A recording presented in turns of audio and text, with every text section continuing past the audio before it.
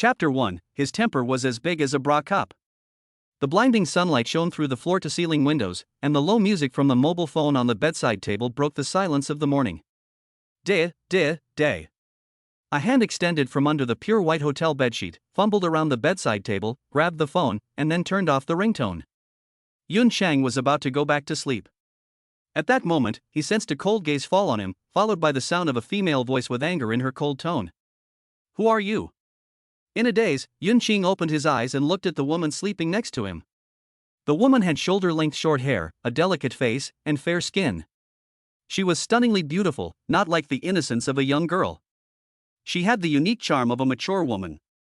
It was just the shame and anger on the woman's face that broke this perfect and fragrant morning picture scroll, which made Yun Chang feel a little sorry. "Good morning, sister." Because he had just woken up, Yun Chang's naturally curly hair was in a mess, and he gave the woman in front of him a warm and sunny smile. "It's like the 7 o'clock sun outside the window." However, this did not improve the woman's mood at all, but instead, she became even more angry, her tone even colder, and she said almost with gritted teeth, "Let me ask you, who are you?" Yun Chang raised an eyebrow. "Are you out of it?" His head was confused after the hangover, with a throbbing pain. Hearing Yun Chang's words, the woman remembered yesterday's experience. Because she was in a bad mood, she went to the bar to get drunk alone. Last night, she drank several times the usual amount, so that she, who had an excellent tolerance for alcohol, rarely got drunk. But why was she waking up in a hotel bed, with a strange man lying next to her? What had happened last night? She looked down and realized that the suit jacket she had been wearing when she woke up was nowhere to be seen. But luckily, she was still wearing the purple silk blouse. Before she could let out a sigh of relief, she suddenly realized that there was nothing underneath the blouse, and that there was a hot, large hand on her soft spot. It seemed to sense her gaze and viciously squeezed it. The woman was completely enraged. She grabbed the quilt with both hands and covered herself, then hunched her body slightly and kicked Yun Chang hard with one foot. The force of the kick left Yun Chang with no time to react, and the entire person was kicked off the bed. He fell to the ground with a muffled sound. Hiss. Yun Chang hissed and grinned, "My sister's temper is as big as her bra size. Get out."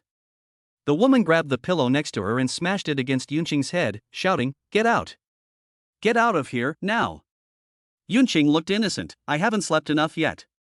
After saying that, he saw the woman making a move to hit him, so Yun Chang quickly got up and grabbed the phone on the nightstand. Okay, I'll go. He was wearing just a pair of shorts. He said he was going, but his movements looked sloppy and there was no urgency at all. Bang! The door slammed shut. Yun Chang looked at the door, shaking his head. He said, "What a temper." He looked so sweet when he was asleep. He was staying in a luxury suite. The room was huge, with a bedroom and a spacious living room.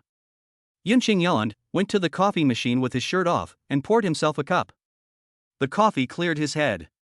He glanced at the door, which showed no sign of being opened, then looked away and went into the living room bathroom, intending to take a shower. Last night had been a real ordeal. The sound of water splashing. Cold water cascading over his body. The song playing on his phone, the same song that had been playing in his ears when he woke up. He hummed along to the music. "I'm particular about my fine wine, sports car, camera, and gold watch.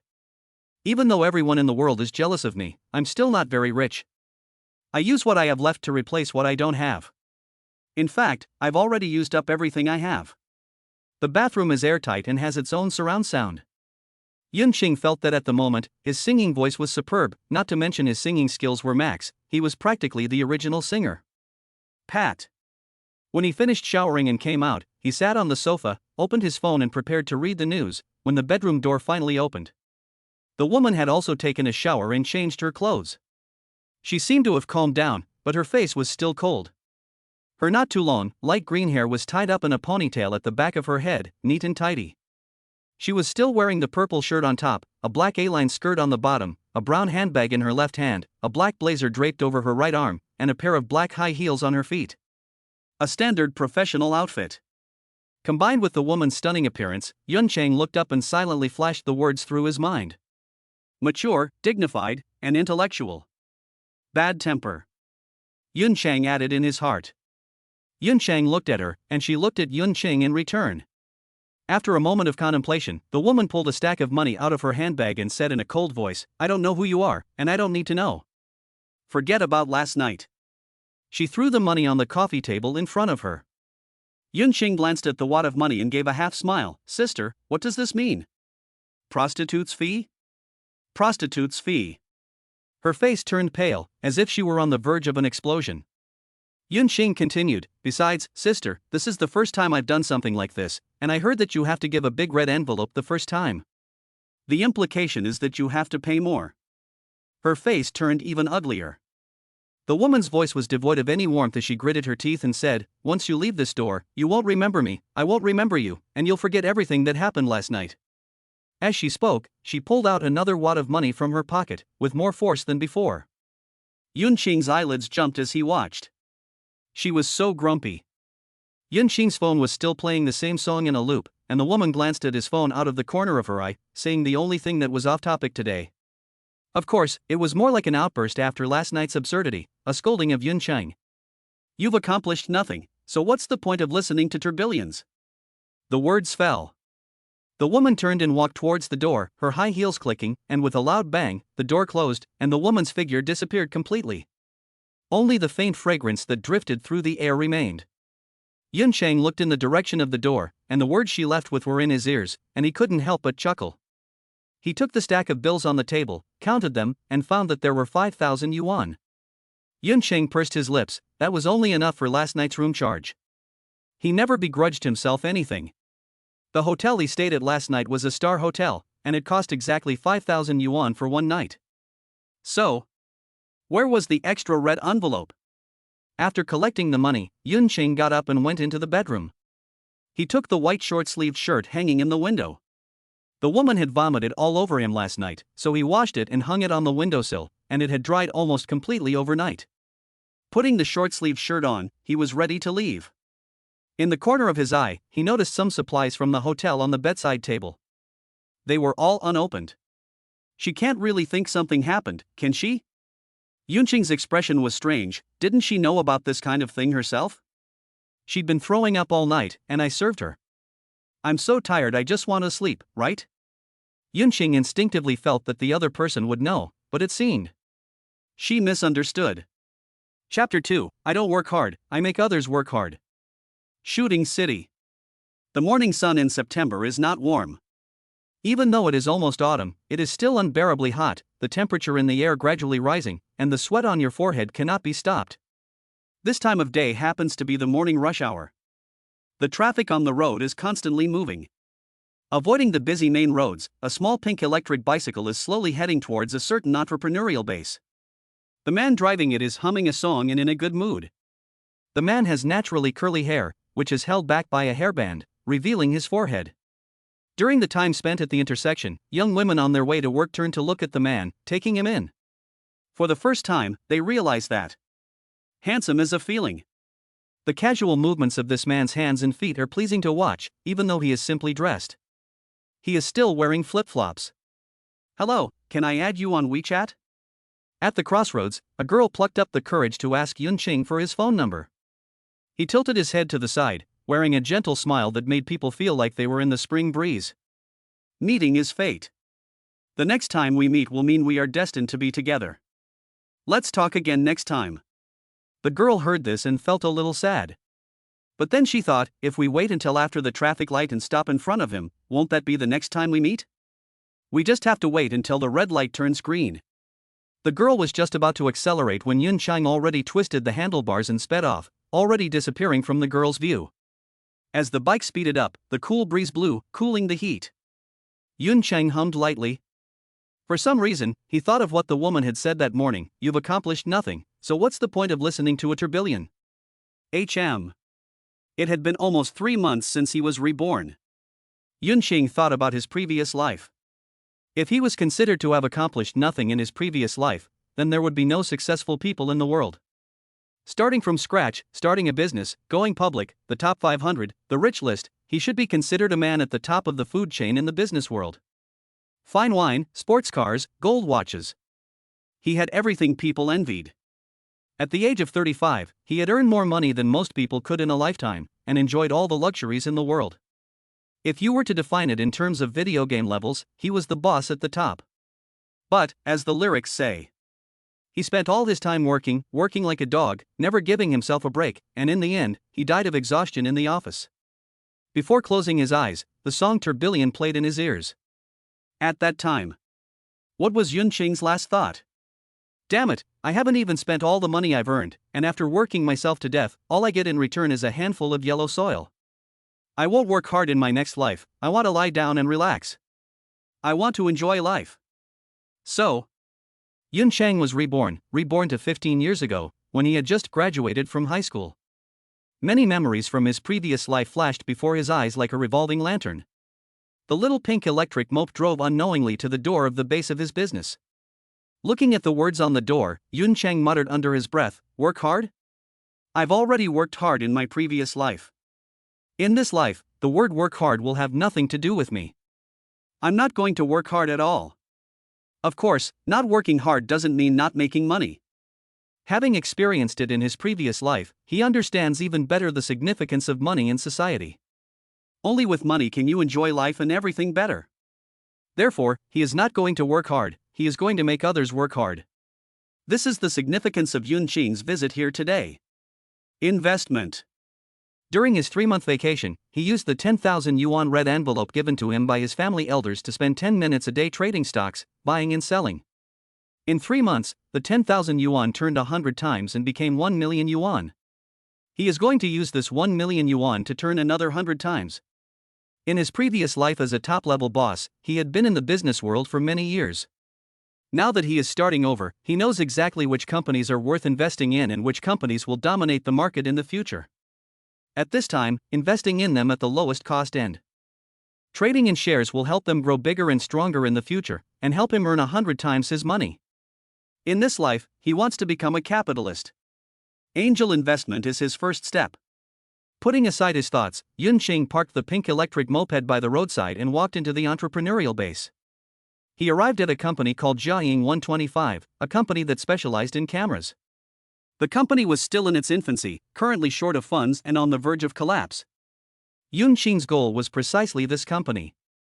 In a previous life, this company was in the action camera field a few years later and became one of the top 3 in the country. The hidden selfie stick function it developed has become the favorite of many skiing enthusiasts. The market value is estimated at over 10 billion, and it is the user's first choice except for a certain province. But now, they can't even come up with $1 million. Yun Qing is 18 years old this year. Thinking about the details of the equity to be discussed later, at the age of 18, it is easy for the other party to look down on him, leading to a breakdown in the negotiations. As he walked, he exuded an air of superiority that comes with years in high places. A powerful sense of oppression burst out, which could be seen in the increasingly solemn gaze of the security guard at the door. The effect was obvious. Entering Jiaying 125, he explained the reason to the receptionist. Soon, Yun Chang was led to a meeting room, and after waiting for a while, the company's boss sat in front of Yun Chang. The two were supposed to meet yesterday. But he was suddenly cornered by a drunk woman, the same grumpy woman from this morning, so they rescheduled for this morning. First came some small talk. Yun Chang folded his hands and rested them on the table, his face relaxed and carefree, showing a maturity and composure that belied his age. His gaze fell on Li Mo, the owner of Jiaying Company, in front of him. Li Mo suddenly felt nervous. "Mr. Li, we've already talked about everything else on the phone, so let's talk about the issue of equity distribution. I'm short on time, so I'll keep it short. I'll invest 1 million in Jiaying, and I want 50% of the equity." Li Mo's expression froze. 50%? No way. He exclaimed excitedly, "Mr. Yun, you're taking advantage of the situation. 1 million, no VC would dare ask for that much. 50% is equivalent to giving the other party half of the company." Yun Qing smiled. "Mr. Li, I hope you understand that I am the one choosing you, not the other way around. I can invest this million in any company, but not yours."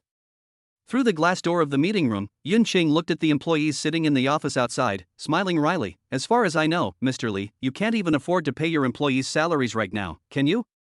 My 1 million is life-saving money for you. Instead of wondering if 50% is too much, you should think about how to keep your company alive and get into the round of financing, so that you can make more money then." Liemo looked at Yun Qing upon hearing this, his expression changing repeatedly. As Yun Qing had said, the choice before him was whether to let the company go bankrupt immediately or give up equity and let the company continue to operate. I know what you're worried about. If you give away too much equity, you, as the founder, will even have to change the company name to mine. But don't worry, I won't be involved in your company's decision-making, and you'll be in full charge. Yun Cheng smiled and continued, also, if the subsequent returns are good, you can buy it back from me again. I'll be willing to sell, as long as you pay the right price.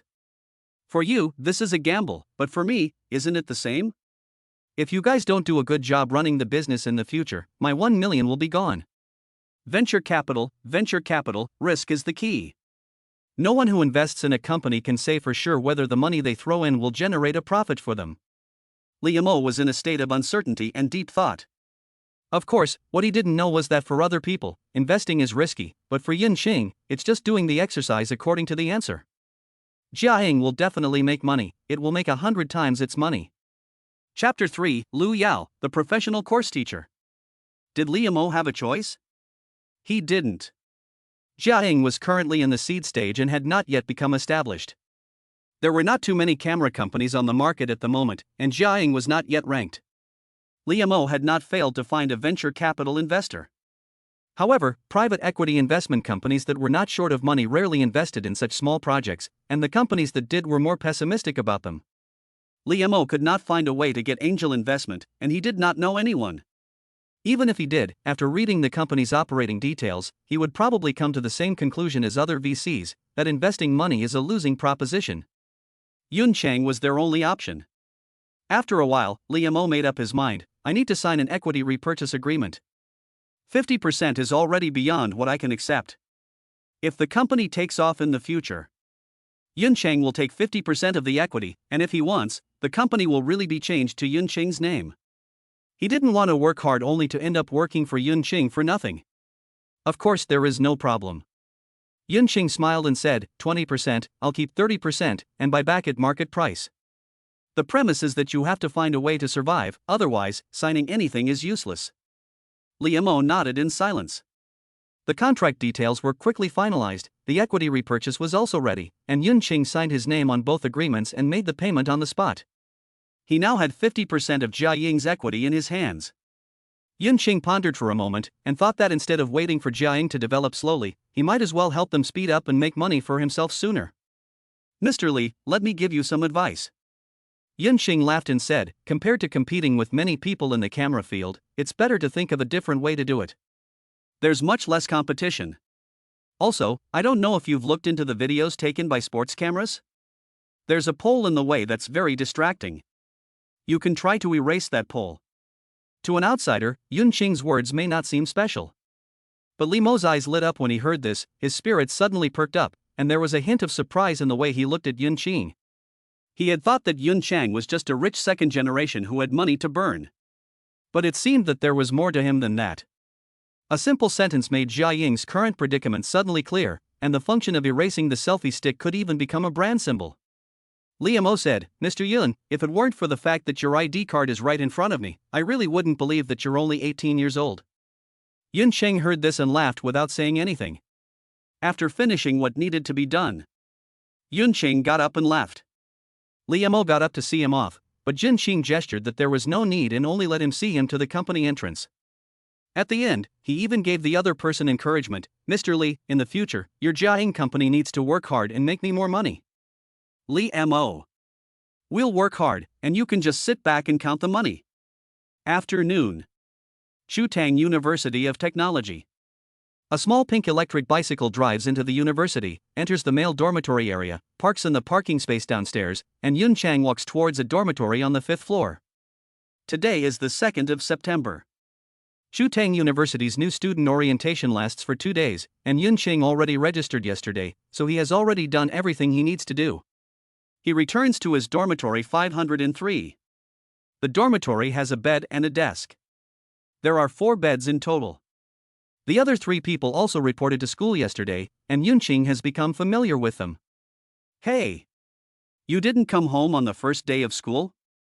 Jia Zhaching, after saying that, where did you go to which school, sister, last night? I saw a lot of school sisters add UVX yesterday. As soon as he entered the dormitory, Yunqing heard a loud voice. It was Lu Siyuan, a tall, thin boy sleeping on the bed to the left of the door, with his hair flipped back and combed into an adult-like style. A heavy life. Yunqing did not go to the capital as he had in his previous life, but stayed in shooting and enrolled in a chemical engineering major that was completely unfamiliar to him. Yunqing's explanation was that he didn't want to walk the same path again. As for why it was chemical engineering. Because he couldn't understand it, and he wanted to try to see if he could. After all, in his opinion, there was no essential difference between what to apply for. Hearing Lu Siyuan's words, Yunqing had already switched to the state of a college student. He said disdainfully, I already told you, I'm tired of my 18-year-old sister. Why is it that a schoolmate can't be a professor at school? In his past life, Yunqing had reached a certain status and had everything he wanted. Although he was busy at work, there were countless women who wanted to climb into his bed every day, and he couldn't even remember how many 18-year-olds there were. He was really tired of it. Shit. You're even after the school professor? From the bed on the right in the dormitory, a head poked out, belonging to a bespectacled guy named Tian Mingchang. Yunqing sneered, as long as you're bold, the professor is on maternity leave. Ja. Scumbag. After spending the whole day together yesterday, the four of them got to know each other. The four of them have a preliminary understanding of Yunqing. They have seen a group of schoolmates scrambling to add him as a VX contact. How can I put it? As long as Yunqing wants to, his girlfriend can be so many that all the boys in the school will be jealous. Scum, C. King, is the most accurate description of him. However, it seems that he really isn't interested in his 18-year-old sister. He has received many requests to add her as a VX contact, but he has not agreed to any of them. This makes the few people in the dormitory grind their teeth. They are unable to get what they want, and Yunqing treats them like they are nothing. Speaking of professors, I just heard from the class group that our instructor has something to do and is not in the courtyard right now. He will be back in a few days, so our class will temporarily be supervised by a professor of a specialized course for 2 days. At this time, a tall and strong boy in the left bed of the middle of the dormitory spoke up. The boy's name is Hong Xiao, a big guy who was a little over 1.8 meters tall, and he was also elected by several people to be the dormitory head. Tian Mingchang asked, Really? There's a professor? Who is it? Hong Xiao looked back, with a mysterious expression on his face, and laughed. This professor is one you would never expect, and if I told you, you would be shocked. Lu Siyuan said, Lu Yao, Professor Lu? Wow. Hong Xiao blared and said, I haven't even told you yet, where did you get this information? You've already said it, so it must be Professor Lu. Listening to these people exchange information, Yunqing was curious and asked, What's wrong with Professor Lu? It seems like you mentioned her and she reacted a bit strangely. Yunqing was not in the dormitory last night and knows very little about the school. Lu Siyuan and the other two have learned about the school, including the professors, through various seniors. Lu Siyuan explained, I heard the seniors say that this Professor Lu has a very bad temper and is super strict with people. She is almost the most temperamental professor in our entire school. In short, don't offend her if you want to offend the dean. If she is in charge of us in the next few days, during military training, I'm afraid we will all suffer. Judging from the reactions of the seniors, it's very torturous under her. Hong Xiao added, I went to check the staff information this morning, and the good news is that Professor Lu is very beautiful, with a full face value. I heard that she is the face of our School of Chemical Engineering and even the Chuting Polytechnic. We are in for a treat these few days. Yunqing raised an eyebrow. He thought of the girl this morning, who did quite match what they had said, with a bad temper and very pretty. But he thought it couldn't possibly be such a coincidence. Yunqing said, How pretty. Do you have a photo? Let me see. F***CK, you really have a thing for the professor, Scum Chang? Look, how did I get such an idea? No, who took that picture? Hong Xiao said, but there's a class meeting tonight, and we'll see then. Tian Mingchang sighed and said, I heard that this Professor Lu is 28 years old and still not married. Women who are old and still not married are difficult to deal with. It seems that she teaches polymer chemistry. We're in trouble in the future. I heard from an older student that you can be more casual in other classes, but in Professor Lu's class, if you don't agree with her, she will dock your usual points. If you do badly in the exam, other teachers will bail you out, but Professor Lu won't. Anyone who skips her class will die. Chapter 4, Temporary Tutor. Through Tian Mingchang's description. The faceless Professor Lu had the face of a Tyrannosaurus Rex.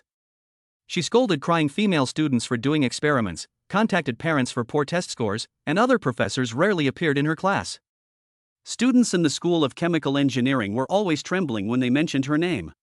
Even students at Shooting Polytechnic were aware of Lu Yao's fearsome reputation. Although they have already entered the university, the students are still afraid of their high school homeroom teachers and guidance counselors. Lu Yao is just that kind of presence to the students of Shooting Polytechnic. Doesn't that mean I can't skip her class in the future? Not only can't you skip it, you have to listen carefully. If she asks a question and you can't answer it, you have to copy the lecture notes. I heard that a senior sister was made to copy them 100 times before. 100 times. I'm cramping up just thinking about it. I heard that after that schoolmate would avoid Professor Lu at all costs, and would break out in a cold sweat whenever she caught her eye. Ha! Listening to the exchanges between the two, compared to their fear of Lu Yao, Yun Qing's attitude was the opposite. He thought of many recent graduates from prestigious schools who had applied for jobs at the company in his previous life. But in his opinion, they were no different from trash. They may have graduated from prestigious schools, but in reality they have spent 4 years playing games at school, not learning a single thing they should have. They just want to get by in exams. Their ability to cope with pressure is even weaker than that of an immature child. They cry and scream when they encounter the slightest setback in life, and then follow the online trend of calling themselves Kongiji, who could not get rid of his long shirt. Yun Qing has no problem with Kongiji. However, those people are really flattering themselves when they call themselves that. Yun Qing said, I think this Professor Lu is quite responsible. How many people would want a professor who is willing to spend time on your homework? As for the girl you just mentioned who was scolded for doing an experiment, chemistry experiments are more or less dangerous, and scolding her is to hope that she will not be injured due to improper operation. It's just like the online comments later. The teachers you encounter in college may be the top people in society you can meet in your life. If you don't cherish such an opportunity, you still want to scold people? Although in Yun Qing's opinion, he has met many such people. When several people were talking about someone's bad points, Yun Qing's words could not help but silence the others. Thinking about it, it seemed that it was really the case. Lu Siyuan said, it seems that this is the case. Tian Mingchang said, when those other professors teach, you can listen if you like, but at most they will just call your name. Whether you come or not has nothing to do with them. It is true that none of them are as serious and responsible as Professor Lu. Hong Xiao nodded, thinking about it, Professor Lu seems not bad. You can't believe everything those seniors say. The attitude of the few people towards Lu Yao had already changed. Teenagers can always chat about anything. Once the temporary instructor's topic was over, they quickly talked about other things. Yun Qing sat down at his desk and turned on the computer. Stop dawdling, log in. Log in. Shoot. Go go go. Among the group of people. Hong Xiao was the biggest, good at sports, a silly big guy. Tian Mingchan looked a little dull, a bit nerdy, and only Lu Siyuan had the best gaming skills. After a few games, his stats were the most magnificent. While booting up the computer, Lu Siyuan asked, Yun Ge, by the way, aren't you going to update your comic today? You've been stalling for a few days. I'm not inspired today, I'll start playing games first, I need material. After getting to know each other, the group learned. During the summer vacation, Yun Qing released one of his suspense comics on a comic website. Because of the novel theme and setting, he became a bit famous online. Drawing comics is something Yun Qing has been doing since elementary school. In his previous life, he had started a company and become an entrepreneur, but he had long since abandoned it.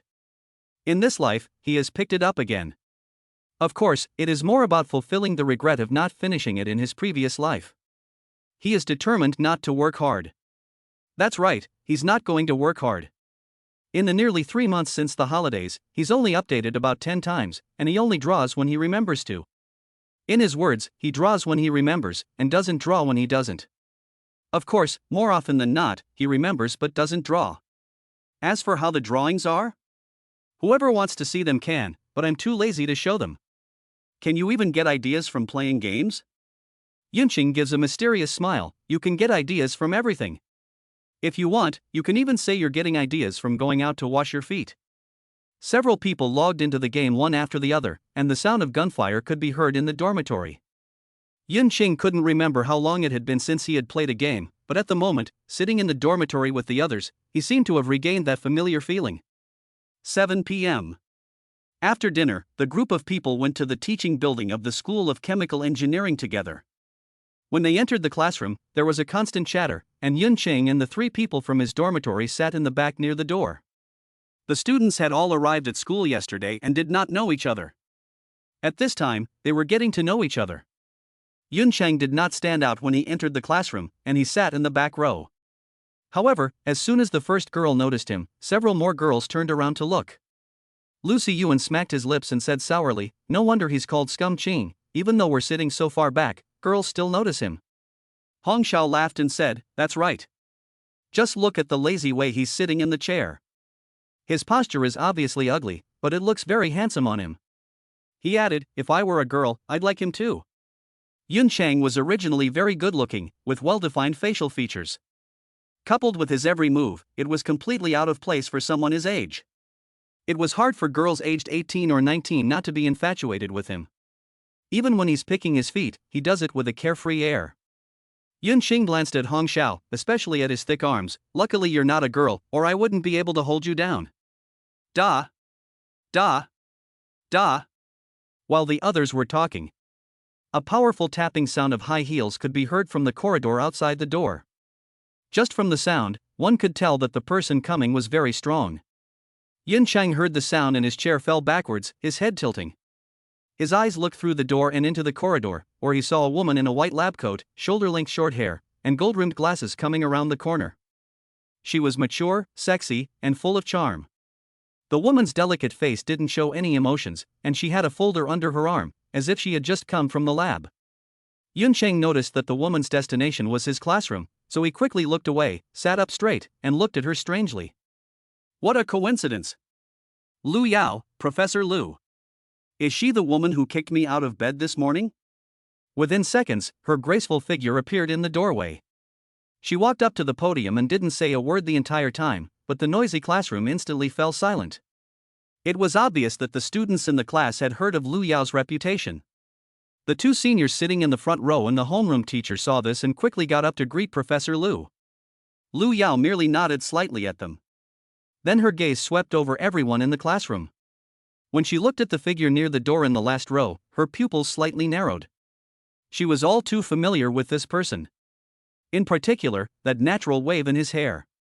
Although compared to this morning, he looked much more energetic, handsome, and sunny, Lu Yao would recognize him anywhere. Her chest rose slightly, and her tone was cold.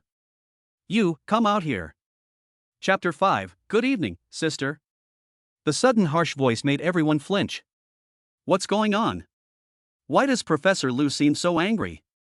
The students in the front row turned around one after the other, and the Lucy Yuan in the back row also looked left and right, wondering who Lu Yao was calling and who had the nerve to offend Professor Lu just at the beginning of the semester. Then they saw Yunqing slowly stand up. Lucy Yuan's expression froze. "Yungo, what's going on? What did you do with Professor Lu? She looks very angry." Hong Xiao opened his mouth. "Although Professor Lu's strictness is for our own good, isn't it too early?" Most importantly, they all heard the anger in Lu Yao's tone. Yunqing offended her? But this is only the 2nd day of school. No, technically speaking, today is still the registration period. School doesn't start until tomorrow. Yunqing was not as nervous as they were. When he saw Lu Yao, he was mentally prepared, smiled, and said to them with a reassuring hand gesture, "Don't worry, Professor Lu is a very nice person." Tian Mingchang, Yunge, I hope you'll be nice when you come back. Yunqing just smiled at them. Seeing Lu Yao on the podium turn and leave the classroom, Yunqing followed her out the back door and kept up her pace. The people in the classroom looked at each other. Front row. The 2 substitute class teachers exchanged glances. What's going on? I don't know. Professor Lu looked very angry. Did the new student offend her so quickly? He seemed to be smiling when he left the classroom just now. How dare he? Clop, clop, clop. Lu Yao walked in front of them, never looking back, her high heels making a clear sound as they hit the concrete floor. From her pace, Yunqing judged that she was very angry. Angry? What's there to be angry about? When Lu Yao reached the end of the corridor, where no students would come, she turned around and glared at Yun Chang. Yun Xing, on the other hand, was completely oblivious to her simmering anger. He tried to guess why she was angry. She probably felt that he had taken advantage of her while she was drunk. But the problem was that what she considered sleeping was different from what he considered sleeping. We just slept together, nothing more. Yun Qing's smile remained warm, with the youthful enthusiasm of a young man. Good evening, sister, we meet again, fate. Lu Yao's face turned even colder when she heard this. She thought about the morning when she woke up and said, "Good morning, sister," and now it's dark and she ran into you again? You still want me to say good evening to you?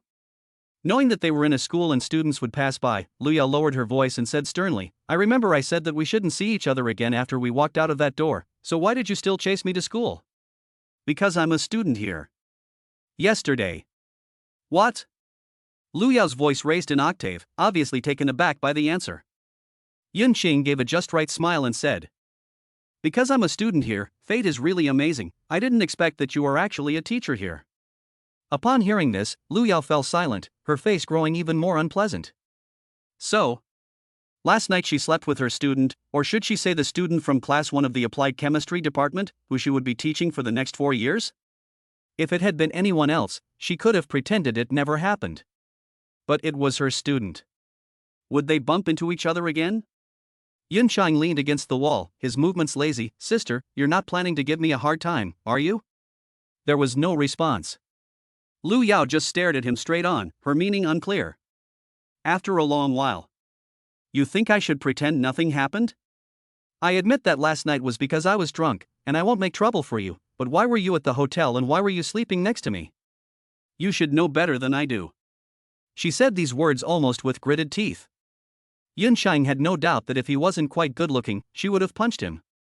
This woman has a very bad temper, as he had seen this morning.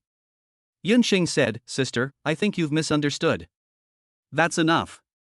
Lu Yao said coldly, "I don't want to hear your excuses. I made it clear enough this morning what I had to say, and I don't want to repeat it. I will apply to the academy and will no longer teach your class. After today, if we meet at school, you and I will be strangers. You see, you won't listen to my explanation." Yun Chang is now certain that Professor Lu really hasn't experienced that kind of thing. As the person involved, doesn't she feel anything? "If I hear you spreading rumors at school." She didn't finish her sentence, but Yun Ching could hear the threat in her words. "Sister." He tried to explain again. Lu Yao interrupted, "At school, please address me by my position, I am not your sister." "Forget it, I don't want to explain." Yun Ching shrugged and laughed lightly, "But before the teacher-student relationship, didn't we have other relationships first?" "Other relationships?" Lu Yao's eyes were cold and unemotional, her lips pursed, and she didn't say anything. "Okay, big sister." She still stared at him. "Okay, Professor Lu." Lu Yao then withdrew her gaze, and said sternly, "Remember what I said this morning." "But sister, Professor Lu, the 5,000 this morning was only enough for the room, you haven't given me the big red envelope you promised. You should have seen the name of the hotel when you came out, it really was 5,000 for one night." Upon hearing this, Lu Yao did not respond, and turned around and left. Judging from the frequency of her high heels, she was even angrier than when she arrived, especially since Yun Qing had shown indifference and nonchalance throughout. Did he do this kind of thing often? What right did he have to be indifferent? Was this your first time? Were you the only one who was a virgin? Lu Yao and Yun Qing entered the classroom almost at the same time, and the classmates in the classroom looked at the two of them with the same gaze. These stares made Lu Yao's face even colder. As a result, she didn't look good at the following class meeting. The whole classroom could feel a low pressure, everyone was trembling with fear. Front row. The two sophomore class representatives looked at each other. "Does your class have a class with Professor Lu tomorrow?" "No." "Oh no, I do. I can already feel that tomorrow's class with Professor Lu will be a bloodbath, and our class will die a miserable death. Don't worry, someone else has already suffered before you. I heard that the class that had Professor Lu's class today was scolded mercilessly, and one girl cried twice while being scolded. Which damned person has offended our Professor Lu? How did you offend Professor Lu?" Hong Shao lowered his voice and asked the same question. Yun Chang said, "I didn't offend her. We had a very pleasant conversation. A very pleasant conversation? Lu Siyuan said, look at Professor Lu's expression, and the temperature in the classroom. Even the air conditioner doesn't need to be turned on. This is called a very pleasant conversation. Yun Chang shrugged his shoulders, there was nothing he could do. He had just tried to explain to Lu Yao, but it was difficult to have a friendly conversation with a woman in a state of anger. She doesn't even plan to teach our class anymore, what can I do? Let's talk when she calms down. Tian Mingchang said, instead of obsessing over Professor Lu, why don't we think about which restaurant to go to for late night snacks?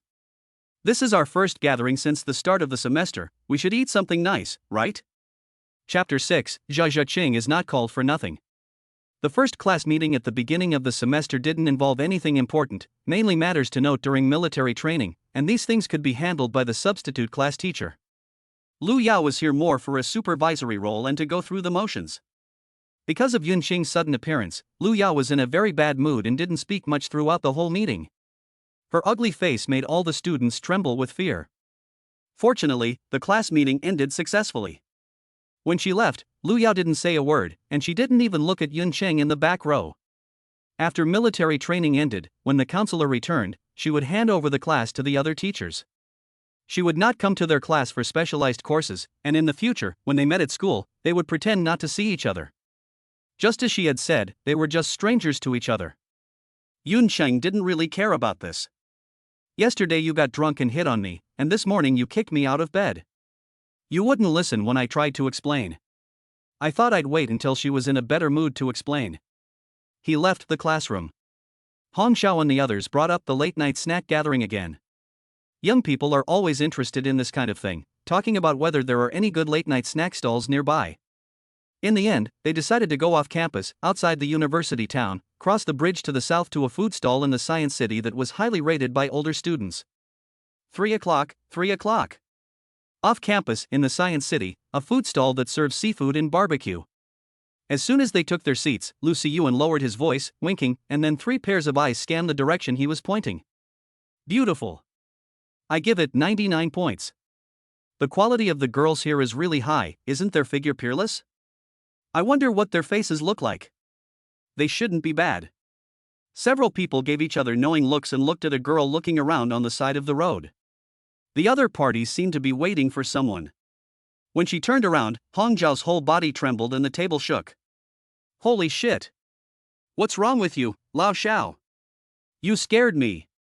Hong Xiao looked at the girl and opened his mouth, visibly nervous. Hong Xiao said, that's a girl I went to high school with. How did she end up at shooting? And in the university town? Lu Siyuan was surprised, huh? An acquaintance? Hong Xiao shook his head, no, not really. I know her, but she doesn't know me. Yun Cheng nodded, then it's a secret love, the white moonlight. The big guy didn't say anything, he just looked at the back of her head, which was the same as agreeing with Yun Cheng.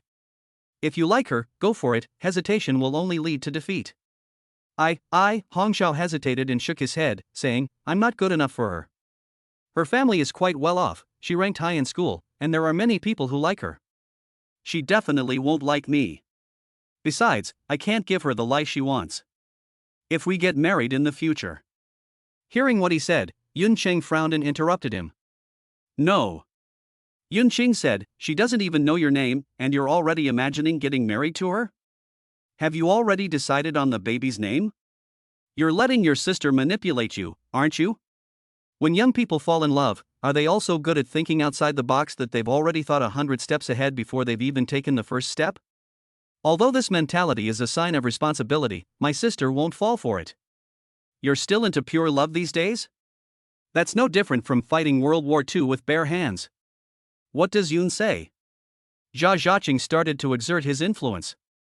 Lu Siyuan and Tian Mingchan's eyes lit up, and they began to persuade him. Yun is right. Instead of thinking about whether it's appropriate or not, you should just take the first step and get to know the other person, let them know you. Hurry up before they leave. The two of them urged him. Hong Xiao stared at that gaze for a long time, made up his mind, and turned to Yun Cheng for guidance from the master. Yungu, teach me how to do it. If I can get her, I will be your slave for the next few years. Yun Cheng smiled and said, first of all, you should correct your attitude. Don't be nervous when you see someone, and don't be even more nervous when you speak. You should be more confident and talk naturally. Hong Xiao pondered, obviously big in stature, but cautious. It's a bit difficult, I still subconsciously get nervous when I see her. You can tell just from the shock she gets when she turns around. Yun Cheng pointed to an old woman walking by on the side of the road and asked, "Do you get nervous when you see her?" "Of course not." "Why?" "Why?" Yun Cheng said indifferently, "Because you subconsciously have an opinion about people and girls, you care about what she thinks and says about you, and you care about whether your behavior will make her dislike you. But the more you care, the worse you'll perform. So, use the same mindset you would use to look at that woman to look at that girl, and try to act as naturally as possible. Then you won't be nervous, understand?" Hong Xiao nodded as if she understood. Lucy Yuan and Tian Mingchang, on the other hand, were wide-eyed and more serious than listening to a lecture, so much so that they wanted to take out their phones to take notes. As expected, Ziziking is not called in vain. Then I'll tell you how to do it specifically. You said that you and she were high school classmates, and this relationship itself has a natural advantage. A girl will definitely be nervous and afraid when she goes to an unfamiliar place, and she will be on guard against strangers. But you and she were high school classmates and came from the same place. Subconsciously, she will relax her guard around you and even rely on you, and she will have a good impression. Yun Xing paused for a moment and continued, "At this time, if you appear in front of her as a high school classmate, she will feel closer to you than to other people. You can chat with her about which class you were in and which class she was in, what happened at school in the past, and that you were the one who did such and such at the school sports day. But remember one thing, don't get too chatty. You are still strangers, so keep the conversation light. Finally, you can find some excuse and say that everyone is an old classmate and is unfamiliar with the new school, so you can leave a contact method and help each other in the future." "Isn't this contact method obtained? Holy cow! Holy cow! Holy cow! Yunge, please accept my knees." Yun Chang waved his hand, "Don't be a drag, hurry up, everyone will be gone in a while." While they were talking, Hong Xiao didn't dither either. With the tactical advice of his military advisor, he was now full of confidence and walked over to the girl with a confident stride. Then he was seen walking past the girl, turning back inadvertently, and starting a conversation with her with a surprised look on his face. Lucy Yuan was dumbfounded. Did it really happen? He had always longed for a sweet relationship in college, but the result was unexpected. The wealthy Hong Xiao in the dormitory was actually trending towards getting married first? Ahem. Tian Mingchang cleared his throat. "Yunge, if I ever meet someone I like, can you teach me a few tricks? I need your guidance. I'll be your slave for 4 years. Lucy Yuan quickly followed suit, saying, "Me too. Let's wait until you guys meet." Yun Cheng waved his hand, preparing to get up and buy a bottle of water. Before leaving, he gave instructions. "Later, you two time it. When the 5 minutes are up, go over and get him to come back. Don't talk to the girl for too long." Lucy Yuan said, "Yunge, you're not going? You're the strategist, you should go, right?" Yun Qing smiled and said, "I'll go, I'm afraid that girl will change her mind." Shua. What do people say? There was only wine at the food stall, so to buy water, they had to go to the nearby supermarket. Yun Qing casually asked about the location of the supermarket, and after wandering around for a few laps, he went to the supermarket and got a bottle of mineral water, and then got one for each of the 3 adopted sons. As they were leaving the supermarket and about to walk back, pop! The glass made a harsh sound as it fell to the ground. Yun Qing tilted his head and noticed that it seemed to be a quarrel in a nearby restaurant. The soundproofing in the restaurant was quite good, so he couldn't hear the voices inside, but looking at the 2 figures in the private room by the window, he guessed that the source of the quarrel was there. Yun Qing had no intention of watching the commotion, and was about to withdraw his gaze. However, as he glanced at the woman in front of the blushing woman, his expression slightly froze. "What a coincidence, sister, we meet again. It seems like you're in trouble?" Chapter 7, I'm her boyfriend. A restaurant is not like a food stall. It was already past 10 o'clock, the restaurant was about to close, and there were only a few waiters and sparsely scattered diners in the restaurant. With the sound of broken glass coming from one of the private rooms, the people in the lobby pricked up their ears, and their attention was no longer on the food. Yun Qing entered the lobby and glanced at the crowd of onlookers. He walked up to the counter in a serious tone. "You're not closing at this hour?" "Ha? Sir, would you like to eat? How many?" Yun Qing said coldly, "Tell everyone in here to leave, and those who have finished eating to hurry up and go." Ha! The receptionist was at a loss for words. He was about to ask who Yun Qing was, but Yun Qing didn't seem to want to explain, and he turned and headed towards the private dining room. The manager in the lobby came over and looked at the receptionist. Who was that guy? I don't know.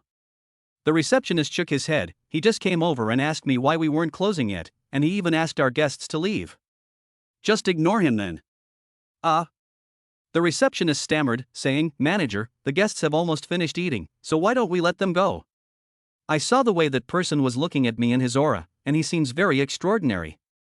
Let's not cause trouble for the boss. The manager frowned and looked at Yun Qing's back. He had also noticed when Yun Qing came in, and that aura did seem extraordinary. The direction he was heading was still the private room where the argument was taking place. Could it be a family matter for the big boss? He doesn't want outsiders to know? It's common everywhere to treat people differently depending on who they are, especially in the service industry. The manager is just a wage earner, and he thinks that if he causes the boss any trouble, he will be the one to suffer in the end. It's already time to close up shop. The manager nodded. Tell all the customers who have finished eating to leave, don't stick around, and tell everyone else to stay away from the private room. Yes. You're already 28, and you still haven't married. What do you want to do? In the private room by the window, Lin Shufan looked at her daughter in front of her and said sternly, Do you know who the person was that I let you meet yesterday? That was General Manager Chen's son. He makes $1 million yuan a year, and you just gave him a dressing down? If he hadn't called the school and my teacher, I never would have met with him. Why did he have my teacher's phone number? Did you give it to him? Middle-aged women are hot-tempered, and Lu Yao is just as explosive. She immediately retorted after Lin Shufan finished speaking. Lin Shufan said mockingly, Teacher, your teacher is even closer to you than your real mother.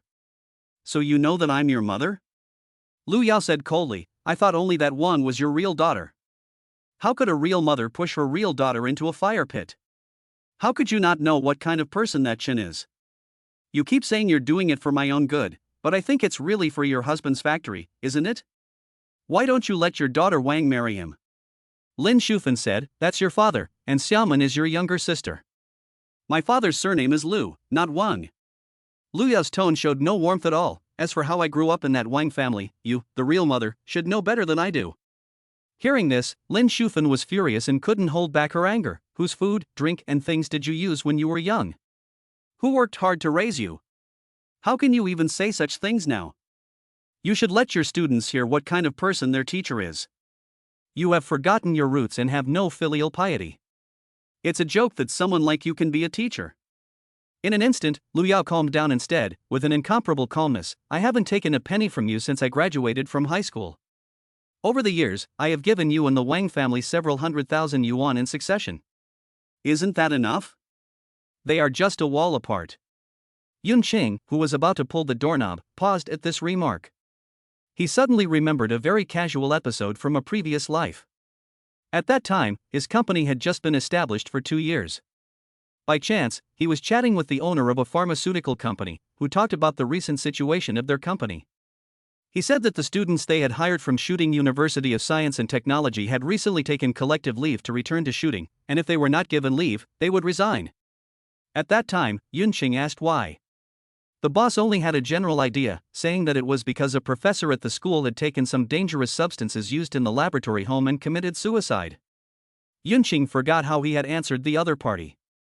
But now, the words of that boss combined with Lu Yao's words at the moment, and the professor who took the dangerous substances was likely Lu Yao. As for the reason, it was not hard to imagine that it was the woman in the house who caused a stir at the school, and the enormous public pressure overwhelmed Lu Yao, causing her to make an extreme move. Yun Qing, who had been hoping for a good mediation, had already changed his mind. Bang! He opened the door, and the door slammed against the wall with a dull sound. Yun Qing's face was gloomy. Without looking at Lu Yao, his eyes fell on Lin Shufan. I said, why was Yao so angry when she came back yesterday, and it turned out to be this. You even set her up on a blind date? Auntie, you don't seem to respect me, let alone her. The sudden appearance of the figure took Lu Yao by surprise, and when she saw who it was, she exclaimed, What are you doing here? Who are you? The two voices sounded at the same time. Yun Qing turned around, gave Lu Yao a gentle smile, then stood next to her, put his arm around her shoulders, and looked directly at Lin Shufan. I'm his boyfriend, so, auntie, do you think what you're doing is appropriate?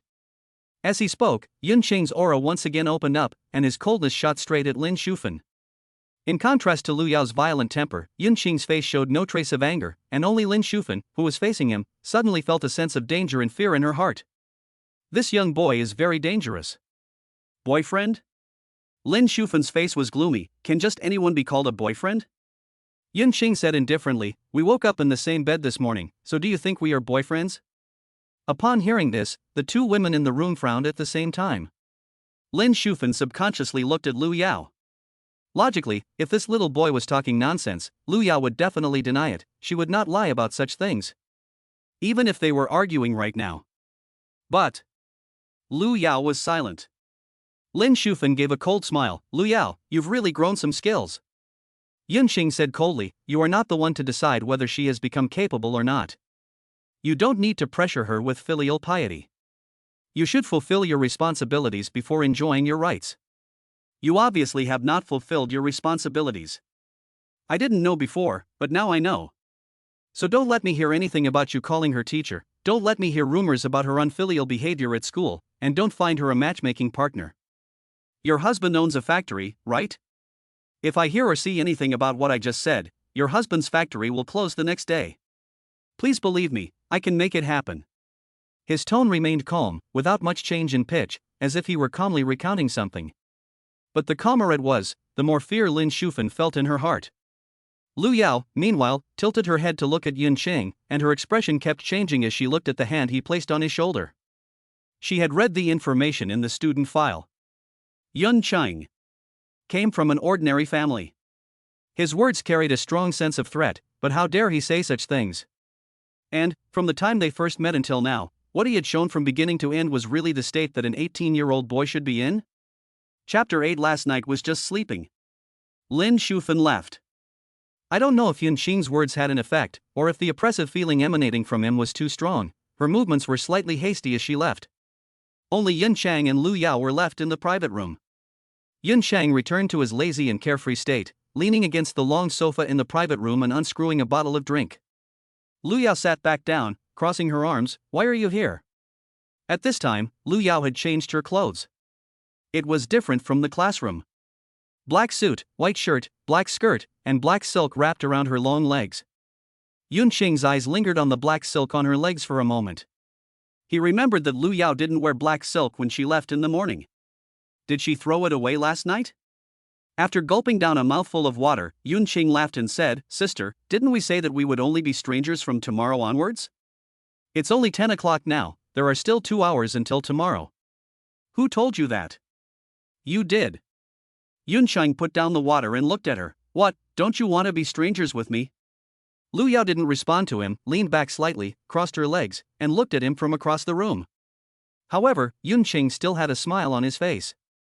Normally, boys her age would subconsciously be nervous when they see her, but he was very natural and calm, both yesterday and now.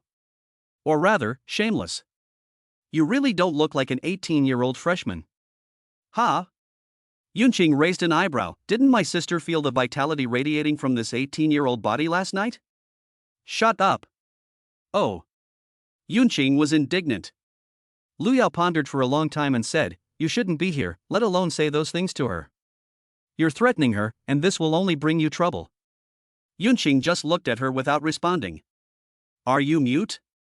Didn't you tell me to shut up? Say something.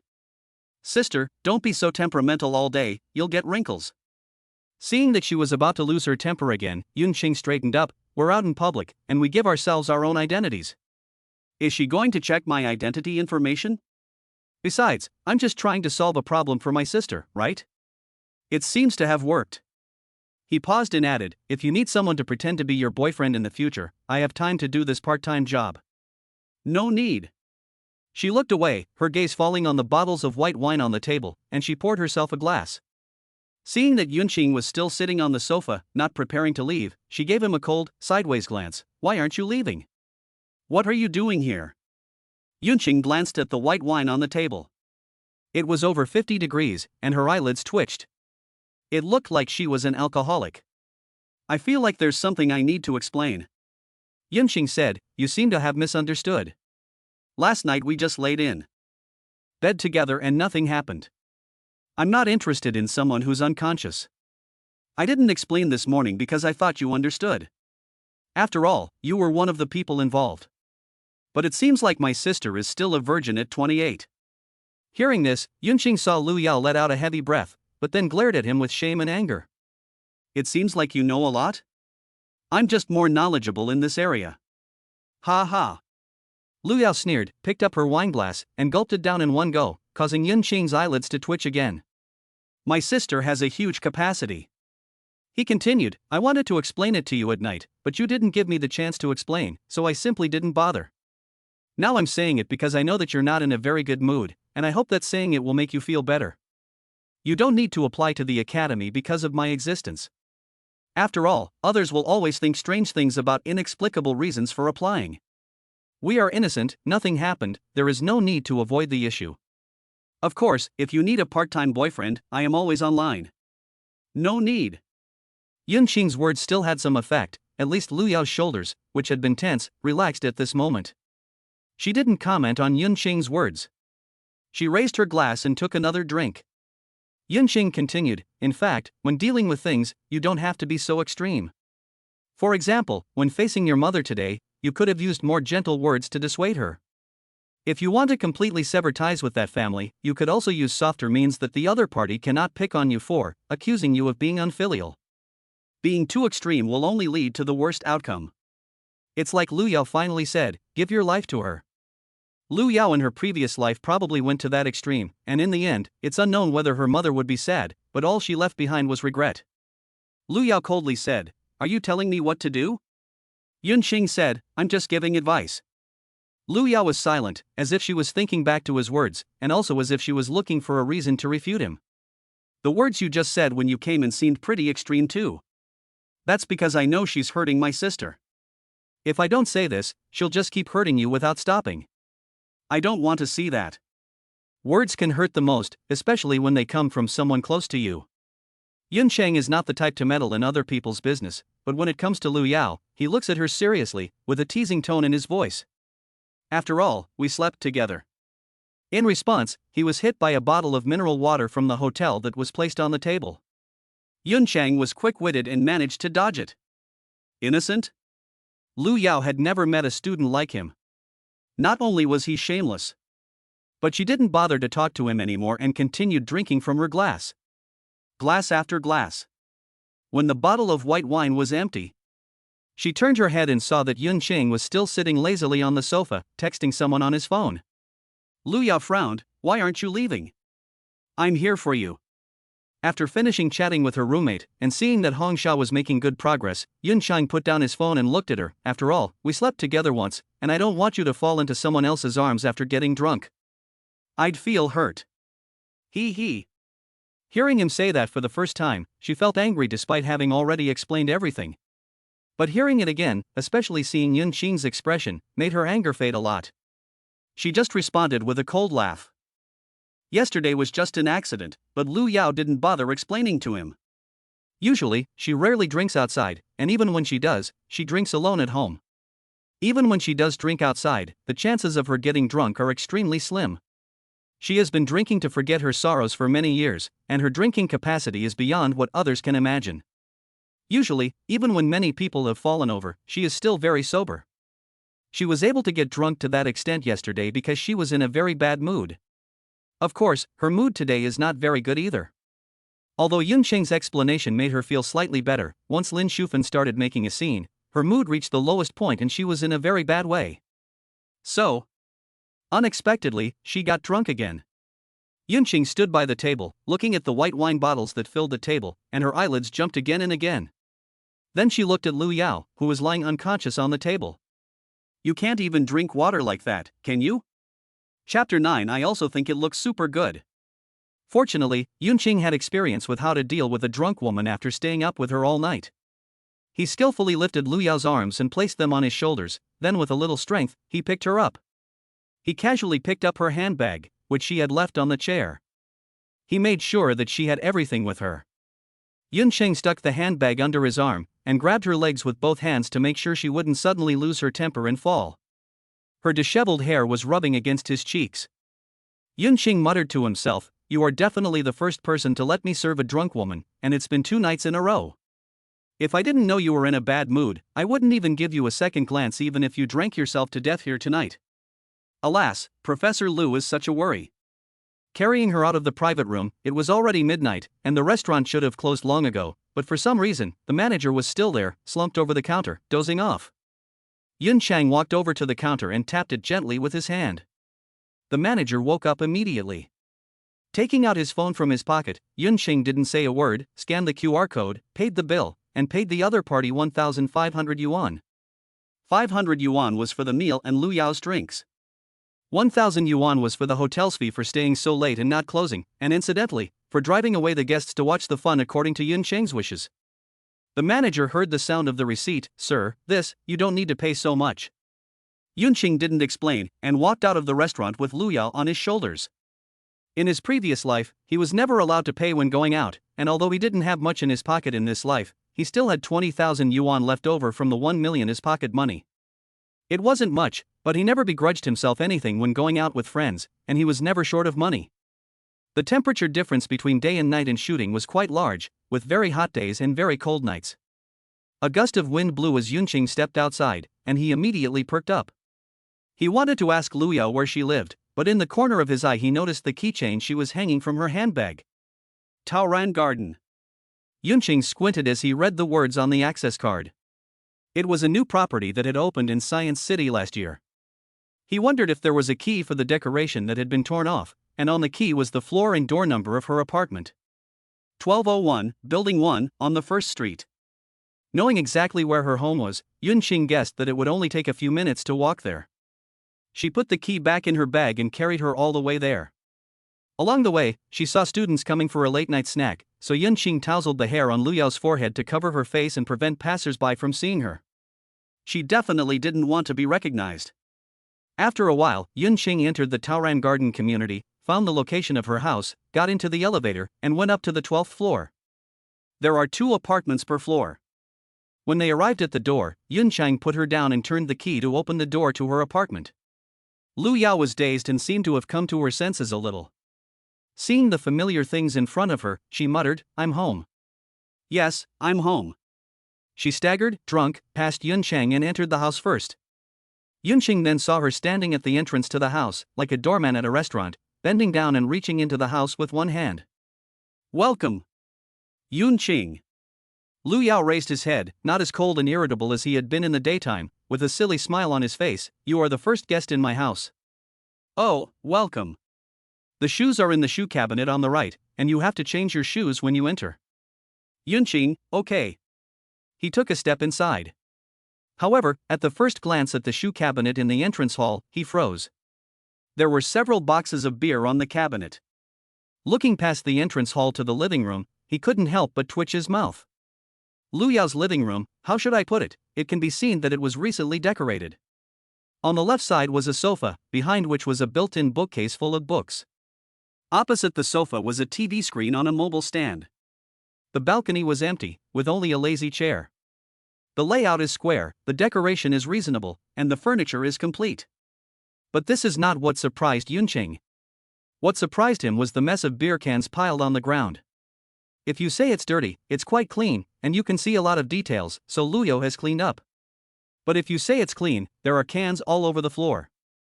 Noticing Yunqing's dazed expression, Lu Yao tilted her head and said indistinctly, "What's wrong? Isn't my home beautiful?" "Yunqing, it is beautiful, very beautiful." "I think it's beautiful too." In Lu Yao's gaze, Yunqing changed his shoes, and just as he was about to get up, Lu Yao grabbed his hand and showed him around her new home. She was like a child who wanted to share her toys, dragging him along as she introduced him to the place.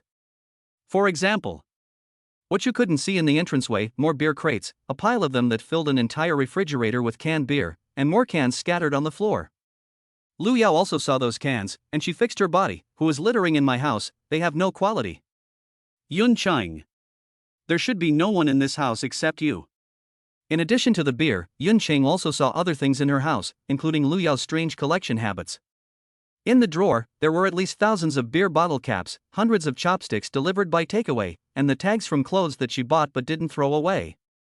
None of these items were very expensive, but she kept them all, as if she had brought them from the previous house. Yunqing looked at all these things and wondered what she was thinking. Ah!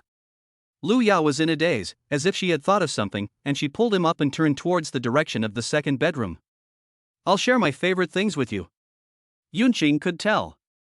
The house was originally a 3-bedroom layout, but it was later converted into a 2-bedroom layout, with the second bedroom being another room in the house.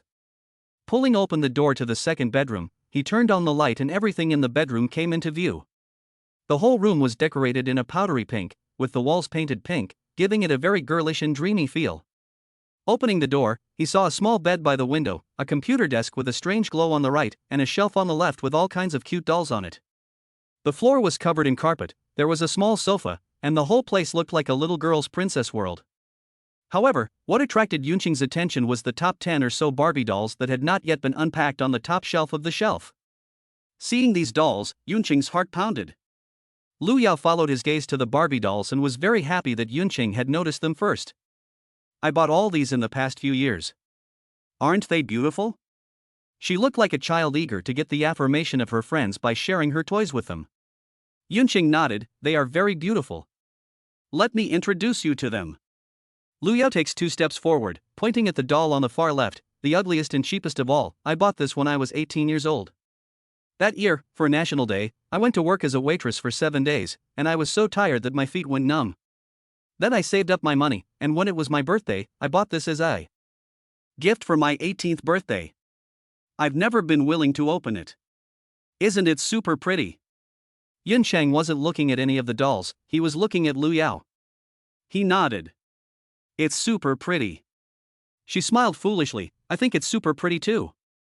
Chapter 10, I'm the prettiest. In her drunken state, every movement she made was cute, unlike her indifference and irritability when she was sober. The strong contrast made Yunqing feel that she was inexplicably cute. And inexplicably sad. After pointing out the first doll and receiving Yunqing's approval, Lu Yao continued to share with him enthusiastically. The second doll looked more finely crafted than the first, but it was still ugly. Lu Yao spoke earnestly, and he listened carefully. I was 19 years old when I went to their house to tutor, and I bought this doll with the money I earned tutoring. I tutored a 3rd-grade sister, and the family was very generous with their payments. The sister even invited me to go eat cake with her on her birthday. She looked thoughtful and said softly, that cake was so big, and their parents even gave her a big doll. The little sister took me to her room to show it to me, and it was so beautiful. Then I thought, I want to have a room like that too. Look, isn't this room super beautiful? Yunqing nodded, super beautiful. He could probably understand why Lu Yao had decorated the second bedroom like this and bought so many dolls and so many dolls. It was to fill in for everything she lacked in her childhood.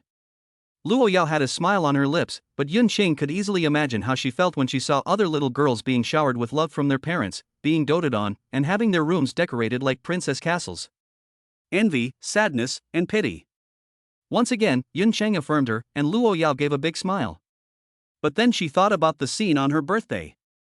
She hung her head, her tone full of grievance and sadness, and pursed her lips, but no one remembered my birthday, I didn't have a big cake, and no one gave me a pretty doll.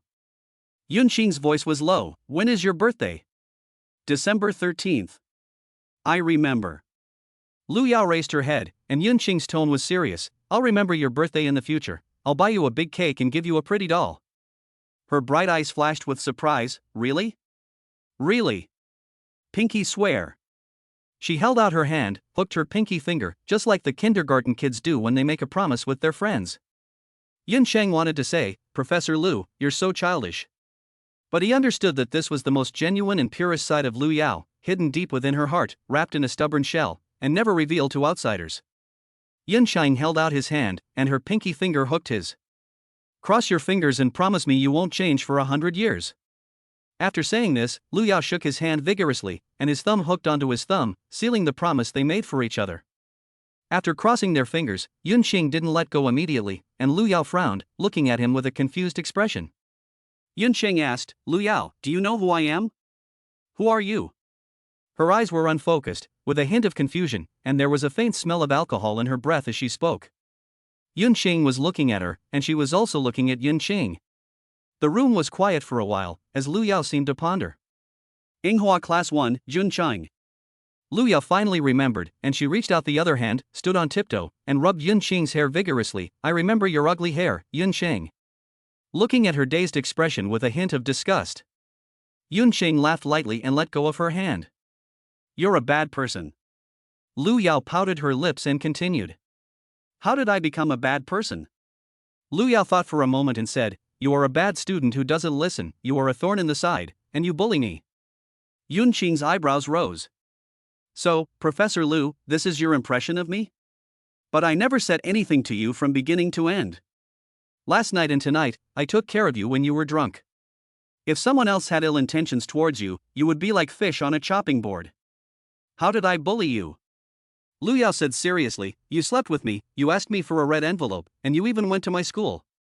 I hate it when people go to school. I really like my current job, and you can't come and bother me. School is not just a school to her, it is also a refuge, a place to escape from all the things she doesn't like in the world, a place to escape from the chaos and confusion.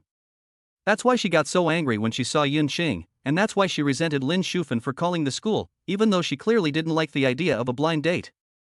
Yun Qing understood. You can't sleep together until you get married. Lu Yao's voice was clear. Bang bang. Once again. Yun Qing could hear her own heartbeat clearly. So do you want to get married? I don't want to. She was very decisive, and Yun Qing nodded slightly. However, her head was not very clear, so she did not continue to dwell on this issue. For the first guest in her new home, she really wanted to share it with the guest. Lu Yao raised her head and pointed her finger at the next doll. 20th birthday. 21st birthday. 25th birthday. The dolls were more exquisite and more textured than the first few. They were not cheap, and behind each doll was a story that only she knew. These were the birthday gifts she gave herself every year. From her introduction of the dolls, Yun Qing got a general idea of Lu Yao's life from the age of 18 to 28. She did well in school and worked part-time while studying to earn a living. In her junior year, she met her current teacher. The teacher advised her to pursue a doctorate, believing that she was very talented in scientific research. That teacher later took her on and she did her undergraduate, master's and doctorate studies there, staying on at Chutang University of Technology. She has also become Professor Lu, who is feared by students in the School of Chemical Engineering. Yun Qing could easily imagine the significance of that teacher to her. That was a benefactor in her life. Ugh. Lu Yao suddenly felt a tightness in her chest and looked at Yun Qing with wide eyes. I feel like vomiting. Yun Qing had no choice but to support her and walk out of the second bedroom and into the bathroom next to the living room, where she vomited. Her disheveled appearance was the complete opposite of what she had been during the day. Patting her on the back, Yun Qing took some tissue paper from the washstand and let her wipe her mouth clean on her own. Yun Qing shook her head. Everyone says that girls should be clean and pretty and smell good, but why is it that every time I see you, it's your worst? In his previous life, he had seen a lot of women. Each one showed their best side to him, with exquisite makeup, gorgeous clothes, and in the best mood, never letting him see anything they didn't want him to see. But you're different. You've shown me the worst of you. Lu Yao was a little upset when she heard this. She frowned, stuck out her chin, and pouted, Am I not pretty? The overhead light shone down. Her hair, her face. Her drunk, rich little expressions. Yun Qing smiled, You're beautiful, very beautiful, super beautiful. She raised her chin, quite pleased with herself. I'm the most beautiful. You're the most beautiful. Chapter 11, Little Lu Yao, Go to Sleep. After vomiting once, Lu Yao felt a little better. Yun Qing glanced at the clock hanging on the wall in the living room. After all that tossing and turning, it was now 1 o'clock in the morning, very late. Professor Lu still had work to do at school tomorrow, and he still had to go to military training. Looking at Lu Yao at the moment, she really looked like a kindergarten kid. Yun Qing took on the tone of a kindergarten teacher. Lu Yao, it's time to go to bed. Okay, I'm going to sleep. With her little head held high, Lu Yao's voice was soft and she obediently nodded. She walked out of the bathroom. Yun Qing helped her walk to the far end of the hallway, where Lu Yao's bedroom was obviously. She pushed open the bedroom door and turned on the light. It was a completely different style from the second bedroom. The decoration of the master bedroom was more mature than the Powderpuff's second bedroom. The furniture was made of solid materials with a deep color and texture. Behind the bed hung a huge 1-meter-wide picture frame. The curtains, carpets and bedspreads were all a deep purple, which had a unique charm. Yunqing thought of the purple shirt Lu Yao was wearing in the morning. It seemed that she really liked purple. She helped her lie down on the bed and covered her up. Lu Yao was chattering away, wanting to continue introducing him to the decoration of the master bedroom, sharing her knowledge with him. She closed her little mouth and looked at her teacher with big eyes. Yunqing looked like a young teacher, and Lu Yao really did close her mouth and look at him. Yunqing said in a hushed voice, "It's time to go to sleep now. The teacher likes good boys and girls who sleep well." "Is Lu Yao a good boy?" Lu Yao raised her hand and shouted, "I am." "Then will you sleep well?" "Yes." "Pull the quilt up." Lu Yao pulled the quilt up, just covering her neck. This was the complete opposite of the mature and rational Professor Lu who had entered the classroom today in a white coat and with determined strides. Yunqing could imagine. When Lu Yao wakes up tomorrow, she will remember last night and how she turned the world upside down and Yunqing had to coax her to sleep. She kicked her out of bed this morning, so what will she do tomorrow morning? Yunqing can't imagine. Lu Yao opened her eyes again and moved around under the covers. "What's wrong?" "I don't feel well." "I want to get undressed." "Then you'll probably be even more angry when you wake up tomorrow morning, right?" After saying this, Lu Yao was about to pull back the quilt and get up to undress, so Yunqing quickly stopped her. "Professor Lu, you really want to kill me, don't you?" Yunqing hurriedly said, "You can't let other people see you undressing. Cover yourself with the quilt and undress inside it." Lu Yao pouted, revealing a shy expression, and repeated, "Shameful." "Yes, shameful." Yunqing said, "Take it off inside the quilt." A rustling sound came from under the bedsheets, followed by a white shirt, a black skirt, black stockings, and other items being thrown out one after the other.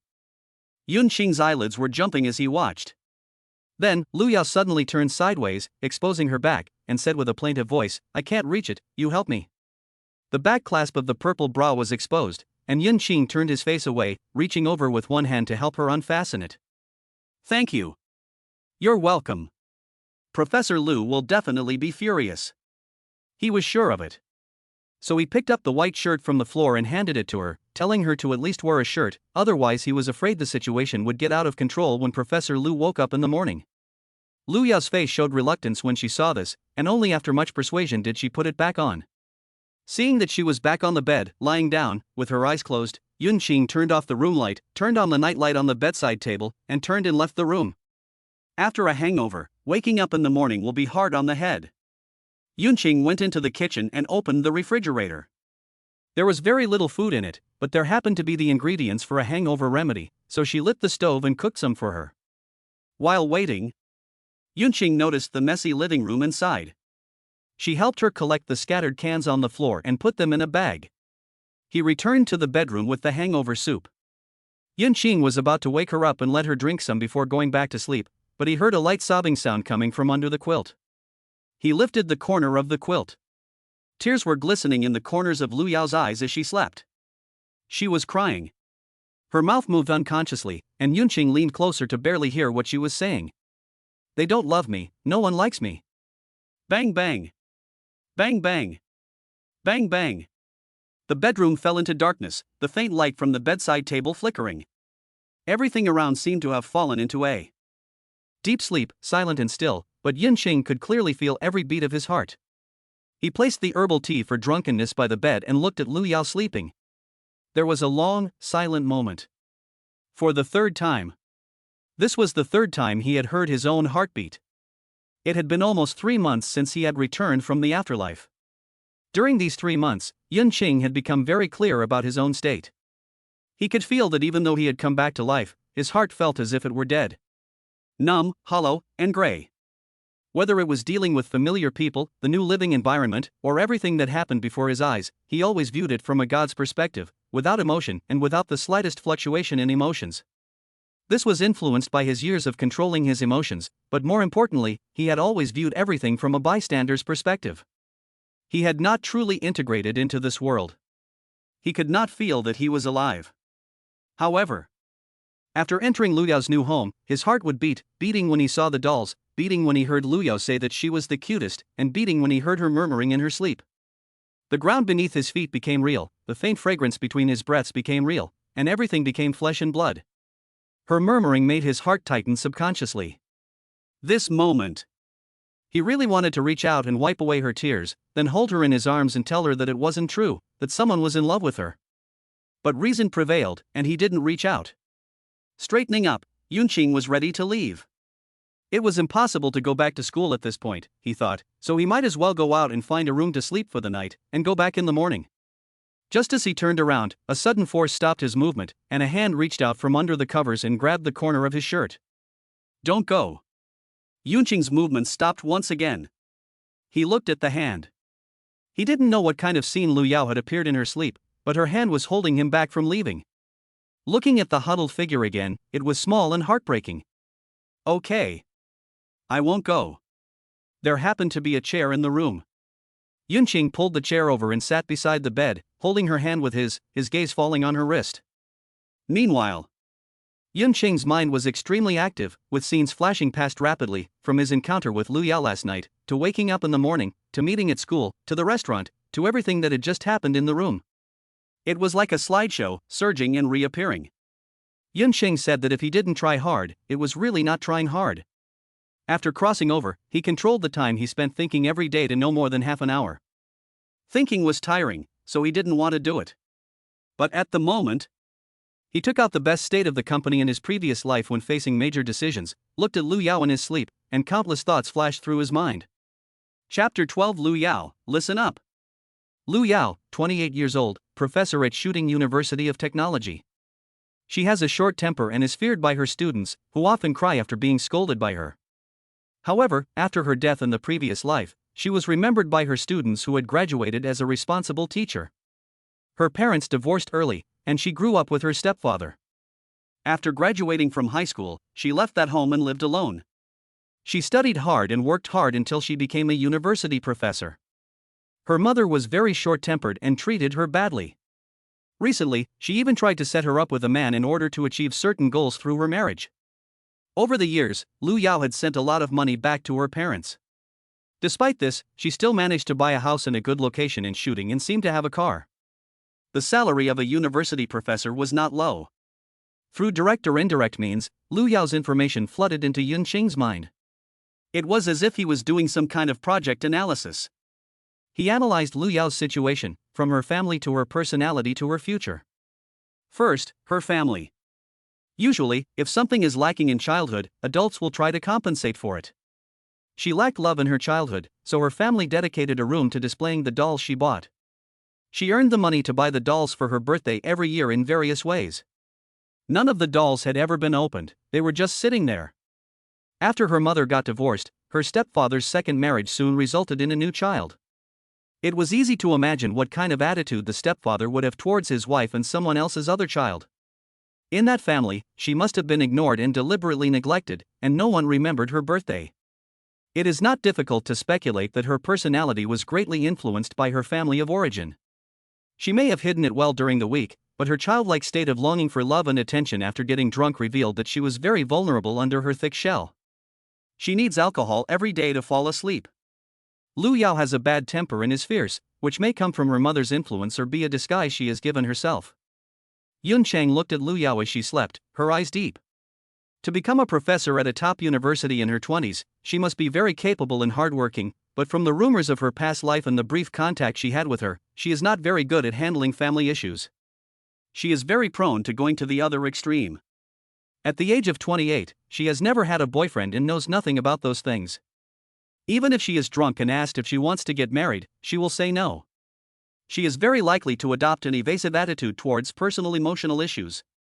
She longs to be loved, but is afraid of being hurt, so the best way is not to love. It will be very difficult to get into her heart.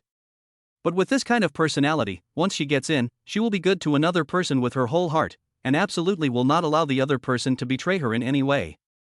Yunqing stroked the back of her hand. She has a short temper, likes to drink, and her personality is greatly influenced by her family of origin.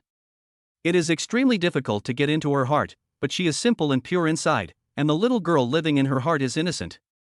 If she goes around flirting, she may well become the protagonist of the next murder case.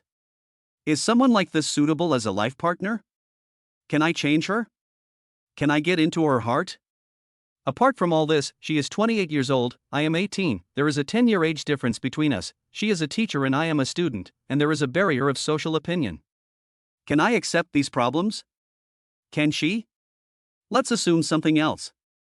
If the person standing in front of you is an 18-year-old woman, and none of these problems exist in her, what choice would you make? 18 years old. Sounds very good, but girls at this age do not fully understand the world and are full of curiosity about everything outside. Yunqing is no longer the billionaire boss from his previous life.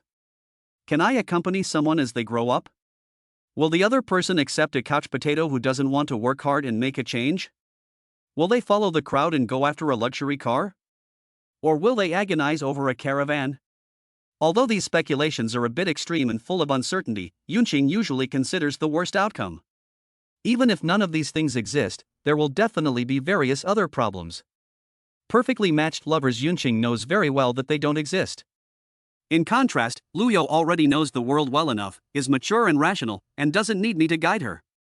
She will be good to only one person with all her heart, and she is also very pretty, not inferior to the looks of an 18-year-old at all.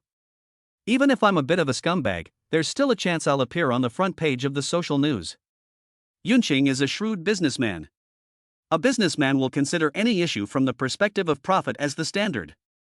Profit does not only refer to money, but also to emotions, time, and energy.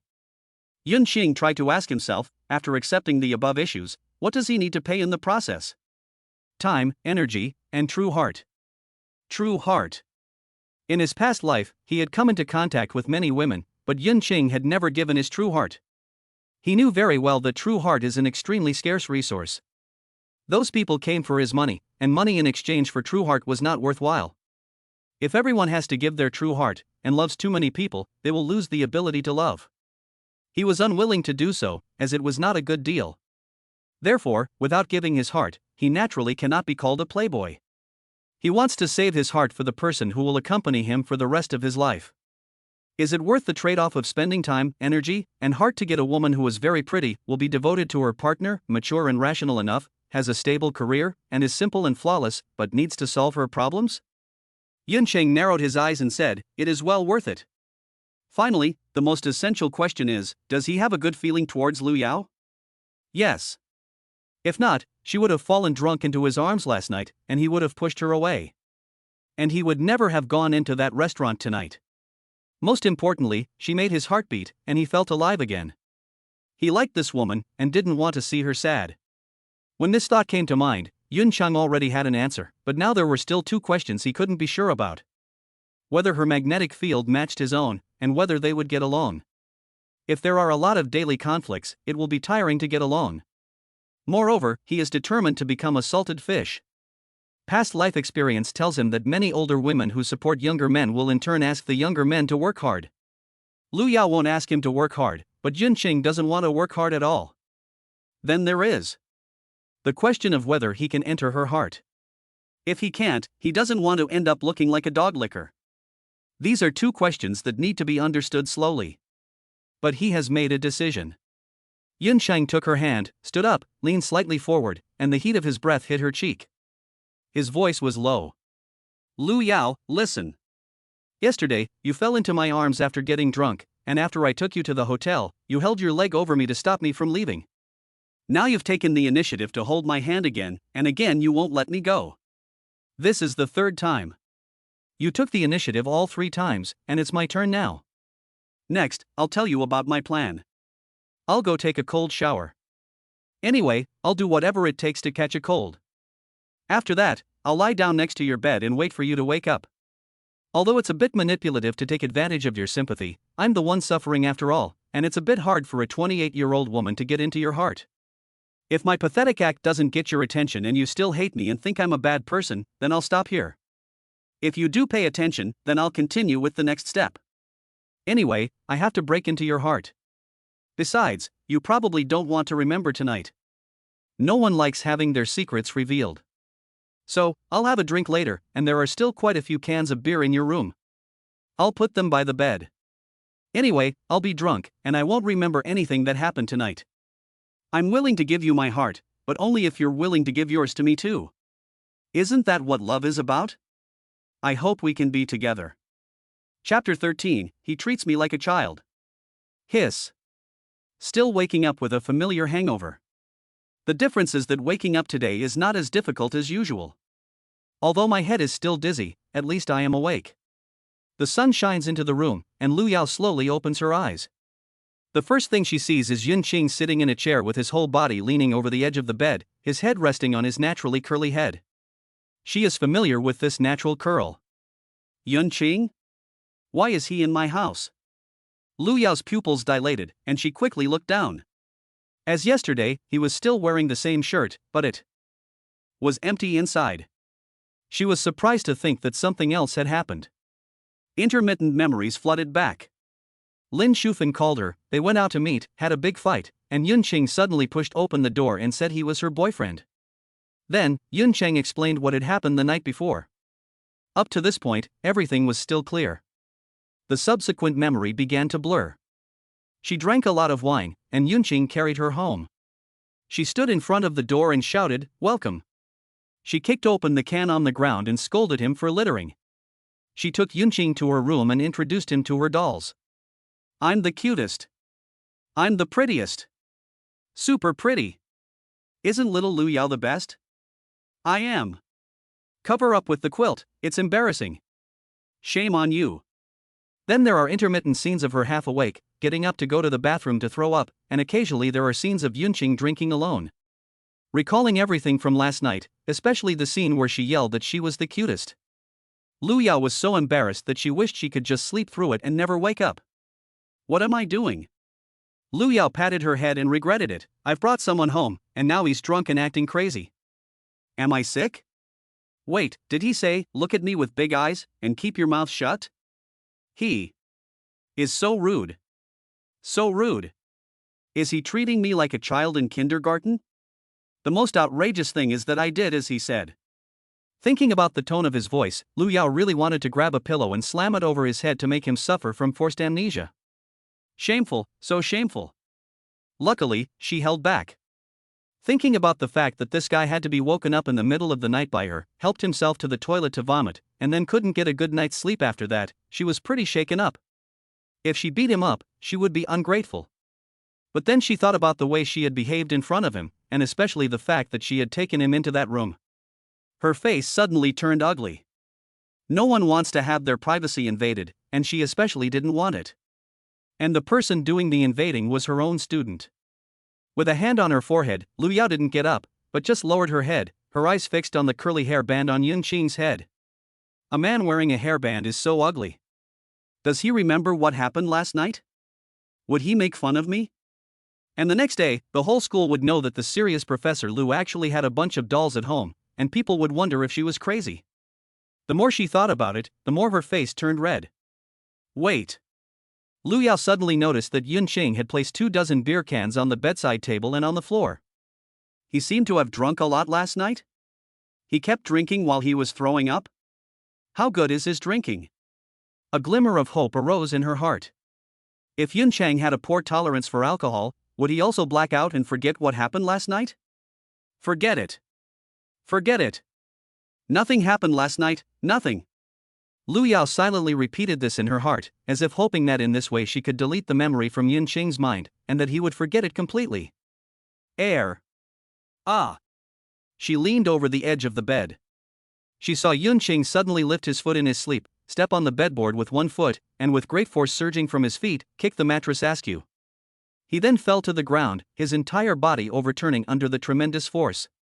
Lu Yao was startled. Looking at Yun Qing's face again, she saw fine sweat breaking out on his forehead and his mouth panting heavily, as if he had already woken up. Lu Yao frowned. Did you have a nightmare? You're out of sorts. Lu Yao seemed to see that in the instant he said this, Yun Qing's face no longer had the same calm and self-assured look as before, but instead there was anger, panic, and murderous intent. However, he quickly suppressed it, and turned it into a daze. Yun Qing was puzzled. Me, why am I here? What do you think? I don't remember. Lu Yao slightly raised his eyebrows, his mood seemed to be much happier. It seems that the incantation he just muttered was effective? Did he really black out on his own? Forget it, forget it. Yunqing continued, when I got home last night, you kept me company drinking for a long time. After you fell asleep, I drank a lot more. It seems that. Huh? How come I don't remember anything? I came home and kept you company drinking for a long time? Did that really happen? Lu Yao couldn't remember. But that wasn't important. What was important was that he really seemed to have forgotten everything that had happened the night before. That's good, that's really good. Lu Yao cleared his throat and his expression became serious. You're only 18, don't drink for no reason, it's bad for your health, try not to drink in the future. Yunsheng smiled wryly, isn't it inappropriate for your sister to say this? Who has been drunk like this for 2 nights in a row? Lu Yao said coldly, I'm your teacher, not your sister, don't call me that. Since waking up yesterday morning, all she had heard was Yunsheng's sister.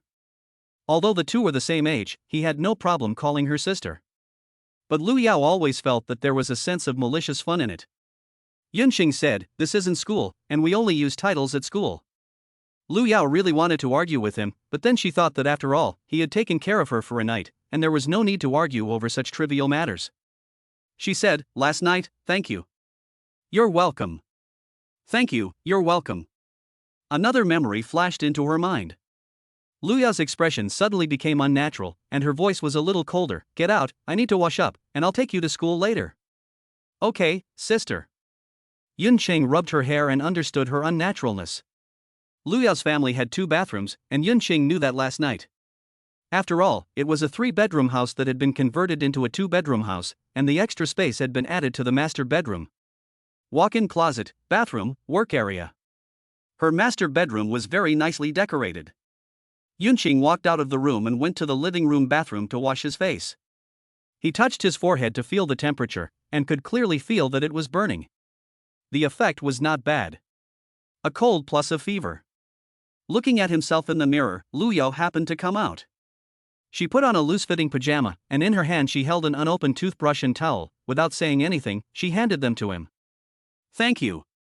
Yunqing took them and prepared to wash up. At this time, Lu Yao noticed his pale face. Why is your face so white? Yunsheng mumbled, I didn't get enough rest. It's best to let her discover things for herself. Lu Yao didn't care, and went back to the master bedroom. Boys always wash up quickly. Yunqing finished and went out to the living room sofa to lie down for a while before Lu Yao came out of the room. By now she had changed into another outfit, a purple shirt and black jeans, mature but casual, and she looked very well rested. She looked better than Yunqing. Neither of them said much, and Yunqing followed her down to the underground garage. He also saw the car Lu Yao drove, a champagne-colored BMW 5 Series with a rather retro feel. Professor Lu really seemed to have quite a bit of assets. In the car, Yunqing closed his eyes and pretended to sleep. Although he had to sell a miserable situation, he still had to go to military training today. With a cold and a fever, and not having slept well last night, if Professor Lu really didn't make any gestures later, he couldn't handle it. Lu Yao's home was not far from Shooting Polytechnic. It was less than a 10-minute drive. After crossing the bridge and entering the school, Lu Yao found a place where no one could see and got Yunqing out of the car. Yunqing staggered back to the dormitory. First, he changed into his military training uniform. Chapter 14, Hopeful Aspirations. Staying out all night, and staying out all night again. After all, it was the first day of school and the first day of military training. First-year students are always full of curiosity about the new life that is about to begin. It wasn't like later on, when they would just lie in their dorm rooms all day. Dormitory 503. At 7 a.m., all 3 of them were already up. Yunqing entered the dorm room and immediately heard Lu Siyuan shouting his accusations. This was how the first 2 days of school were like, and it was only the beginning. Was it true that he couldn't see anyone at night? What's all the fuss about? Yunqing lazily returned to his own bed, opened the closet, took out his military training uniform from inside and placed it on the table, then took off his clothes. He took a shower several times last night, so he didn't bother to shower again. Lu Siyuan said, tell us, which girl's bed did you go to last night? Tian Mingchang followed up, yes, Yungu, 2 nights in a row. Yesterday you said you were going to get water, but you never came back. You didn't even eat with us for midnight snacks. I don't believe you weren't seduced by a girl. Hey! Yun Chang waved his hand and said, it wasn't really a girl, it was a guy. Holy shit! Holy shit! Hong Xiao giggled while holding her phone, and when she heard this, she also raised her head and said, holy shit, and then asked, sophomore? Junior? Senior? Yun Qing gave a mysterious smile and said, Professor. I don't believe it. I don't believe it either. Although Yun Qing's skills in picking up girls were unanimously affirmed after last night, it was possible for a senior to do it, but the professor was definitely talking nonsense. Yun Qing didn't bother to explain and just got dressed. Seeing Hong Xiao again, he picked up his phone and giggled. Yun Qing casually asked, how was it with that girl last night? Did you add her as a friend? How was the chat? Hong Xiao said, we had a great chat.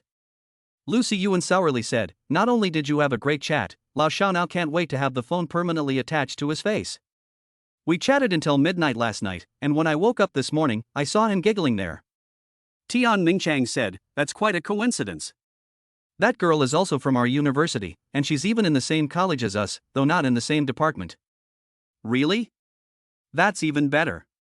Yun Qing said, from now on, we'll see each other all the time, and you don't have to worry about someone else stealing your girlfriend. Hong Xiao laughed, thanks, Yun. If you need anything in the future, just give me an order, I'll do whatever you want. The big guy patted his chest, full of sincerity. He had liked that girl for 3 years in high school, hiding his feelings in his heart, and as a result, when they graduated, she didn't even know who he was. But after some guidance from Yun Chang, he added her on VX and started chatting with her. From their experiences in high school to their confusion about coming to university, the two of them seemed to have endless topics to talk about. This feeling made him feel like he was sinking in a honeypot. Just as Yun Cheng had said. Old friends meet old friends, and both are filled with tears. The girl was very happy to run into her high school classmate on campus, and the two of them now have almost nothing left to talk about. Wait until you two are in a relationship before thanking me. Yun Xing said, by then, just treat our dorm to a meal, and I'll make sure to rip you off. Hong Xiao waved his hand, steak it is. He even used English. We have to rip him off. Yes. Tian Mingchang and Lucy Yuan echoed. After chatting with each other for a while, it seemed that one topic had ended, and Hong Xiao put down his phone to see that Yun Qing had already changed into his military training uniform. Hong Xiao paused and asked, Yunge, I have one more question for you. Huh? Let me chat with her. Sometimes the conversation will get stuck, and I don't know how to reply to her. I feel that it's a bit strange sometimes. What should I do in this situation? Upon hearing this, Lucy Yuan, who was also changing into his military training uniform, and the others also perked up their ears. Yes. I have this problem too. Yunge, what do you think? Yun Xing smiled and said, girls are emotional animals, swayed by their emotions. Just bring a little emotion to every chat. Don't just state your response, express your opinion, bring up points that will resonate with her, and let your thoughts flow. Don't reply too much each time, but the content of your response should be able to pick up on her last sentence and lead to the next sentence she can pick up on. Lucy Yuan said, what the hell? Why does it seem a bit complicated? Tian Mingchang nodded, it's more complicated than doing a math problem. That's why. Yun Cheng paused and said, it's tiring to chat with girls, I don't like chatting with girls, so I simply don't add them. Thinking about the girls who asked Yun Xing for his VX. Last night, there were still quite a few people in the work group who, after learning that they were in the same dormitory as Yun Xing, asked them for Yun Xing's contact information in various ways. As for why they didn't add them from the work group, Yun Cheng rejected everyone. Yun Xing said that chatting was tiring and annoying, and Lucy Yuan and the others really wanted to experience it, but they didn't even have the qualifications for such annoyance. Hong Xiao, on the other hand, nodded as if he understood, I think I understand. Oh, that's right. Yun Xing looked at Hong Xiao and said after a moment's thought, do you know how to quickly make a girl lose interest in you? Hong Xiao is a big guy who looks like he doesn't know anything about love, and Yun Xing felt that he needed some proper guidance. Otherwise, he could easily be fooled by his sister. Huh? How do you mean? Yun Xing said, be nice to her without any boundaries, tell her everything you have, put all the chips you can lay in front of her, be open and honest, tell her all your thoughts, and she will immediately lose interest in you. Why is that? Hong Xiao was puzzled and asked, I'm open and honest with her and treat her well, and she won't like me instead? Young boys are always full of infinite yearning and fantasies about love. Their understanding of love comes more from TV dramas, film and television works, and imagination, believing that love should be pure and flawless without any other things mixed in. Pure love is the ultimate truth in the world. Lu Siyuan and Tian Mingchang also pricked up their ears. It's just like at the negotiation table. Yun Qing said, if one party knows the bottom line of the other party, then they can recklessly manipulate the other party and propose many conditions that the other party finds hard to accept, and the other party can only let you do whatever you want. The same applies to falling in love. If you tell your partner everything about yourself, she will be able to see right through you. She will lose her desire to conquer you. For various reasons, she may not end the relationship with you just yet, but she will gradually test your bottom line. You will lower your bottom line again and again because you like her, and in the end you will become a clown. She will find her next conquest. So don't tell her everything, and keep it a mystery. The three people who heard this fell silent. This seems to be quite different from the love they have always understood. Shouldn't love be sweet and dreamlike? Why does it seem like there is always a game and calculation involved? Then again, Yun Chang is about the same age as them, and from what he described, he didn't even have a girlfriend before college. Where did he get all these rich theories? It sounded a bit off, but inexplicably, it also felt a bit reasonable. Seeing the three of them thinking seriously, Yun Qing looked at the time and got up, saying, okay, take your time to feel it. It's almost time, let's go, don't be late. Let's go. Lao Shao, stop looking at your phone. Didn't you hear what my brother Yun said? Keep it a mystery, don't immediately reply to someone's message as soon as they send it. Coming. Hey, Yun, I don't think you look well. Your sister didn't let you go to bed last night, so you caught a cold, right? What? What kind of woman is so bold as to not let my brother Yun go to bed? I'll go fix her for you. Heh, she's more likely to fix you. Chapter 15. Yun Qing is sick. The stormy playground. The storm playground is located in the living area not far from the boys' dormitory building, and it is where the freshmen of the School of Chemical Engineering undergo military training. Yun Cheng and his three roommates arrived at the playground. After looking around, they found the location of the first class of the School of Chemical Engineering. Lu Yao had not yet arrived. The two people speaking were the two acting class teachers. One was a boy and the other a girl, both sophomores. After last night's class meeting, Yun Chang knew their names. The boy was Su Mengqi and the girl was Chu Yujia. The two were repeating the precautions for military training. When the time came to 8 o'clock, the military training instructors appeared on the playground. After being lined up and then dispersed, Yun Chang was assigned to the second square. Military training then began, with standing at attention, goose-stepping, and at ease. Shutian University of Technology is after all a top university in the country.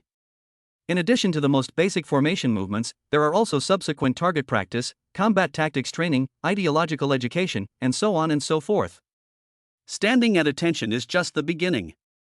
Yunqing has good physical fitness.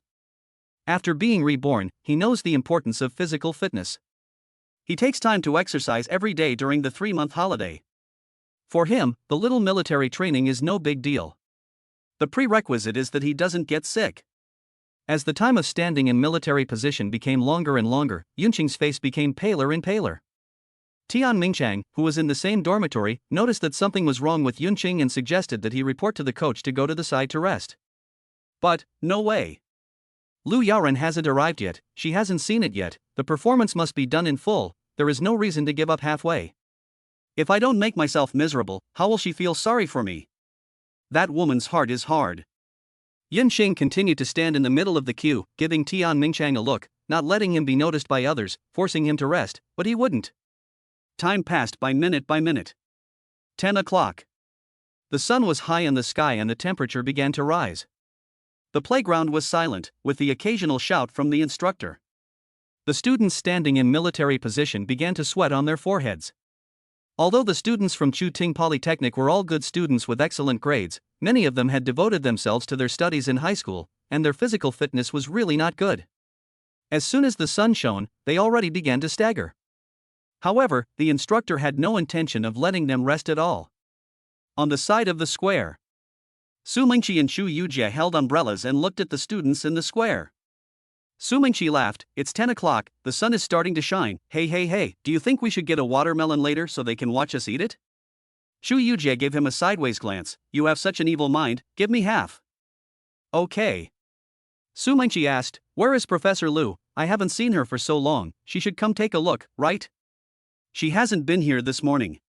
Shu Yujie said, Professor Lu has morning classes, at 10 o'clock, she should be finishing class soon and will come over. Tut. She smacked her lips and said, I heard that today Professor Lu is still angry and even angrier. They just messaged me that she couldn't stop crying from being scolded and asked who really angered Professor Lu. Su Mingqi was relieved. Fortunately, I don't have her class until the day after tomorrow. Shu Yujie's mouth fell a little, feeling a bit uncomfortable. She had Professor Lu's class at 5 p.m., and she secretly prayed that Lu Yao would be in a better mood. Turning her head, she looked at the students who were undergoing military training. Indeed, military training is the time when appearance is most tested. Shu Yujie's gaze looked in a certain direction and said, usually, the difference between people's appearances is not so obvious when they are wearing regular clothes, but now that they are all wearing the same thing, you can tell the difference in appearance at a glance. Su Mingqi also looked in a certain direction and nodded in agreement. Hey! Shu Yujie nudged Su Mingqi's arm and raised an eyebrow, saying, do you think Yun Qing in our class is very handsome?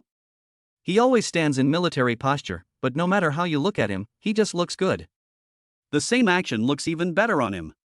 Boys rarely comment on other boys' appearance, and if they do, it's because they really think the other boy is handsome. Very often, what boys think is handsome is different from what girls think is handsome. Girls usually like guys with slick back hair, Korean-style looks, and idols who do actions that make guys look sick. Guys really dislike this kind of thing. However, at this moment, the two found a consensus in Yun Qing's definition of handsome. Su Mingqi nodded, he really is handsome. That guy clearly looks casual in every action, but there's just an indescribable kind of charm. Someone in my class knew that he was a student in my class and even asked me for his VX. Shu Yujie's eyes lit up, you have his VX? Push it to me. I don't have it, it's all in one group, just add him yourself. Shu Yujie was disheartened, he has rejected all friend requests, I can't add him, I thought you had his VX. I don't, just ask during the break. Ask quickly. She really wants Yun Qing's VX too. Upon hearing this, Su Mingqi looked towards the second square, found Yun Qing, and stared at him for a moment, thinking about going over to talk to him later. It so happened that the instructor shouted, turn left. Su Mingqi frowned and said, Yun Qing looks so pale, something doesn't seem right, is he sick? Shu Yujie also noticed and quickly said, why don't you let him come over and rest? He is really pale, don't let him faint later. Classmate Yun Qing, you really are, you insist on training even though you are sick, you really don't know how to take care of your body. Miao Miao felt a little sad for her brother. Thinking about going up and saying something when the instructor shouted for a break, a tap of high heels came from behind her. Lu Yao, who had finished class, came over to watch the training of the new students. He walked over to Su Mingqi and Shu Yujie. Lu Yao's voice was cold, how is it going? Is military training going normally? Su Mingqi nodded, it's all normal, no problems. It's just that Yun Qing seems to be sick and in a bad state. We'll have to let him come over and rest for a while. Yun Qing? Sick? Lu Yao's brows furrowed slightly as she looked at the square where Yun Chang was. Sure enough, Yun Qing's face at this time was extremely ugly, pale as death. Although he was still rotating with the ranks, his weakness was obvious. She thought about how he had taken care of her all night. He had drunk wine in the middle of the night, and had to wake up every 2 hours to help her go to the bathroom to vomit. He hadn't slept well at all, and when he woke up, he was still lying by the bed, without a quilt to cover him. It was normal for him to have a cold and a fever. Lu Yao remembered that in the morning, she had noticed that Yun Qing's face looked strange. When she asked him about it, he said that he hadn't slept well. Now it seemed that it wasn't just that, and that he had been sick at that time. Was sick but still went to military training and got sunburned for 2 hours.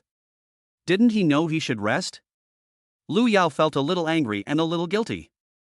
After all, the other person had gotten into this state because he was taking care of her. While the instructor turned back, Lu Yao waved at him. The entire square stopped to rest. Lu Yao walked over, Yun Chang, come out. What's wrong, Professor Lu? Follow me. Yun Chang said, I still have military training. Just go, don't give me any crap. Chapter 16, it is recommended to go to the hospital for a checkup. With everyone's attention on him, Yun Chang walked out of the formation and followed Lu Yao to the edge of the playground. Seeing this, the surrounding students were a little curious, but when they saw Yun Qing's pale face, they immediately understood that he was sick. You really envy him, don't you?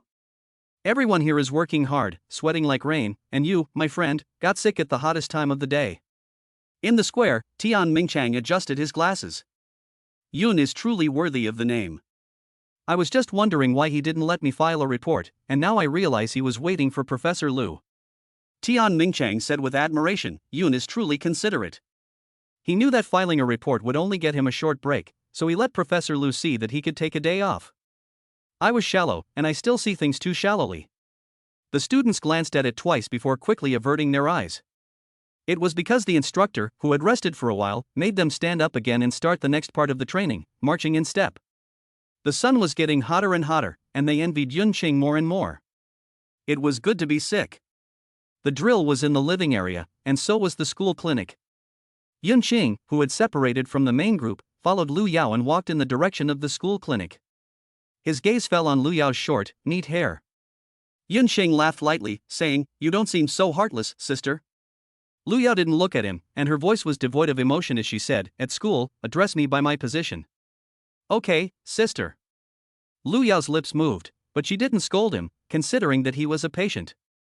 "Why didn't you say you were sick?" Yun Qing said, "I didn't think it was that serious, and I thought I could rest it out." "It's not that serious now, just a little dizzy." Lu Yao glared back at him, "You're so pale, how is that not serious?" "What, do you have to lie on the ground for it to be serious?" Yun Chang was insolent, "Let's talk about it after you lie down. Lying down will make you feel even more guilty, and I want a better effect." "Humph." Lu Yao snorted lightly, as if she was angry with him for wasting his health, and then said, "You don't need military training for the time being today. I'll help you take leave. Later, I'll take you to the school infirmary to see if you need N4 drip." "Just for one day? Just to see the school doctor? Just N4? Not enough." "Far from it. If it were that easy, it would be a waste of the several cold showers I took at night." The result Yun Chang wanted to achieve was far too different from what I had put in. The output was not proportional to the input. The school clinic was not far from the drill field. After a few minutes' walk, Lu Yao entered a low-rise building, pushed open the door, and the pungent smell of disinfectant hit him in the face. There were 2 school doctors in the clinic. Professor Lu. The school doctor got up and looked at Yun Qing behind Lu Yao, noticing that he was still wearing his military training uniform and that there was sweat on his forehead. Lu Yao said, "Please take a look at him and tell me what's wrong." The school doctor looked at Yun Qing twice and said, "You look really bad. If you're sick, you should rest in time, but you went up to get some sun and stood there for 2 hours, right?" Lu Yao said, "From morning till now." Pulling him to the sofa next to her, the school doctor took the thermometer and told Yun Qing to put it under his arm to observe his condition. "You really don't know how to take care of your body." The school doctor asked, "How do you feel now? Are you dizzy? Do you have any uncomfortable symptoms?" "That's what I want to hear." Rubbing his forehead and acting weak, Yun Qing began to ramble. "I feel dizzy, my mouth is dry, my throat itches, I occasionally feel a little short of breath, my hands don't have the strength I need, and my chest feels a little stuffy. Oh yes, doctor, I also have trouble sleeping at night, and when I do fall asleep I have nightmares, and my dreams are always interrupted. Recently, I also seem to have some stomach problems, I never feel like eating anything, and my heart beats quickly from time to time." Upon hearing this, Lu Yao and the school doctor's brows furrowed at the same time. "So many symptoms?" Lu Yao's lips quivered as she said, "Didn't you just say that there was nothing serious about it, that it was no big deal to lie on the ground?"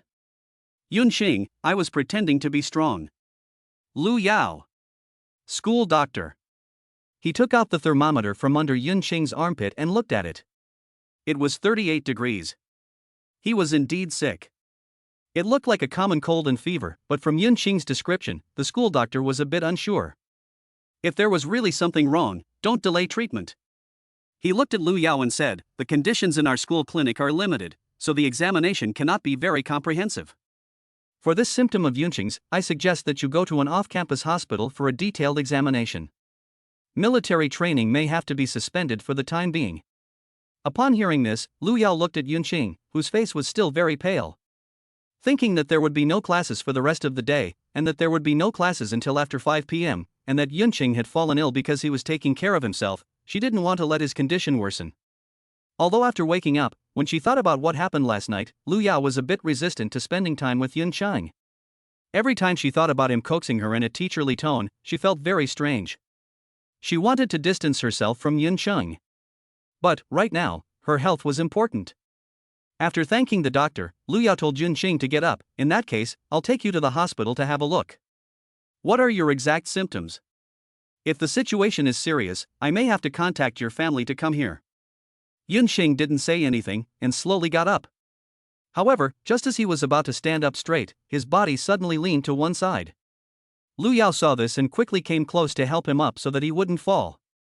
The school doctor saw this and said, he's sick and has been in the sun for 2 hours. He's very weak, and Professor Lu may have to suffer. Yunqing silently praised the school doctor. In the future, when my 3 rebellious sons get sick, I'll let them come to you to boost your performance. Even if they're fine, they'll come over to buy 2 bottles of honeysuckle lotion. You're so understanding. They walked out of the school doctor's office. Yunqing's arm rested on Lu Yao's shoulder, soft and supple. The faint fragrance of her body drifted into Yunqing's nostrils, and a sense of contentment flashed through her eyes. This was the first time the two of them had had any real physical contact apart from when they were drunk or lying in bed together the previous morning. Yunqing thoroughly enjoyed it. She supported him as they walked towards the car park. Yunqing feigned weakness and said, "Thank you, sister." I can't see any expression on her face, and Lu Yao's voice doesn't reveal her emotions. Why do I feel like you did that on purpose? Then you can let go of me, sister. Lu Yao's hand loosened slightly, and she sees Yunqing about to collapse. Lu Yao. I told you you did that on purpose. Yunqing, if it will cause you to misunderstand, I'd rather walk by myself. It's fine, I've been standing for 2 hours, these 2 steps are nothing. Lu Yao. Why do I suddenly smell tea? Seeing Yunqing about to push her away and walk away on his own, Lu Yao suddenly felt guilty. The doctor said he was very weak, and it seems like she misunderstood him. She quickly reached over and grabbed his hand on her shoulder with one hand, while supporting his waist with the other to keep him from moving around. Don't move, I'll help you walk. I'd rather walk on my own. If you say another word, I'll push you into the gutter, and I won't even look at you if you die in there. I can hear that my sister is tough on the outside but soft on the inside. Lu Yao. How can this person be so shameless? Chapter 17, Recommended Hospitalization. He walked all the way from the school clinic to the parking lot.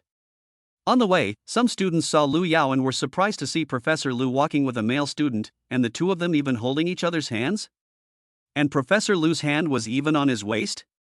But then they saw Yunqing's pale face and the military training uniform he was wearing, and they immediately understood that he was sick. Professor Lu was taking care of the sick.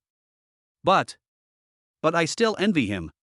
I want to get sick too. I want to be supported by Professor Lu and I want him to put his hand on my waist. Although I might get scolded by Professor Lu. But I'm willing. The passing students looked at Yunqing with envy that he could be with Professor Lu, and also with sympathy that he might get into trouble with Professor Lu afterwards. Professor Lu had been at the school for so many years, but she had never been so close to that boy. From the school clinic to the parking lot, Lu Yao's expression was a little unnatural as she walked all the way and shoved Yunqing into the passenger seat. This was also the first time she had been in such close contact with a boy. Of course, the distance might have been even closer yesterday morning, when she wasn't quite sober, but now she couldn't be more sober. It was as if she was deliberately trying to hide that trace of unnaturalness. Once in the car, Lu Yao started the car, and on the way, she didn't speak to Yunqing again. Yunqing understood Lu Yao's thoughts and didn't take the initiative to find a topic of conversation. You have to relax. There is a hospital near Science City, the closest to Shooting Polytechnic. Lu Yao is more familiar with it, so he doesn't need to turn on the navigation system and goes straight to the hospital. It takes less than 10 minutes. Yunqing and Lu Yao enter the outpatient department, register, and after waiting in line for a while, they see the doctor in the outpatient room. The doctor is a middle-aged man, and he adjusts his glasses. What are the symptoms? Yunqing said, Doctor, I feel a bit dizzy, my mouth is dry, my throat itches, my heartbeat is a bit fast, I feel like I have a slight fever, I have phlegm, my ears buzz from time to time, and my head seems to be buzzing. I feel very uncomfortable. Upon hearing this, the doctor's brows furrowed and he stared at Yun Chang. Lu Yao looked at Yun Chang and, recalling what he had said in the school clinic, asked, "Why are your symptoms different this time?" "Yun Chang, maybe I didn't feel it just now. I forgot what I said just now. What can I say? I can only tell you the problems that come to mind." Lu Yao didn't pursue the matter, but looked at the doctor and asked, "Doctor, what's going on with him?" The doctor pondered, looking at Yun Chang and then at Lu Yao. "His condition." He was about to continue, but at that moment, Lu Yao's phone rang, and she made a gesture to go outside the door to answer it. The moment she walked out of the emergency room door, Yun Chang instantly perked up. The swivel chair on which he was sitting slid forward, and he leaned in close to the doctor, speaking in a low voice. "Doctor, I had a fight with my girlfriend, and she won't forgive me now. Later, when you describe my symptoms, make them sound as serious as possible, so that she'll feel sorry for me." The doctor looked completely understanding. "I knew it. You just look like you have a cold, but you have so many other symptoms. Yun Chang didn't hide anything, our happy life depends on you." The doctor looks at Yun Chang's military training uniform and says, "You should still be a university student, right? That girl looks quite a bit older than you." Yun Chang retorts, "What age are you to discriminate against age?" Okay. The doctor seems to have had a similar experience and says, "Every family has its own difficulties. I'll talk to you later." "Thank you. Next time I'll have someone help you boost your sales." The doctor's expression changes, "Don't be ungrateful. I've finally had a break." Footsteps are heard at the door. Yun Chang quickly gave the doctor an okay sign, then entered the scene in 1 second, with a half-dead expression on his face, which made the doctor's mouth twitch. If he had this acting ability, there would be no worries about disharmony in his married life. He hung up the phone. Lu Yao returned to the emergency room, glanced at Yun Chang, and asked, "Doctor, what are his symptoms?" As if he had been infected by Yun Chang's acting. The doctor took a deep breath and got into character. His tone was heavy. "I recommend hospitalization. For his condition." Cough, cough. Yun Chang coughed violently. "No. You were told to say it was serious, but don't say it in that direction." "Hospitalization? That's even worse than staying in the school infirmary. At least Professor Lu is still at school. If she really abandons me here, I won't pay for your hospitalization." Lu Yao frowned. "Hospitalization? Is it that serious?" Yu Qing, with a glance at Yun Chang in the corner of his eye, the doctor understood his hint and pondered. The best suggestion is to be hospitalized for observation for a period of time, but he can also go home and rest well at home. He tried hard to think of the wording in his mind. His condition is quite serious. He caught a cold at night, plus a cold and fever, and he was in the sun for 2 hours during military training, right? No wonder, this has aggravated the condition, and it is very likely that it will turn from a minor cold to pneumonia. Your family members should pay attention to it. Pneumonia? Lu Yao had never had this disease before and had no concept of it, but the doctor seemed to think it was very serious, and she was also a little nervous. She looked at Yun Chang and said, "You look like this, you may have to call your parents and ask them to come and take you home." No, Professor Lu." Yun Chang quickly stopped him, saying, "If you let my family send me home, what's the difference between that and having me hospitalized?" "No. The situation is even worse than being hospitalized. At least in the hospital you can come visit me occasionally, but if I go home, I won't be able to see you at all." Yun Ching was heartbroken. "My family has already had a hard time supporting me through college, and I don't want them to worry. It's only been a couple of days since the semester started. If my parents knew." He didn't say the rest, but his pain was evident. The doctor's mouth twitched even more, and he understood their relationship. This seems to be a teacher and student, right? You little rascal. Other people can brag about dating a schoolmate, but you're dating a professor? After hearing this, Lu Yao seemed to be able to understand Yun Xing's difficulties, but she didn't know what to do in the current situation. She had never done the work of a tutor before, and she was only helping out temporarily. She hadn't thought about this kind of thing. Fortunately, the doctor spoke up in time. "In his case, it's serious, but not that serious. The main thing is to rest, pay attention to indoor ventilation, stay in a good mood, and observe for 2 days. After that, come back for a follow-up checkup. As long as there's no deterioration, there shouldn't be a problem." Lu Yao thought for a moment, and said hesitantly, "Then I'll take you back to the dormitory?" Cough, cough. Yunqing coughed lightly. The doctor followed up, the dormitory environment is not recommended. After all, there are too many people living there, and they may not pay attention to hygiene, which is not conducive to recovery. I still prefer home observation. Mingmu's eyes wandered between the doctor and Yunqing. From the doctor's appearance, it didn't seem like he was lying. After all, Yunqing's condition was caused by her own actions, and she couldn't just let it go. She couldn't go back to the dormitory. Lu Yao gritted her teeth and said, "Then you can stay at my place for a couple of days." Yunqing was a little embarrassed. Would it be inappropriate? The doctor's mouth was about to twitch. "You little brat, after all this time, isn't this what you've been waiting for? You're being modest, aren't you?" Chapter 18. Professor Lu has let the wolf into the house. In the end, the result was still in 4 drip. The difference was that, with the cooperation of Yunqing and the doctor, Yunqing would take a week's leave after the 4 drip, and he would spend that week at Lu Yao's house. When he left the emergency room, Yunqing silently gave the doctor a thumbs up. "If I catch up with Professor Lu, you'll definitely get a big red envelope on my wedding day." The doctor just gave him a look of admiration. After all, it was a bit unbelievable for a freshman to chase after a professor. Good luck to him. Infusion room. To be reasonable, Yunqing's symptoms did not even require infusion. He had good physical fitness, so he could go home, get some sleep, sweat it out, and he would be fine every 2 hours. But since the doctor had said that there was a tendency towards pneumonia, he had to go through the whole process. So he simply got an injection. Leaning against the cold hospital medical chair, the pungent smell of disinfectant filling the air, Yunqing glanced sideways at Lu Yao. She hadn't left, and was accompanying him as he received his infusion. There was a look of bewilderment on her face.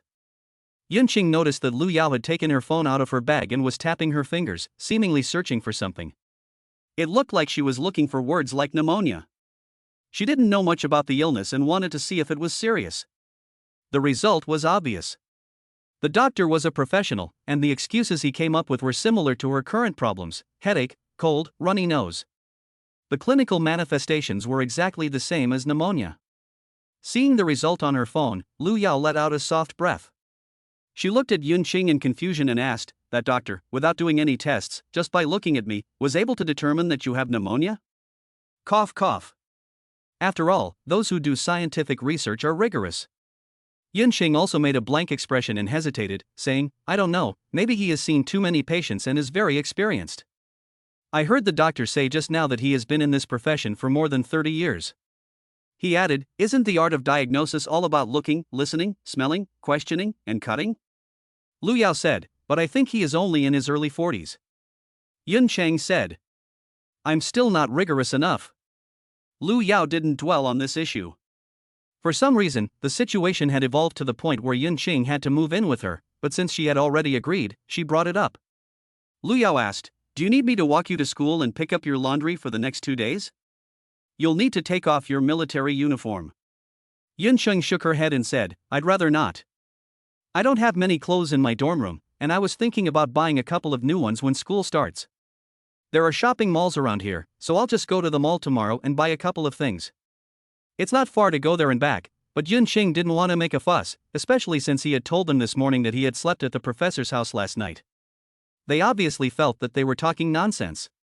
But if Professor Lu followed him to the dormitory later, it would be different. What was originally nonsense might turn into the truth. Although it was already the truth. However, Yunqing didn't want those rebellious sons to know about his relationship with Lu Yao, and it wouldn't be good for Lu Yao either. Lu Yao just nodded, "You decide." The drip took an hour and a half, and it was already 12 o'clock when it was finished. His body could feel the renewed strength, but when the doctor pulled out the needle and Yunqing stood up, he still looked unsteady. Lu Yao had to continue supporting him.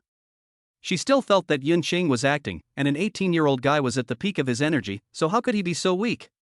But then she thought, last night he didn't even complain about being tired, running around, and she was just helping him walk a little way, so it wasn't a big deal. Lu Yao then felt relieved. The hospital was not far from Taoran Garden, so it was a 2-minute drive back to the underground parking lot after walking to the parking lot and getting in the car. They took the elevator to the 12th floor. Standing in the doorway, looking at the door number, Yunqing's expression was a little complicated. At least when he came here yesterday, he definitely didn't think he would ever step through this door again. He just wanted to take Lu Yao home and leave. But, as he felt his heart beating with unprecedented clarity, Yun Qing looked at Lu Yao's back as she opened the door.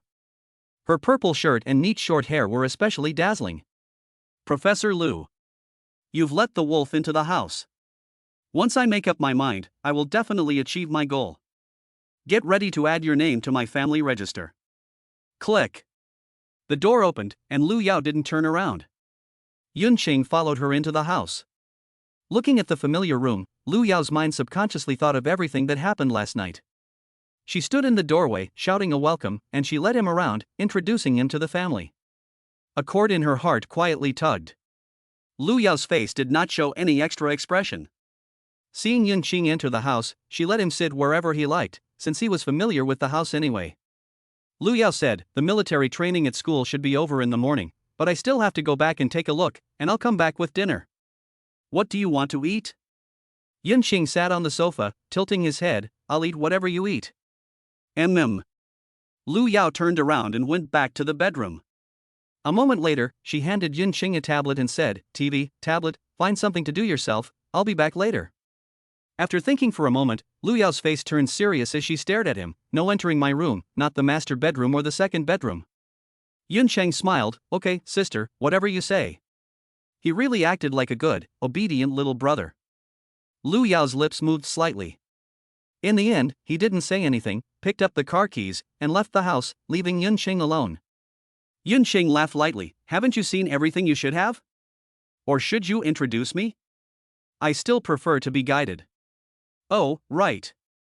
I was drunk last night, and I've lost track of time. When Professor Lu comes back, I'll have to emphasize this point to her.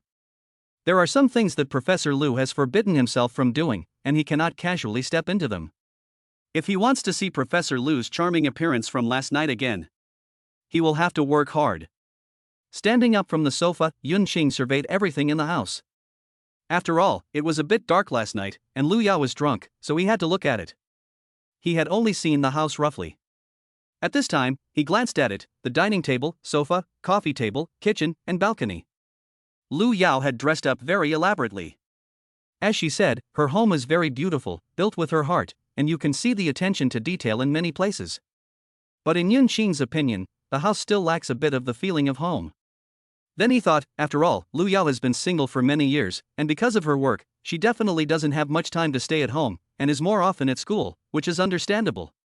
The thought of the feeling of home flashed through his mind, and Yun Qing thought of the hangover soup he cooked last night.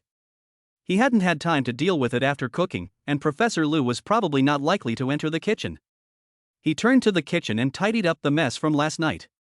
He washed the pots and pans, pulled open the door under the cabinet, and the contents of the cabinet made Yun Qing suddenly gasp, and she let out a light laugh. Someone who never cooks has so many pots and pans, and there are 3 woks alone. Yun Qing put everything away. Professor Lu's Strange Collection Habit +1. Chapter 19, Indifferent and Righteous. Lu Yao returned half an hour later. She was carrying 2 lunch boxes in her hands. Usually, she would eat at school, but today, with an extra person at home, she had made a special trip to pack a lunch. She changed her shoes and walked into the living room.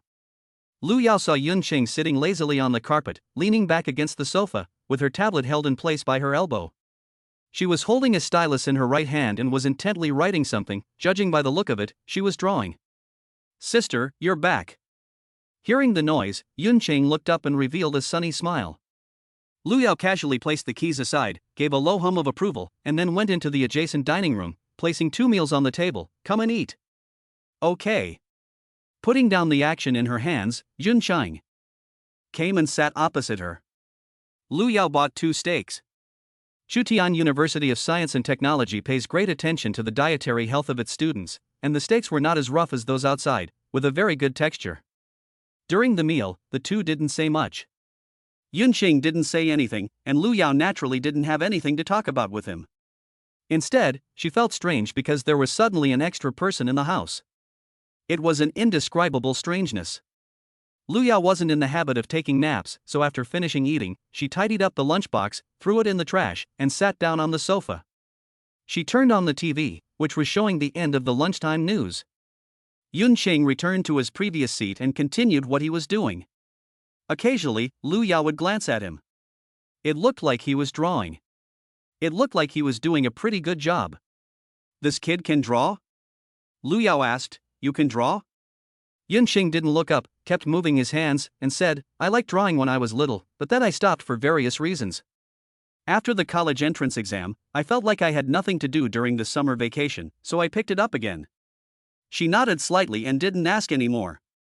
But she noticed that Yunqing suddenly reached over and took the phone next to her, as if she had opened a website, and then handed the screen over. Sister, you can take a look and comment on it if you like. Not interested. Yunqing smiled and just put the phone next to her, the screen on, and went back to drawing. The midday news quickly finished and it was time for the boring commercials. Usually at this time of day she would be the only one at home, and she would usually lie on the sofa and check her phone, looking at the news online to pass the time. But now there was Yunqing, so she couldn't lie down. The screen of the mobile phone next to the sofa was always on, so Lu Yao took it and looked at the content. It was a comic that Yunqing was serializing on a comic website. The style of painting was similar to the one in the tablet at this time. To be reasonable, Yunqing's drawing was not bad. But when Lu Yao thought about the way this guy shouted something about big eyes looking at the teacher and a small mouth closed, she couldn't help but grind her teeth, and the words of praise turned into something else. It's really ugly. Yunqing just smiled slightly and didn't say anything. The living room became quiet afterwards, and the two didn't communicate. One was drawing on the tablet, while the other was looking at the drawing on the phone. The comic is a suspenseful mystery.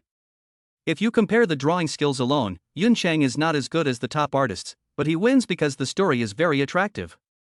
His 35 years of rich experience in his previous life made it easy for him to weave a colorful story. In the first chapter of the comic, Yunqing dug a big hole, which aroused everyone's curiosity about the outcome.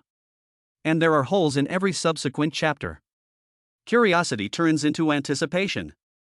In addition, the selection of materials includes elements such as ghost and monster myths, as if presenting a three-dimensional fantasy world to everyone. As a result, anyone who has seen the first chapter is attracted to it. The comic is quite famous on the website. However, it's been nearly 3 months since the comic started, and Yunqing's update frequency is really outrageous. Sometimes he updates once a week, and sometimes once every 2 weeks, which just highlights how slow he is. Some readers have been urging him to update in the comment section, and his reply made readers' livers ache. I can't stand these 3 melons and 2 dates. What about your dreams? Dreaming of lying down. What do you do every day when you're not drawing? Gathering material. He gathers material every day, but he never updates. Lu Yao couldn't help but wince when she saw Yunqing's occasional replies. She quickly finished reading the first 10 words.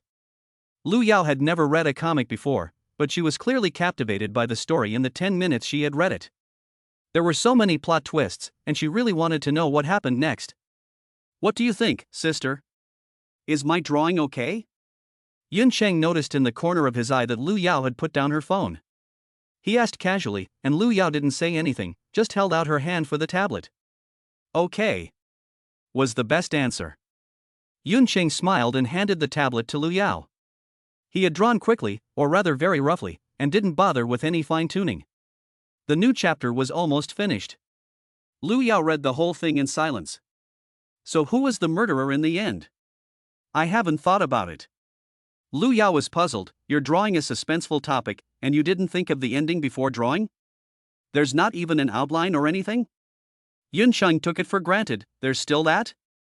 That's too much effort. I usually don't know the plot until 5 minutes before drawing. Lu Yao. She suddenly didn't know what to say. Although she didn't want to admit it.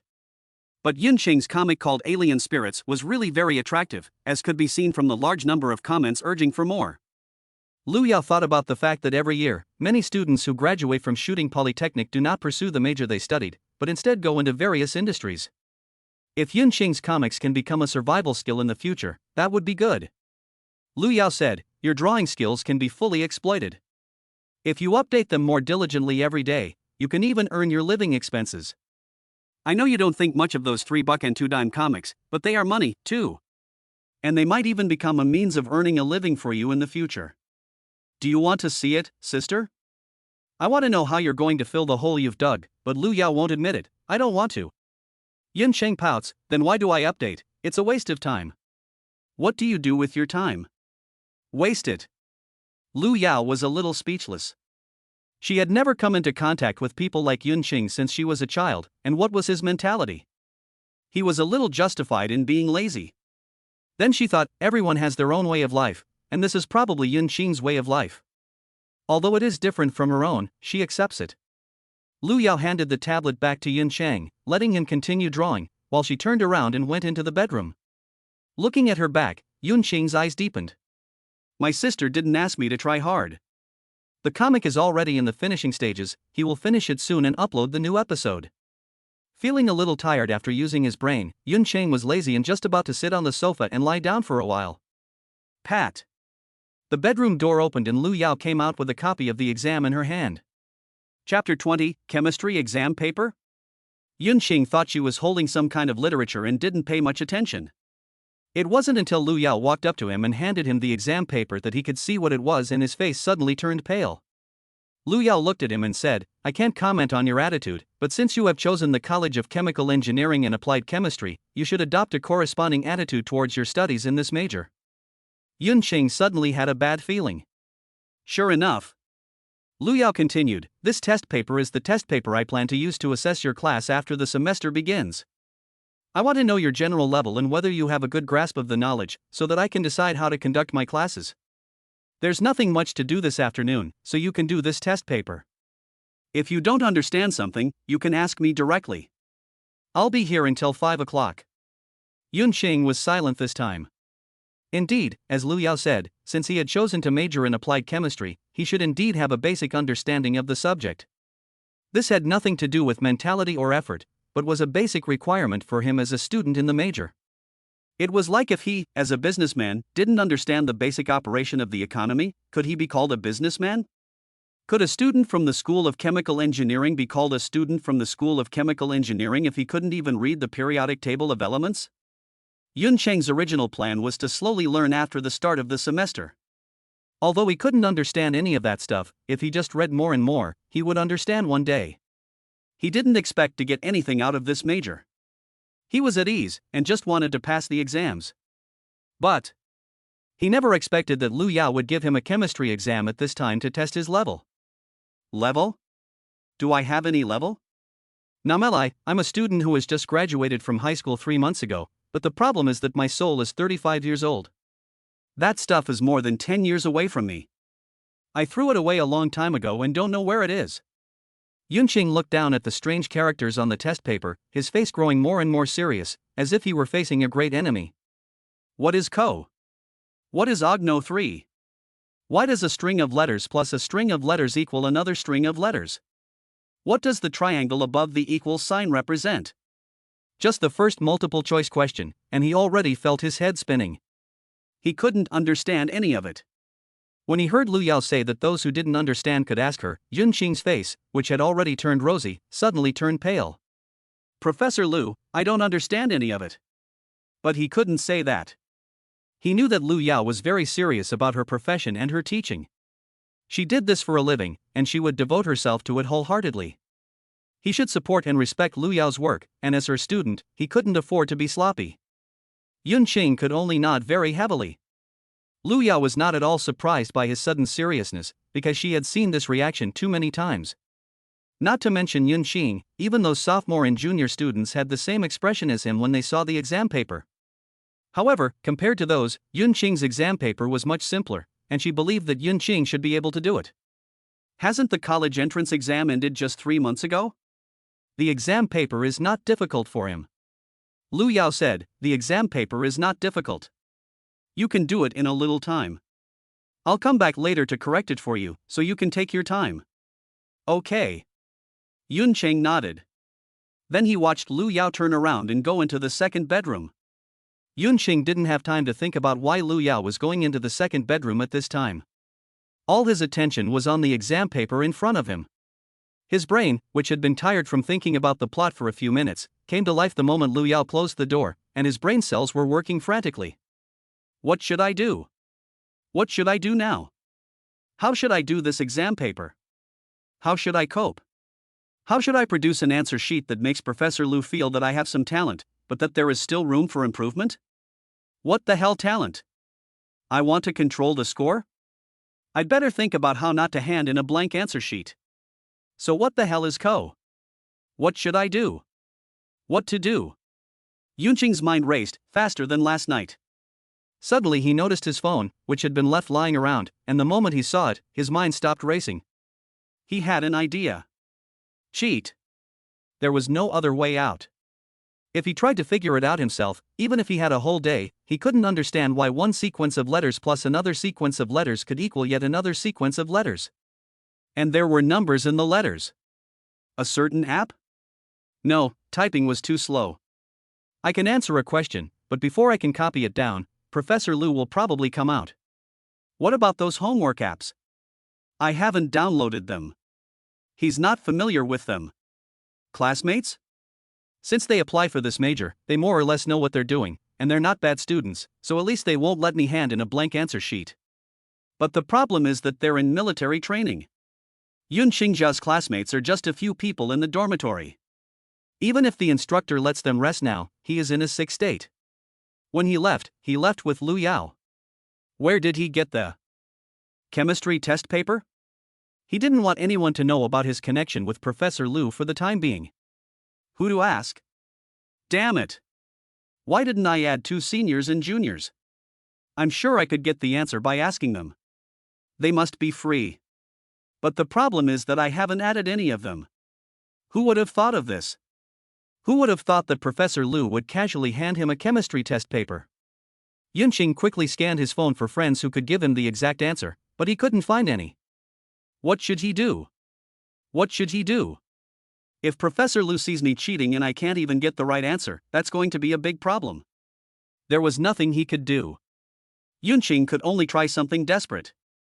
He followed the order of his friends list, took a photo of each one, and sent the question to their phones one after the other. Uncle, help me see how to do this question. Sis, do you know this question? Oldly, check the answer to this question. Teacher Chen, can you ask our chemistry teacher VX for me? Dad, what do you think this is? Old Wang, what's the answer to this question? Yunqing asked everyone, from his junior high school friends to his high school friends, from his family to his VX friends added through various channels. He felt that the focus of sending messages at the moment was 100 times more concentrated than painting. His friends quickly replied. Uncle, you brat, aren't you in military training? Why are you doing homework? What, did the instructor make you do a test paper? Sister, brother, I'm only in 6th grade, aren't these questions a bit beyond the syllabus, too difficult for me? Old Lee, huh? You're not in military training? I'm in military training right now. Teacher Chen, Yunqing? How's university life? Is it much more interesting than high school? Your chemistry teacher is teaching a class right now. Dad, you brat, I didn't send you to school to come back and test me. You think being in university is something? Your father was also a university student back in the day. Yunqing has asked all the questions he can think of, but almost none of them have given him the correct answer. They all started talking nonsense with him first, and none of them thought about helping him find the answers to the past questions he had sent over. Yunqing saw his father's reply and he was very helpless. Dad, do you still want me to get married? Is this the time to be stuck on this? Meanwhile, a certain entrepreneurial base. Liamo also received Yunqing's VX. Looking at the message on his phone, his brows furrowed in confusion. What is this investor of his sending? A chemistry test? A second-generation rich kid has to take a chemistry test? From the contact over the past 2 days, this investor is no ordinary person. Every move he makes is full of meaning. What is his purpose in sending me this? Is he testing my level? But if you're testing my level, why send a chemistry test? But since he sent it, I have to reply, so I waved to an intern who had just graduated from university in the office. Here's a question for you to do. Chapter 21, The Big Boss's Test Paper. The intern graduated from a 985 university and works in publicity. Recently, the company has attracted new investment, and its business has shifted from cameras to sports cameras. The research and development department has also developed new functions that effectively address the current user pain points. The company's employees are full of energy and feel that the company's future is bright. The intern is no exception. He wants to stay at the company and become one of the team. Hearing the boss call him, he immediately ran into the office, and then saw the chemistry question on the boss's computer screen. Intern. Lee Mo, do you know how to do it? Intern, boss, I studied marketing in college and liberal arts in high school, and this question looks like a science question, I don't know how to do it. Lee Mo frowned, a bit difficult. The intern asked, is this question important? Lee Mo said, this was sent by our investor, he has 50% of our company's shares, do you think it's important? An investor. The intern immediately took it seriously, this is a good opportunity to show off. Boss, you sent me the question. Several of my university classmates are now working in educational institutions. I'll ask them, they'll definitely know the answer. Lee Mo thought for a moment and said, I'll send it to the company email address. Everyone else should think about it too, let's pool our ideas. The intern secretly thought that things were not looking good, and the competition had suddenly become fierce. He had to hurry, before anyone realized that this had something to do with the company's investor. He quickly returned to his workstation and sent a mass message to his university classmates. University classmates? Aren't you at a camera company now? What, do you people who make cameras also have to do chemistry worksheets? Intern, this is a question from the big boss. The boss is in a hurry. Hurry, write it out, maybe I'll be safe during my internship. University classmate, is your big boss still in high school? The intern looked up and noticed that in the office, many people were discussing what the chemistry question they had received in their email meant. Bad, they've already received it. Never mind, hurry, it's urgent, I'll buy you dinner if you get it right. You said it. University classmate, this question is very simple, it's from the second year of high school, choose A. The intern immediately raised his hand and shouted to Lee Mo in the office, boss, choose A for that question. Lee Mo's voice came from the back, good. But it didn't last long. The intern received a new email in his mailbox. He clicked to open it and saw a page full of chemistry questions taken by his phone. The intern was dumbfounded. What's going on? Is the boss really a high school student? When he looked up, he saw that everyone in the office seemed to have been startled by his exclamation, and he faintly heard the secretary mention investors. Everyone seemed to be paying attention, and they were all searching for the answers to the test paper on the internet. The intern became anxious all of a sudden. You want to roll it up? You people who work with cameras can't possibly do better than a group of my classmates from an educational institution? I just don't believe it. So, he sent the test paper over again. Although his university classmates were very surprised, they thought about the phrase job security during the internship period and decided to help him out. They quickly sent the answers over. This time, there were not only multiple choice questions, but also questions with answers. After seeing this, the intern took a piece of paper off the desk, scribbled away, and immediately trotted into the office and handed it to Lee Mo. Lee Mo nodded, not bad, keep up the good work. The intern left contentedly. Lee Mo then picked up his phone, took a photo of the answer on the paper, and sent it to Yun Cheng. After thinking for a moment, he felt the need to tell the investor about the company's recent situation. Mr. Yun, we tried your last suggestion, and I think you were very reasonable. Our main business has now shifted from cameras to sports cameras.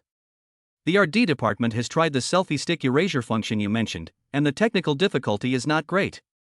Jiang 125 is originally a camera manufacturer, and sports cameras are different from regular cameras, but it can be done with a bit of time. Lee Mo continued, the initial version has already been made. This morning, we contacted an online outdoor sports blogger who tried it and gave our product a high rating. We released a questionnaire online, and users' recognition of this function is also very high.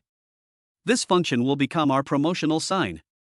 In addition, we have also tried to make panoramic cameras, which not many people in the current market are doing. We plan to work hard in this area next. What do you think? Lee Mo. Why does it seem like he said this before? Then Yun Cheng sent another message, after the company's business is finished, we can make time to have dinner. Lee Mo was satisfied when he saw this. For an angel investor, his capital is one thing, and his interpersonal relationships are another. Lee Mo's biggest frustration is that he doesn't know anyone in the business world. As a result, when the company needed money the most, he couldn't even get an investment, and as the boss, his network of relationships was pitiful. Investors are different. Each of them has an intricate web of relationships behind them, intertwined with each other, and they deal with a lot of companies. If he can get to know some people through Yun Sheng and broaden his network, just getting to know each other and having a nodding acquaintance will be of great benefit to him. From the last time he saw Yun Sheng, the bearing he displayed left Li Mo in no doubt that he was a second-generation rich kid from a prominent family. A person like this will not have a poor network of relationships.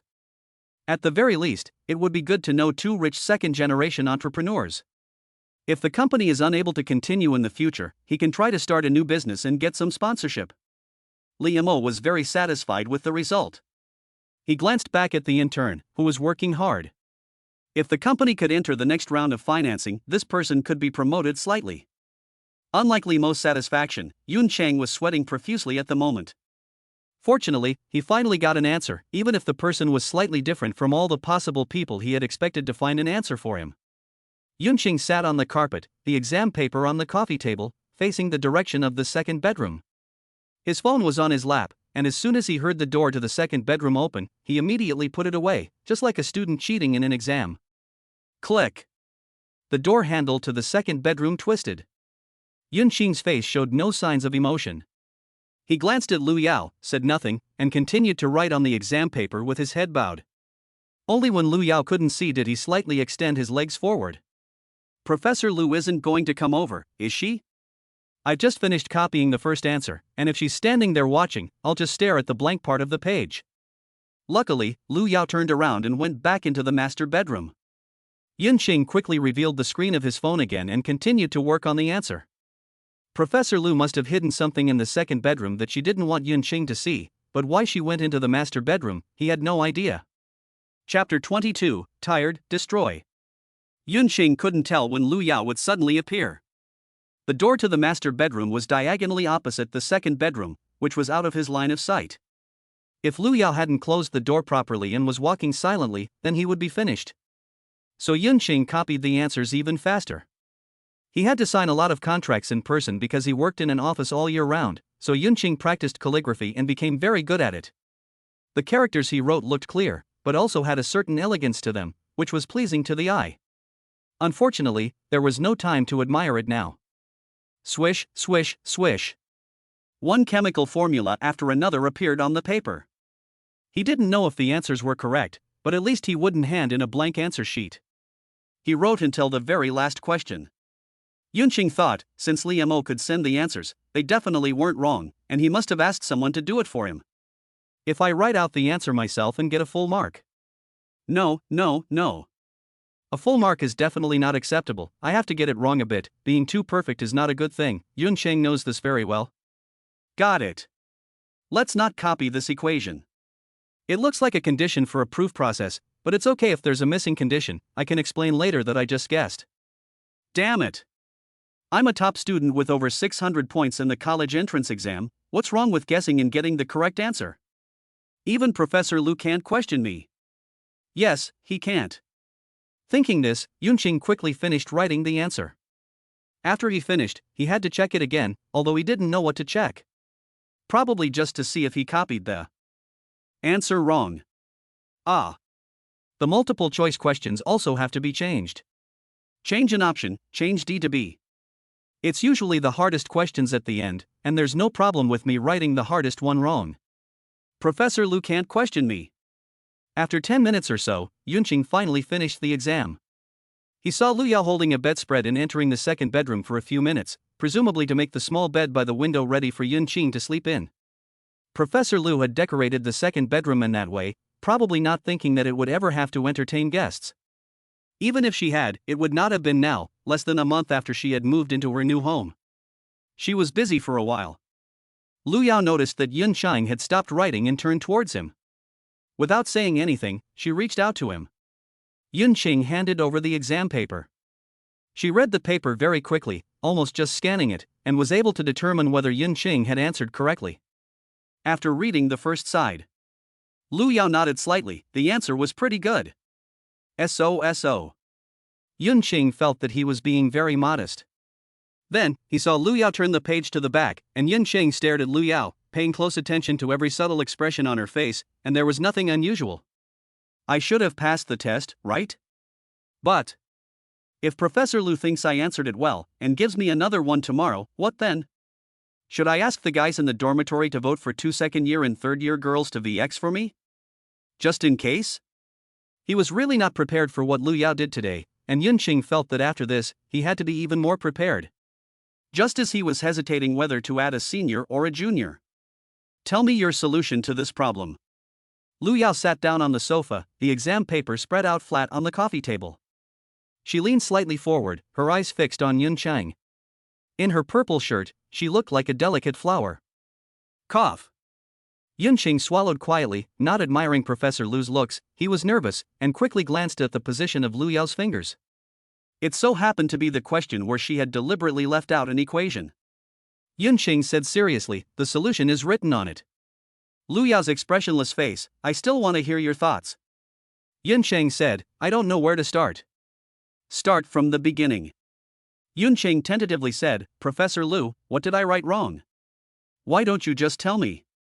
This time, he didn't call Lu Yao's sister, but Professor Lu. If he called her sister at this time, Yunqing was not sure if Professor Lu would explode in a second, directly telling her, as a patient, to lie down in place and be hospitalized for treatment. Lu Yao did not beat around the bush like him, and pointed her finger at the equation where Yunqing had deliberately left out a term. Lu Yao's voice was calm, I just want to know, in the absence of one of the most important necessary conditions, how did you derive the correct answer, and even later you mentioned that condition you didn't write. Lu Yao looked into Yunqing's eyes, this is not a matter of carelessness. Yunqing. Bad. One that I deleted casually is actually the most important deduction condition? I can see that equation is clearly the shortest. Yunqing hated to pat himself on the head. If he couldn't understand it, then just leave it alone, but why change the answer if it's correct? It's just going to cause problems. However, Yunqing soon discovered that it wasn't just a matter of changing the answer. Lu Yao turned the exam paper back to the first page and pointed to the answers he had changed for the last few multiple-choice questions. Lu Yao said, these questions are some of the easiest on this exam, but you managed to get them wrong? You got the hardest ones right? And you were able to write out the answers to these questions you got wrong in the answer section at the back. She continued looking into Yunqing's eyes, so why did you get them wrong? Yunqing's only thought at that moment was regret that he had changed the answers blindly in order to make the exam paper less perfect. He had clearly got the right answers but had chosen the wrong ones. You can do the hardest questions, but you can't do the easiest? Yunqing felt aggrieved.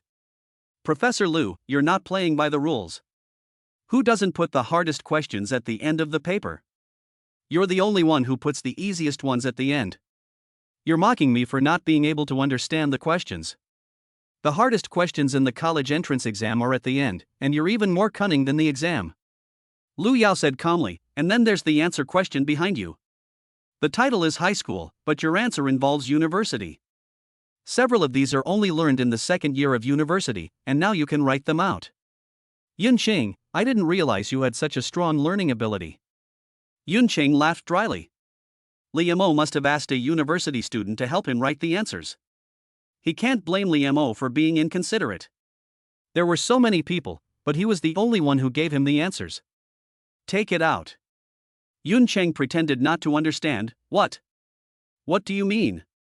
Lu Yao looked straight at him, her finger lightly touching the surface of the coffee table. I have proctored many exams, and I am familiar with the expressions and subtle changes in facial expressions of a student caught cheating. I glanced at you occasionally just now, and I didn't think you would, but I never imagined that you would cheat in my home, let alone in an exam room. Your attitude is downright arrogant. Yunqing. If he had only a smattering of knowledge, Yunqing was confident that he could fool Lu Yao, no matter how powerful her powers of observation. But the problem was that he really didn't know anything at all. He grabbed the phone by his feet and handed it to Lu Yao. Yunqing got up, slamming his whole body onto the sofa, and Lu Yao, who was sitting nearby, shook with the impact. He slumped onto the sofa, his eyes vacant, looking at the ceiling. Tired, destroy.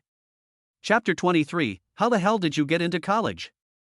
Lu Yao felt that if Yunqing were not sitting in front of her, but any other student at the university, she would have already started to yell at him. In my house, under my nose, you were doing the questions I said, questions that were only at high school level of difficulty. And you had the nerve to cheat? But it was Yunqing. She hadn't spent much time with him, just 2 short days. And it was during those 2 days that she had almost become certain that Yun Chang was a person of extremely stable emotions, someone for whom nothing would cause great emotional fluctuations. No matter what he faces or who he faces, you can always see that sunny, gentle smile on his face. Although Lu Yao didn't want to admit it, he does have a very sunny and gentle smile. Facing someone like this, if she scolds him like she does with the other students, trying to instill fear through a stern and serious image, in the end she will look like the one who was in trouble. But he will still have that same lazy smile. Therefore, Lu Yao appeared unusually calm at the moment, without anger or rage, the complete opposite of how she usually behaved when dealing with other students. She silently opened Yun Cheng's phone. Yun Cheng didn't lock the screen. Looking at the numerous software names on it, Lu Yao looked at him and said, "Which software? Tell me. Even if it's cheating, I still want to know. Which ones are your own creations and which aren't?" "None of them are." Yun Xing's eyes were still vacant, having already given up struggling. VX. He wasn't afraid of Lu Yao looking at his VX. There was nothing shameful in it, and only if there was shameful content would he be afraid of someone seeing it. As for Lu Yao learning about his privacy? Ha ha. I'm afraid you won't want to know. Yun Xing's eyes rolled, and they landed on Lu Yao's fingers. He tried to analyze what she was looking at from the extent of her finger movements. He tapped the lower right corner. Okay. She opened VX. It opened, but her finger didn't move again. She didn't click on any messages, and she only saw a limited number of replies. The first one should be Liam O, who finally replied with a good. The second one should be her 6th grade younger sister, the daughter of her uncle's family, and the rest are some high school classmates and relatives at home. Lu Yao's finger hung in the air, and a sneer was on the corner of her mouth. "You even asked your 6th grade sister?" Yun Xing's eyes were dull, a desperate measure. After a pause, he added, "What if she understands?" Lu Yao. She didn't know what to say for a long time. After a long while, "Lu Yao, like an interrogator, where did you get the answer from?" Yun Cheng said, "Liam O." Lu Yao's gaze fell on the first item in the message list, a contact with the note named Jiaing Liam O. His eyes darted around, and Yun Cheng noticed that Lu Yao's fingers had made a wide swipe when opening the chat conversation. At the end of the conversation, Liam O told him about the company's recent situation. Seeing a long list of content, knowing that it was private information, Lu Yao quickly swiped up the screen and looked at the 10 or so photos the other person had sent. Yun Cheng felt a little regret that she didn't look at them. But then, thinking about it, it wasn't the time to explain to her. Their relationship wasn't at a point where she would want to hear about his investment stories. Lu Yao looked at the photos as quickly as she would at a test paper. Soon, she had finished looking at them all. They were exactly the same as the ones Yun Cheng had written down on the test paper, except for the answers he had deliberately changed. Lu Yao took a deep breath and threw the phone back into Yun Cheng's arms. "So you copied everything?" Yun Cheng said, "I didn't. I changed a few answers." "What's the difference?" Lu Yao laughed angrily. "For multiple choice questions, you changed the easiest options, and for questions with a short answer, you deleted the most crucial deduction conditions?" Yun Cheng stared at the ceiling, as if his soul had been lost. "Why don't you strangle me?" Lu Yao didn't know how many times this was the first time Yun Cheng had made her speechless. She took a deep breath, lifted her leg, and gave his calf a gentle kick. Lu Yao said, "Get up. Even if you copied it, I still want to know what you don't know." She took the exam paper and saw Yun Cheng's eyes fall on her. Lu Yao asked, "What can't you do? It's already screwed up anyway." Yun Cheng didn't hide it either, completely lying down and acting like a loser. "I can't do any of it." "Even if you can't do any of it, there should be a limit." Lu Yao saw Yun Cheng's half-dead appearance, grabbed his arm, and dragged his whole body up from the sofa.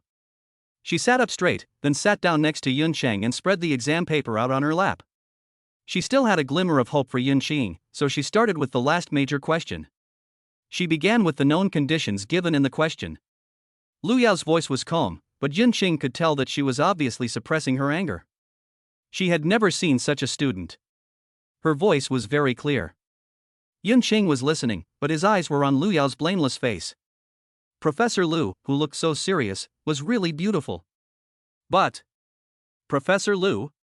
Back then, when my company went public, I wasn't nearly as nervous as I am now. Back then, when my company entered the overseas market and was besieged by a large group of foreign plutocrats, I wasn't nearly as flustered. You really took me by surprise today. It seemed that Yun Qing had sensed her gaze, and Lu Yao looked up at him, but what she saw was Yun Qing intently looking at the test paper.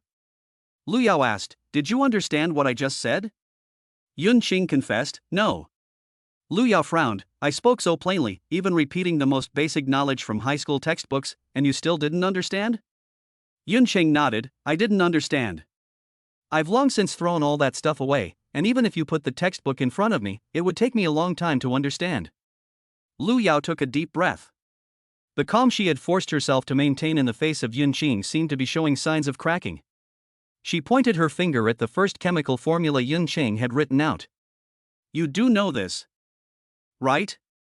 "No." "Then you should know the triangle above the equals sign, right?" Yun Qing took a deep breath. To be honest, I just searched my memory, but I still don't understand why there is a triangle above the equals sign. Seeing his reaction, Yun Qing didn't understand, but Lu Yao did. She finally couldn't hold back anymore, and she stood up from the sofa, looking directly at Yun Qing. Her tone of voice rose a few notches. "If you don't even know how to heat, how did you get into college?" On hearing this, Yun Qing sighed. He was also glad that he had time traveled after the college entrance exam. It would have been really difficult for him to time travel to the day before the college entrance exam. "Professor Lu, don't be angry, just sit down and let's talk." Lu Yao ignored him and continued, "Even if you don't know anything, don't you know that many majors in college can be learned from scratch, but chemistry requires a foundation in learning from junior high school? Why did you apply to the Chemical Engineering Department of Shooting University of Science and Technology? There are so many majors in Shooting University of Science and Technology, but you chose to come to the College of Chemistry and Chemical Engineering." Yun Qing answered honestly, "I want to challenge myself." Lu Yao laughed angrily and said, "Not only are you challenging yourself, you are also challenging me and all the teachers in the entire College of Chemical Engineering. How am I supposed to teach a student with zero foundation?" Chapter 24, Why don't you just strangle me? Choosing a major in college is one of the most important decisions in many people's lives. It will determine where your life will go in the future, and what kind of work you will do for the rest of your life. But not for Yun Qing. Not for Yun Qing, who had reached the pinnacle of his previous life, standing at the top of the mountain and seeing all the scenery in the world. If the education system is used as an analogy, it is like a PhD who has won numerous awards returning to kindergarten and deciding whether to eat vegetables for lunch. It is very simple, something that does not even require thinking. What Yun Qing did not expect was that the vegetables got stuck in his throat. Yun Qing has a very strong learning ability. In his previous life, he was able to open branches all over the world, employ tens of thousands of people, and make decisions every day that were measured in the billions. However, if his learning ability had been weaker and his ability to absorb information had been poorer, he could have brought the company to a state of irretrievable decline, and countless people would have lost their jobs because of him. If Yun Qing is given a little time, a week, he will be able to integrate and apply all his knowledge of chemistry from middle school to high school. 3 months ago, Yun Qing had just crossed over, and he had just started to enjoy life. Study? You want me to spend time studying? My previous life ended in a violent death, and now you want me to study? I can't learn anything, and I get sleepy whenever I see a book. Yun Qing thought that he could take things slowly when he got to university, and that if he spent a minute every day thinking, he would have no problem passing his exams. But no matter how he thought about it, he never imagined it would turn out like this. The day after he had just decided to attack Professor Lu put this difficult problem in front of him. If he hadn't made that decision, he could have dealt with it easily. But he had already made the decision. He doesn't make decisions lightly, and once he has made a decision, he will carry it through to the end. Unless there is a powerful obstacle completely out of his control, then he will stop. Fortunately, Yun Qing has always firmly believed that every misfortune harbors a blessing, and every blessing harbors a misfortune. Since Professor Lu already knew his true level, and he didn't have a system that could learn all knowledge in an instant, then he might as well be completely shameless. Yun Qing slumped back onto the sofa. "Professor Lu, why don't you just strangle me?" Lu Yao was indeed very angry. This involved her work, and she had always been very serious about her work, but seeing his behavior, she instantly calmed down. What could she do? She couldn't actually strangle him. She took a couple of deep breaths. Lu Yao calmly said, "Even if you play around for 3 months on vacation and don't take your studies seriously, you can't possibly forget everything you learned from junior high school to high school. In junior high school, you started learning chemistry in the 3rd year, and in high school, Yun Qing studied science for 3 years. Thinking about the college entrance examination scores of the students in her former class, especially the scores in science, Lu Yao realized that it didn't make sense. Yun Qing's grades came to mind, and Lu Yao frowned. Your college entrance exam score was 632, and your comprehensive score was 263, so why is it that you don't even know what heating is? It's impossible to say that Yun Qing cheated on the college entrance exam, and judging from the way he just asked even his 6th grade sister in the VX, he definitely didn't mean to pretend not to know. Yun Qing tilted his head slightly. It's impossible to say that my 35-year-old soul replaced the 18-year-old. He said vaguely, something happened during the holidays. As for what happened, it's private. Professor Lu, if you ask again, I'll get angry. Seeing Yun Qing's expression, Lu Yao didn't think he was lying. In a daze, she thought of the way Yun Qing suddenly lifted his foot and fiercely kicked the bedboard when he woke up this morning. Could it be that he had encountered some mishap and suffered from fragmentary amnesia? Coincidentally, he had forgotten all the chemistry knowledge he had learned from junior high school to high school? Could it be that it was so coincidental? Lu Yao wanted to verify her suspicion. What is Newton's first law? Ha? Yun Chang was taken aback. Lu Yao continued, what is Mendel's law of inheritance? What? Odd things change, even things stay the same. Look at the sign according to the quadrant. You remembered that? Isn't that a rhyme? What is the binomial theorem? Seeing Yun Qing bow his head and think hard, and then firmly shaking his head, Lu Yao was basically certain. Not just chemistry, he'd forgotten everything he learned in high school. Lu Yao let out a long sigh, sat back down on the sofa, and her eyes closed slightly, as if she were thinking about something. In fact, except when Lu Yao suddenly asked about Newton's first law, Yun Qing really froze for a moment, but after she continued asking, Yun Chang understood what she meant. Sure enough, Professor Lu had already come up with a suitable excuse for me. Then I'll just go along with the pretense. As for what the excuse is, I don't know, but I really forgot about all that stuff, and the confusion on my face is not fake. It took a long time before Lu Yao reopened her eyes. In your situation, I suggest going back and retaking the exam. Applied chemistry is different from other university majors in that it requires a foundation in junior high and high school, otherwise you'll be listening to something incomprehensible in class. Yun Chang was already in the zone. Professor Lu, it wasn't easy for me to get into college. But you won't learn anything in 4 years at university. I didn't come to university to learn things, Yun Qing subconsciously wanted to say. If you really want to talk about it, except for highly specialized subjects, or things that are already considered axioms that cannot be changed, as long as it involves the market and involves change, the knowledge in university will always lag behind a bit. For example, if there is a very classic and sensational marketing case in the market, it will appear in the university marketing course textbook, but it will be at least a year or two later. However, chemistry is obviously a very specialized and hard subject, which is why Yun Qing said he wanted to challenge himself. He really couldn't understand it. A thought flashed through his mind, and Yun Qing had a sudden inspiration. Why don't you teach me, Professor Lu? Ha? You teach me. Yun Qing said with a face of lament, although I've forgotten all my high school knowledge, and although I feel very tired every time I use my brain, I still think I have the ability to learn. Professor Lu, if you teach me, I can learn. You don't want to see me fall behind everyone else's learning progress, spend the next 4 years of college aimlessly, graduate with nothing learned, unable to find a good job, end up living on the streets, go astray in life, lead a half-life of hard work with no results, and end up in a miserable situation for the rest of my life, do you? Yun Chang was saddened, and his acting skills were at full stretch. As for what you said, Professor Lu, about letting me go back to high school and repeat the year, in my situation, if I graduate from university after 4 years, I will at least have a university degree, but if I go back to high school, I will have to go to work in a factory and screw bolts. Hearing Yun Qing's words, Lu Yao seemed to realize that the future of a young, 18-year-old boy was in his own hands at that moment. Teach or not? If you want to teach, you have to start in junior high school. If you don't teach. Although she first met this guy in bed, and last night he almost spied on all his private secrets, and used that kind of tone that made Lu Yao's skin crawl when he coaxed her to sleep, it was extremely annoying. But Yun Qing's life may also head towards the miserable situation he described, which is the last thing she, as a teacher, wants to see. But if she really wanted to teach him, she and Yun Qing would just be getting entangled. She always felt that since waking up this morning, everything had been developing in a direction she had no idea about. It was as if she had entered a maze, with a hand guiding her towards a fixed destination. She didn't know if this was just her own illusion. Lu Yao pondered for a long time. No matter where the final outcome would lead, at least she was certain that she didn't want Yunqing to become what he had described.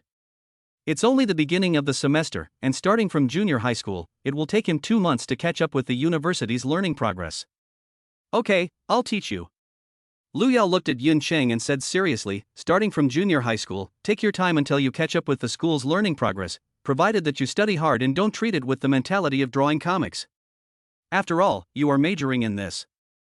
Yunqing nodded very seriously.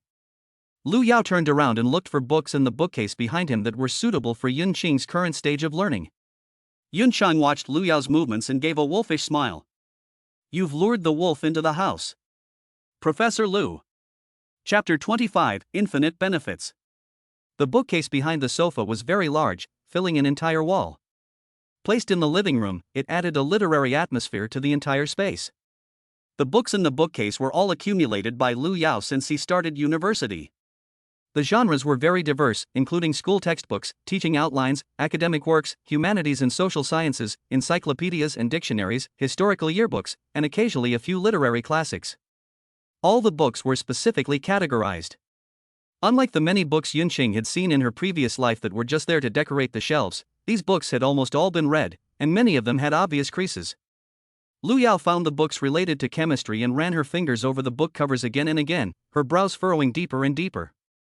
She couldn't find it. She really couldn't find it. She couldn't find any books on the most basic chemistry that would allow her to teach a student who had forgotten even junior high school chemistry, not even popular science books. That stuff was far, far away from her. No matter how she thought about it, she, a university professor, would one day have to teach someone junior high school chemistry, and it would be the most basic kind. This was too difficult for her. Yunqing could see Lu Yao's difficulty, and then he started playing dead. He looked around, as if he was seeing the house. For the first time, carefully studying the layout of the living room, as if everything was fascinating to him. Occasionally, Lu Yao would glance at him out of the corner of her eye, and he would immediately turn his face away, as if he couldn't see. He knew very well that during this period before the official start of teaching, it was the time when Lu Yao was most likely to change her mind. During this period, no matter what he said, it would easily lead to Lu Yao refusing to teach, so he didn't say a word. I know that to you, teaching junior high school chemistry is like a sports champion teaching a child to walk. The basics cannot be more basic. I have searched through the bookshelves and cannot find a reader with such basic content. But it's none of my business, you promised me anyway. If I can't find it, I'll just sit here and wait for you to find it, no matter what method you use, and I won't say a word until you do. And once Lu Yao finds it and starts teaching, it's a different story. She's already invested. Even if she encounters any problems at that time and wants to back out again, she'll have to consider her sunk costs. For example, I've already spent so much time looking for a book, so I might as well teach it, it's not a big deal. Then, the gears of fate began to turn. Lu Yao stood by the bookcase and stared at Yunqing for more than 10 seconds, but Yunqing seemed to be completely oblivious, his gaze fixed on the window as if there was something very attractive outside that he wouldn't even blink. Exhaling softly, Lu Yao walked away from the bookcase. Lu Yao said, "There are no books at home that can teach you, and it's too difficult for you at this stage. There's a bookstore in the shopping mall downstairs. Wait for me at home, and when I get back, we'll start the lessons." Finally, Yunqing tilted his head over, and he still didn't say anything, just nodded. Lu Yao's eyes narrowed, and she quietly clenched her fists. She picked up the key to the door on the cabinet, turned around, and left the room. Yunqing revealed a smile of success. Although Lu Yao's sudden handing over of a chemistry test paper did catch Yunqing off guard, and the fact that he was caught cheating made him nervous midway through, he wondered if his lack of preparation had caused a deviation in the plan, and whether Professor Lu's opinion of him would drop as a result. Yunqing could care less about what others thought of him. But since he had decided to seduce Professor Lu, he had to pay attention to how Lu Yao viewed him, which was very important. Obviously, Professor Lu was kind. He was willing to help a student who suddenly emptied her brain of years of knowledge and was in a knowledge predicament. I was right about her. Professor Lu was always hard-hearted but soft-spoken, and had not realized that she was the one who was being taken advantage of. The final result made Yunqing very satisfied. He was originally worried about how to further deepen his connection with Professor Lu after moving into her home. Their current connection was not strong enough and very weak. After the 7-day sick leave, if he could not find an opportunity to maintain long-term communication with Professor Lu, their relationship would return to the beginning, and it would become more difficult to enter Professor Lu's home again. Although cheating on the exam and forgetting all the knowledge made Yunqing's perfect persona that he wanted to establish with Lu Yao flawed. But this flaw is within his acceptable range. In fact, the benefits of exposing this flaw are endless. As long as Lu Yao starts teaching Yunqing, and Yunqing's 7-day sick leave is over, Yunqing will have a reason to maintain long-term contact with Lu Yao, and Lu Yao will be unable to refuse. Then he can go to Lu Yao's house for no reason, hanging out in front of Professor Lu every day, and brushing his existence in front of her. Moreover, at this moment, Professor Lu probably overlooked one point. Although Yunqing has almost forgotten all about his knowledge of chemistry, he is well aware that chemistry courses place a heavy emphasis on mathematics and physics. Yunqing has looked at his class schedule and sees that one of his courses is physical chemistry. If he wants to fully digest the knowledge of university chemistry, he needs to make up for his deficiencies in mathematics and physics. What Professor Lu is faced with is an incredibly large teaching project. Not only does she have to teach herself chemistry, she also has to teach mathematics and physics. Chemistry began in the 3rd year of junior high school. But physics was in the 2nd year of junior high school, and mathematics was taught in elementary school. Although Yunqing didn't forget anything from elementary school, he pretended to be dumb in junior high school math, so he could definitely let Professor Lu teach him. And by the time Lu Yao realized this, there was no turning back. "Professor Lu, you even taught chemistry, so what's wrong with teaching me math and physics? I'm so close to catching up with the school's learning progress." Then, Lu Yao's investment in Yunqing will continue to grow, until Lu Yao has no way to retreat. Yunqing laughs evilly. "Later, when Professor Lu buys the textbooks, I'll have to work hard and spend some time to learn them as quickly as possible, and I can't let anything like today happen again, when you suddenly caught me off guard." As long as he learns those things, the initiative in Lu Yao's teaching progress will return to Yunqing's hands. He can control the speed of teaching. After all, in one-on-one teaching, if I say I haven't understood it yet, you can't just skip ahead to the next topic, can you? "I still don't understand, would it be too much to ask you to explain it again?" "Okay. I understand. But when I do the exercises and come across a similar topic, my mind just can't wrap around it, would it be okay if you helped me analyze it again? I can do the exercises, but I can't connect the knowledge points together, would it be okay if you helped me sort out my thinking?" Then, in the process, Yunqing could extend the teaching time indefinitely until he successfully helped Professor Lu, and even Yunqing felt that even if the strategy was successful, it could become one of the daily pleasures of the two people in the future. Although when Lu Yao realized it, he might want to kill him. At that time, "Professor Lu, if you strangle me, it would be murder. Do you want to be widowed?" Of course, Yunqing thought, Professor Lu's usual courses at school were already very intense, and he still had to find time to give him private tutoring. He had to be careful not to tire Professor Lu out in the process of teaching.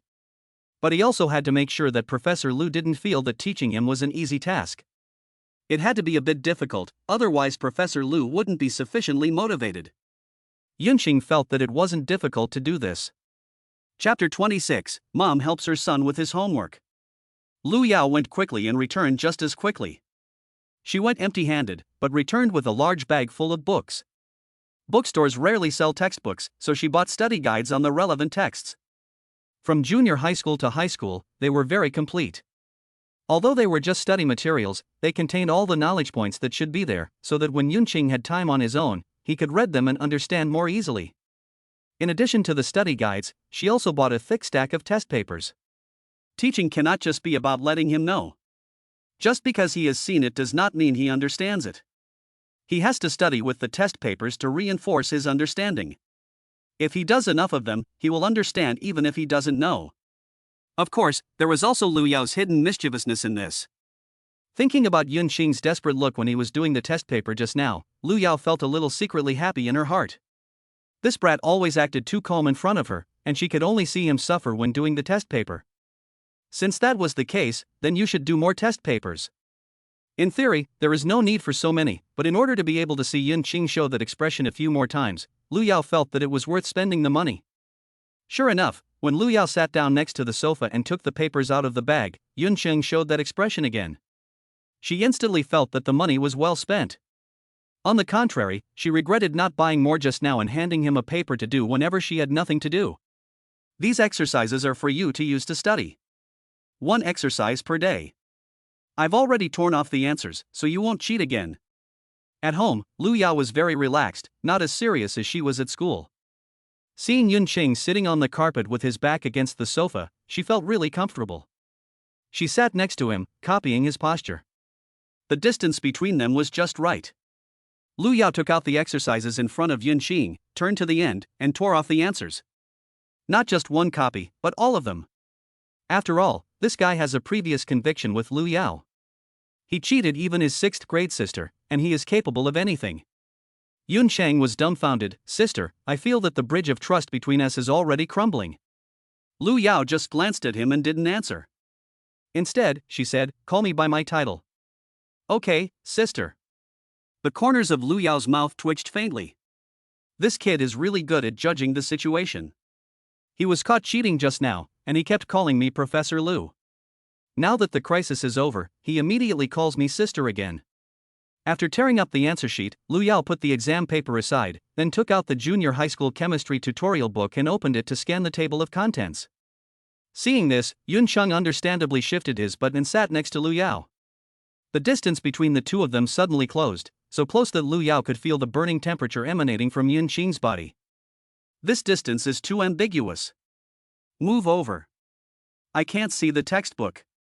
Lu Yao's face was stern. I just want to take a look at the specific content inside.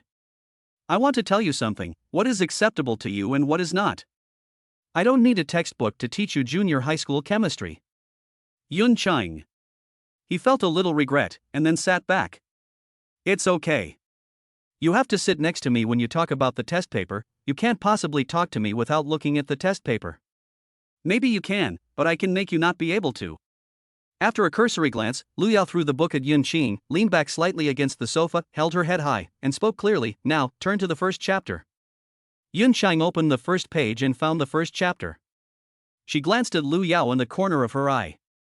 Her movements were too relaxed, and what caught her eye was a magnificent sight. The purple shirt outlined her graceful curves, making one think of her younger sister's words that purple had a lot of charm. Yun Qing's throat rolled, and he followed her example, looking up at the ceiling. Professor Lu, I really want to go back to the morning we first met. What are you looking at the ceiling for? Look at the textbook. Lu Yao glanced at him, and finally her tone of voice could be heard a little. She was serious in class, and Yun Qing looked down at the textbook. I saw you looking at the ceiling, I thought there was something on it. Lu Yao said, don't you worry about where I'm looking, just show me the textbook. Yun Qing obediently nodded, okay, sister. Lu Yao continued, the first chapter is about chemical substances around us, and the subtheme is the air around the earth. So the first thing we need to understand is the main components of air, and the subsequent content also revolves around these main components. The content here is very basic, I don't know how much you remember, or if you've forgotten it all. I'll just go over it briefly, and then you can use a pen to highlight the relevant parts in the book, and then memorize them yourself later. These include nitrogen, oxygen, carbon dioxide, rare gases, and other gases and impurities in trace amounts. Among the rare gases, they are worthy of being professors at top universities. Although it is very basic, Lu Yao tells it step by step, and the way he tells it is modular. It is very clear and presents what is important and what can be ignored, but needs to be remembered. The basic content of chemistry in my mind was awakened. Then, Yun Sheng began to cooperate with Lu Yao's teaching.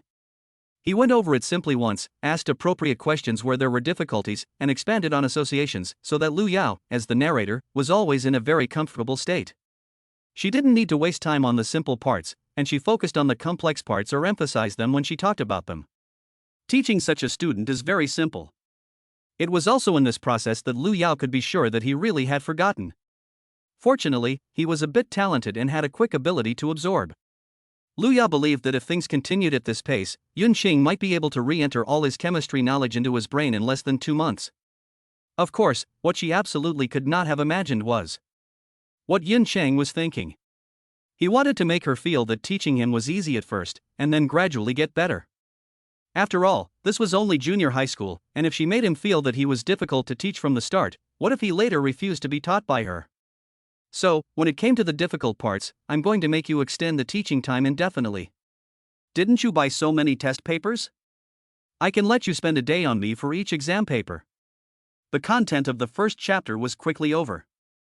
Lu Yao took out the corresponding exercises from the pile of exam papers on the side, handed them to him, and applied the learned knowledge points flexibly. Yun Chang leaned against the coffee table to write the exam paper, and Lu Yao crossed her arms and narrowed her eyes as she watched his movements. In a trance, she even had the illusion that her mother was tutoring her child with his homework. The moment the idea came to her, it gave Lu Yao a feeling of getting back the face she lost last night when she watched the teacher with big eyes and kept her mouth shut. She was secretly happy. But then she realized, what kind of mother tutors her child with his homework? I am teaching him knowledge, not tutoring him with his homework, let alone. Lu Yao shook her head vigorously to get rid of those thoughts. Yun Cheng turned around. Sister, what's wrong? Are you feeling unwell? Hurry up and do your homework. Yun Cheng raised an eyebrow, turned back and continued writing on the test paper. Just now she was fine, but why was she suddenly so fierce? Sister, what did you think of? Chapter 27 Emergency Contact. This afternoon, the two of them spent the time in a repetitive cycle of teaching, doing exercises, and teaching. The teaching process also advanced from the most basic air composition to various reactions. Lu Yao felt that this was a very good pace. Time passed quietly until 4:30 p.m. Because Lu Yao had a class at 5 p.m., she had to rush to school to end the afternoon's teaching. We just covered several parts of the content, which you should all understand. Later, we will do some exercises. I have to go to school in a while, so during that time, you can stay at home and do the exercises. Go over the parts one just covered, and when you're done, I'll check to see how you did. Lu Yao took the thick stack of test papers and looked through them to find the content that she had just explained to Yun Cheng, and targeted the questions. There was a lot of content on the test papers. Lu Yao had 2 classes in a while, which would last for nearly 2 hours. During that time, Yun Cheng would have to stay at home and do his homework seriously. 2 hours. Sure enough, Yun Cheng's face fell, and Lu Yao almost laughed out loud.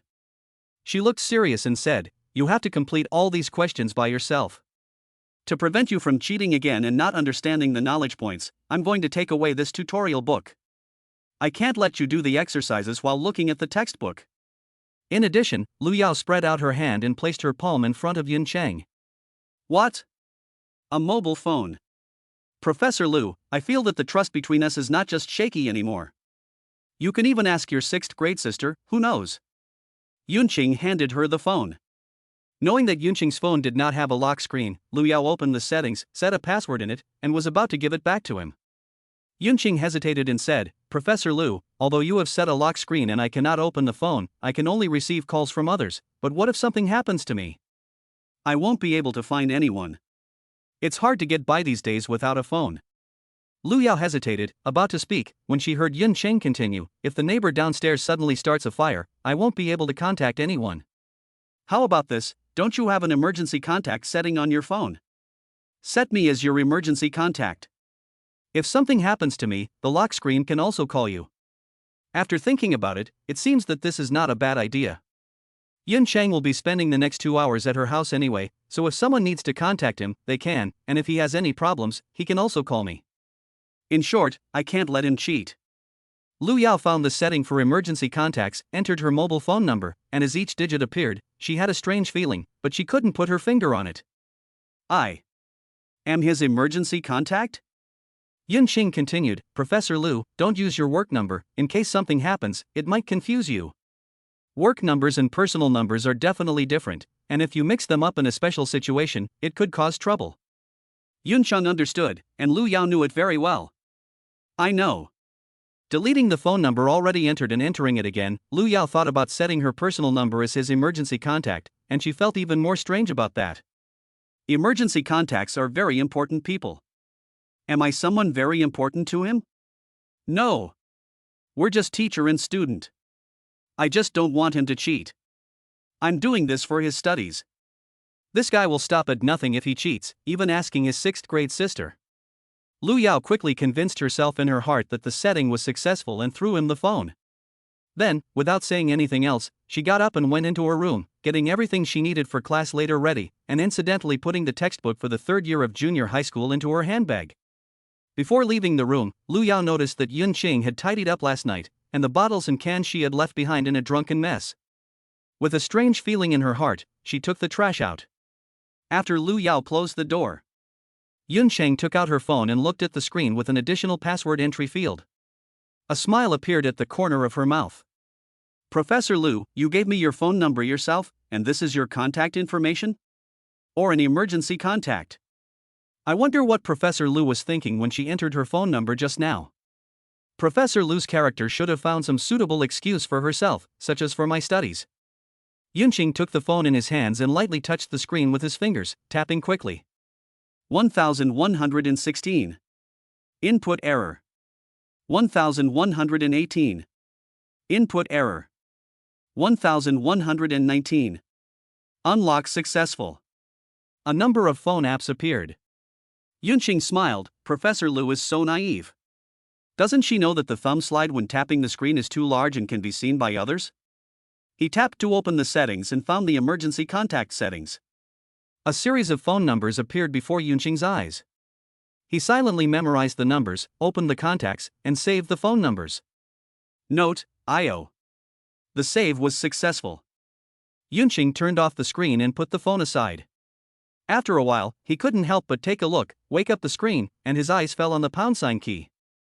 A strange feeling also appeared in his heart. As long as he pressed the # key 5 times, the phone would call Lu Yao. This number would always be saved in the settings, and perhaps he would never use this function in his life. He would definitely use it only in a very dangerous situation, and at that time, Lu Yao would be his only choice. In the past 30-odd years, Yunqing had never used this function. The first person to use it was Lu Yao. Yunqing pondered for a long time and let out a light laugh. That's pretty good, but Professor Lu, one day your emergency contact will be me. Turn off the screen. Yunqing took a look at the exam paper. He had no intention of writing, so he got up and went over to the pile of textbooks that Lu Yao had just bought. He took out 6 or 7 other supplementary books from it. They were from the second semester of the third year of junior high school to the second semester of the third year of high school. Just now, because Lu Yao had asked him to sit away from her, Yunqing had been pushed to the side. Yunqing was a bit far away from her, and when Lu Yao couldn't see him, Yunqing actually went through the whole book. Having processed large amounts of information for many years, Yunqing's brain's information processing ability has long since surpassed the imagination of ordinary people. He has trained a unique information processing system that can quickly screen out important content. For very simple junior high school knowledge, he just glances at it, then combines it with previous and subsequent knowledge points to form information blocks in his mind. He can clearly understand what the whole book is about and what the core points are after just one reading. That's why when Lu Yao was lecturing just now, Yunqing spent most of the time looking at her, and when Lu Yao looked at him, he looked away again. She was almost always looking at the ceiling when she spoke to him. Yunqing is not interested in the exercises that Lu Yao handed him. He picked up a chemistry book from high school and quickly entered the information into his brain. He didn't try to understand every piece of knowledge in detail, but just knew what he had learned in high school. After reading it once, he then went through each piece of information to understand it in detail. He connected the knowledge points before and after, and finally formed a system. Of course, Yunqing only read it twice, so his understanding may not be that thorough, but he had a very intuitive concept of which knowledge points were more difficult and which were simpler, and he could ask Professor Lu to explain more about this in the future. It was easy to read elementary school textbooks in junior high school, and it was easy to read junior high school textbooks in high school. For someone who has walked through the information deluge of society, there is not much difference between high school textbooks and elementary school textbooks. At most, the knowledge points are a bit more miscellaneous. Yunqing quickly put aside the books. He finished reading them and then slowly understood the content that he couldn't grasp at the beginning. He picked up the exercises that Lu Yao had left for him and moved a chair to the balcony to stare out the window and daydream. When his eyes tired, he lowered his head and wrote 2 questions with a pen. Then he continued to look up at the sky. As for the mobile phone, Yunqing didn't even glance at it once throughout the entire process, and he could even go an entire day without looking at it if it weren't for the thought that someone would contact him via VX. Besides, Professor Lu said not to let me watch it. It got dark quickly in shooting in September, and Yunqing looked at the clouds in the sky, as if everything around him had slowed down. In his previous life, he had been busy most of his life, and it seemed that he had never had time to stop and watch how the clouds moved, or what color the sky was when the sun set in the west. After an unknown period of time, a voice suddenly came from the balcony. I seem like a stone looking at my husband. Chapter 28. You brat, so arrogant. After 2 classes, Lu Yao had a meeting due to a sudden matter at the academy. After the meeting, there was work waiting for her to handle. When she was working, she would be fully immersed in it and forget about everything else. So when the time came to 9 o'clock and she walked out of the lab, she remembered that she hadn't eaten yet, and there was someone at home waiting for her. His phone was locked, and without the password, it couldn't be unlocked. Without being unlocked, there was no way to pay, and without being able to pay, there was no way to eat. He had just left the hospital at noon and his illness had not yet healed. Lu Yao slapped her forehead, didn't even have time to change her clothes, and ran around in the white lab coat, quickly ordering 2 meals before the cafeteria closed, and drove back to Tehrangian Garden. When she arrived home, she pulled open the door. The living room was dark, only the chandelier on the balcony was lit. Looking across the living room, Lu Yao could see Yunqing sitting in a chair, his hands hanging down, his head resting on the back of the chair, facing the ceiling, as if his soul had been sucked out of him. Lu Yao changed her shoes, put the lunchbox on the coffee table, and walked over to Yunqing. He was asleep. The white light hit Yunqing's face. Lu Yao let out a soft breath, looked down, and saw the exam paper on his lap. She picked it up and scanned it briefly, making sure that he had done all the questions she had assigned him. However, Yunqing had obviously got the most difficult questions wrong. Lu Yao's gaze moved away from the test paper and back to Yunqing's face. Her voice was very soft. "Rotten brat, you're so arrogant, I thought you could do anything." After waiting for a moment, Lu Yao raised her voice and called out, "Yunqing, Yunqing, wake up, it's time to eat." Yunqing, with his head resting on the back of the chair, slowly opened his eyes. What met his eyes was Lu Yao, wearing a white lab coat with a purple shirt underneath, a pair of gold-rimmed glasses perched on her upturned nose, and an intellectual and gentle appearance. As he got a good look at Lu Yao's face, Yunqing's mouth dropped. Lu Yao seemed to hear a lot of emotions in his voice: resentment, a hint of crying, and accusation. "Sister, if you don't come back soon, I'm going to stink." Lu Yao. In the end, it was her negligence that made Yunqing go hungry for so long. Lu Yao's voice was not as serious as usual. "There was a sudden meeting at school, and after the meeting there was work waiting for me, so I got off work a little late." "I'm sorry, why didn't you call me?" Hearing this, Yunqing's heart melted. Then he said in a very casual tone, "I was afraid of affecting my sister's work. Just call me if something happens, I'll usually answer." After all, she left a personal number. Thinking that Yunqing was still sick, Lu Yao put his hand on his forehead. The warm touch made Yunqing's eyes narrow. Lu Yao asked, "How do you feel?" Knowing that she had worked hard all night, she couldn't complain at this time. "I can carry 10 cows." Lu Yao. "It seems that there is nothing wrong. Get up and eat. After dinner, I will explain to you the questions you got wrong." After saying this, Lu Yao turned around and went back to the living room, carrying the lunchbox to the dining room. Yunqing did not get up immediately. He looked at Lu Yao's back. "Professor Lu in a white coat is really pretty, isn't she? But when did I become arrogant?" He had not fallen asleep just now. He had just moved his brain a little, thinking about how to make the mistakes in the questions reasonable, and deliberately write the correct answers incorrectly, without arousing Professor Lu's suspicion. Thinking tires you out, so he lay there on his back. He stretched his arms and slowly got up. Seeing Lu Yao taking 2 lunchboxes out of a plastic bag, he muttered to himself, "The dean of the School of Chemical Engineering is so inconsiderate, working overtime at this hour. One day I'm going to replace the guy who assigned Professor Lu to this job." Even though he is only a freshman and has just started school, he feels that if the dean can fire a student, why can't a student fire the dean? Yunqing took a few steps and walked towards the cafeteria. Lu Yao looked up and said, "Give me your phone." "Okay." She sat directly opposite Lu Yao, took the phone from Yunqing, tapped her finger lightly on the screen, unlocked the screen from the settings, and handed it back. Lu Yao nodded. "It seems that you really didn't use your phone to search for the answers." Yunqing stared at her expressionlessly. Lu Yao understood what he meant. "Professor Lu, the bridge of trust between us is about to crumble." Lu Yao pursed her lips. "Next time, just don't ask your sister for the answers to the high school exam papers. Let's eat." Although the school cafeteria was about to close, the food was still hot. The two of them didn't speak again and focused on eating. Yunqing really didn't look at his phone for the past few hours. When he woke up the screen, there were several messages from people, and Yunqing read the content while eating. Among them were the ones from the afternoon when he asked for the answers and they didn't reply. They asked Yunqing what was going on. Yunqing briefly explained, and then looked at the dormitory group. The three rebellious sons were taking turns to at him, asking him what his current situation was. Lucy Yuan, Yun Ge, how are you doing? Is it serious? Tian Mingchang, Yun Ge, did Professor Lu do anything to you? Send a message back, or we'll be scared. Hong Xiao, I heard that Professor Lu went crazy and killed someone this afternoon. Yun Qing's eyebrows furrowed slightly. He saw Hong Xiao's message, this afternoon, killed someone crazy. What's going on? He typed a reply on the screen with one hand. I'm doing great now, jumping around like a madman. I'm just a little hungry, and I can almost see our dormitory from the sky. What's going on? Yun, who's hungry you? Yun Cheng looked up at Lu Yao, who was concentrating on her meal, big sister. You've gone to your sister's place again? Shit. It's the third night in a row. I thought I'd finally see you in the dorm at 10 o'clock tonight, but you've run away again? Yun Xing typed, you should be able to see me in 7 days. 7 days? You've taken 7 days off? Awesome. Envious. Envious. Envious.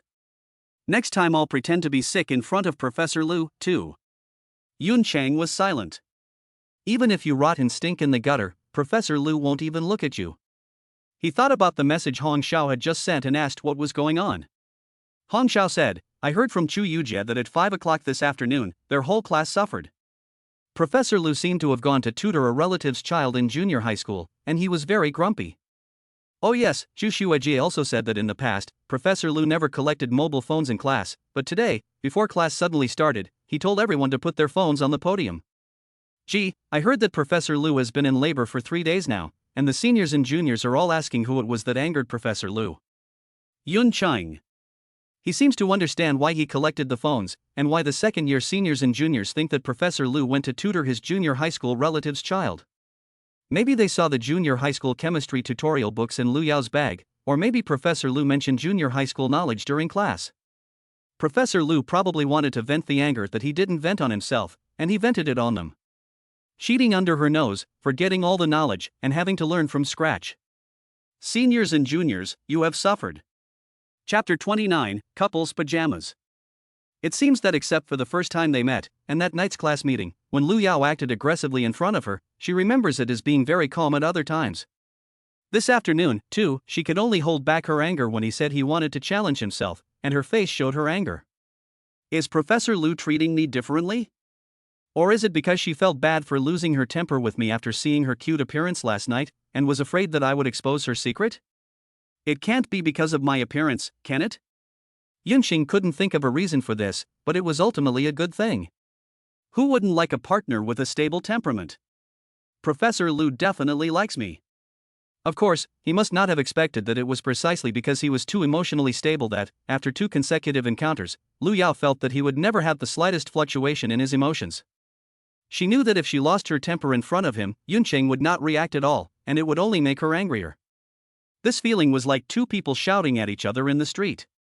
One person says all the nasty things they can think of, and the other person just keeps saying yes, yes, yes, which doesn't make the first person feel any better, but it does make the second person madder and madder. Lu Yao felt exactly the same thing from Yunqing, so she was also very calm when facing Yunqing. So calm that it would be inconceivable to a sophomore or junior. Why are you looking at me? Lu Yao looked up and noticed Yunqing's gaze on her. Yunqing said it was fine, then typed in the dormitory group, replying that no bad things should be said about Professor Lu, and put her phone aside. After dinner, I'll explain the wrong questions to you. Thinking that she had to work late and still had to explain junior high school chemistry questions to herself, Yunqing couldn't bear to, Sister, it's late, I'm a bit tired, so let's talk about it tomorrow? Lu Yao wanted to get today's work done today, but then she thought that he was still sick, and she was a bit tired herself, and she really wanted to take a shower and go to bed. Lu Yao frowned, I have classes in the morning and afternoon tomorrow. She had to teach more than just one class of polymer chemistry, and she had to teach more than just freshmen. Yuncheng nodded, then in the evening, I'll wait for you to come back, and I'll slowly digest today's knowledge. But you'll have to study on your own when you're at home. Lu Yao thought for a moment and said, previewing is also part of learning. Don't always wait for me. I've already finished reading all those books you bought. Yuncheng nodded in agreement. After a few minutes, the two finished eating and tidied the table. Lu Yao was about to get up and go to the bedroom, but then suddenly remembered something and stopped in her tracks. Do you want to take a shower? Yes. You're feeling well, so be careful not to take a cold shower. I'll turn on the water heater for you. She normally doesn't use the bathroom in the living room, and the water heater is often turned off. As she was about to step into the bathroom, she suddenly noticed in the corner of her eye that Yun Cheng was still wearing the military training uniform from this morning, and he hadn't changed his clothes. Lu Yao suddenly felt a little regretful. Why did she just ask him if he wanted to take a shower? What if he doesn't have any clothes to change into? Wear hers. Lu Yao took a deep breath. Since she had already asked the question, what could she do? It was already out there. Yun Cheng was a little surprised by her reaction and wondered what was going on. Professor Lu seemed to be hesitating.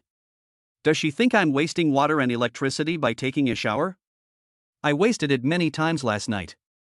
Yun Cheng finally understood the reason for her deep breath when Lu Yao handed him an unopened purple fluffy pajama. Purple. This must be something Professor Lu bought for herself. She really likes purple. This one hasn't been opened yet, so what does Professor Lu usually wear as pajamas?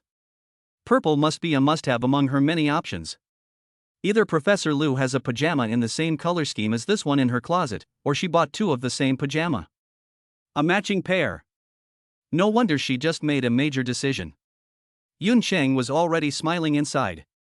The pajamas felt fluffy to the touch, with a smiling face patch on the chest and a hat with ears on the back. This kind of thing can best reflect a person's character. After all, it is unlikely that they will be seen by anyone other than close ones. The seemingly fierce Professor Lu actually has a little girl living inside. Yun Cheng took the pajamas from Lu Yao's hands. Even though her heart was smiling from ear to ear, her expression remained impassive, as if she hadn't noticed anything. Thank you. Lu Yao's face looked a little unnatural, and after thinking for a moment, she said, after you've finished bathing, I'll show you to the second bedroom. Why do you need to show me to the second bedroom? You took me there last night. Oh, right. This afternoon, Professor Lu had been tossing and turning in the second bedroom, and he must have tried to cover up what he was doing, because he didn't want to let himself be seen. When Yun Cheng came out of the bathroom, Lu Yao pushed open the door to the second bedroom, and he finally understood what Professor Lu had been doing in his room this afternoon.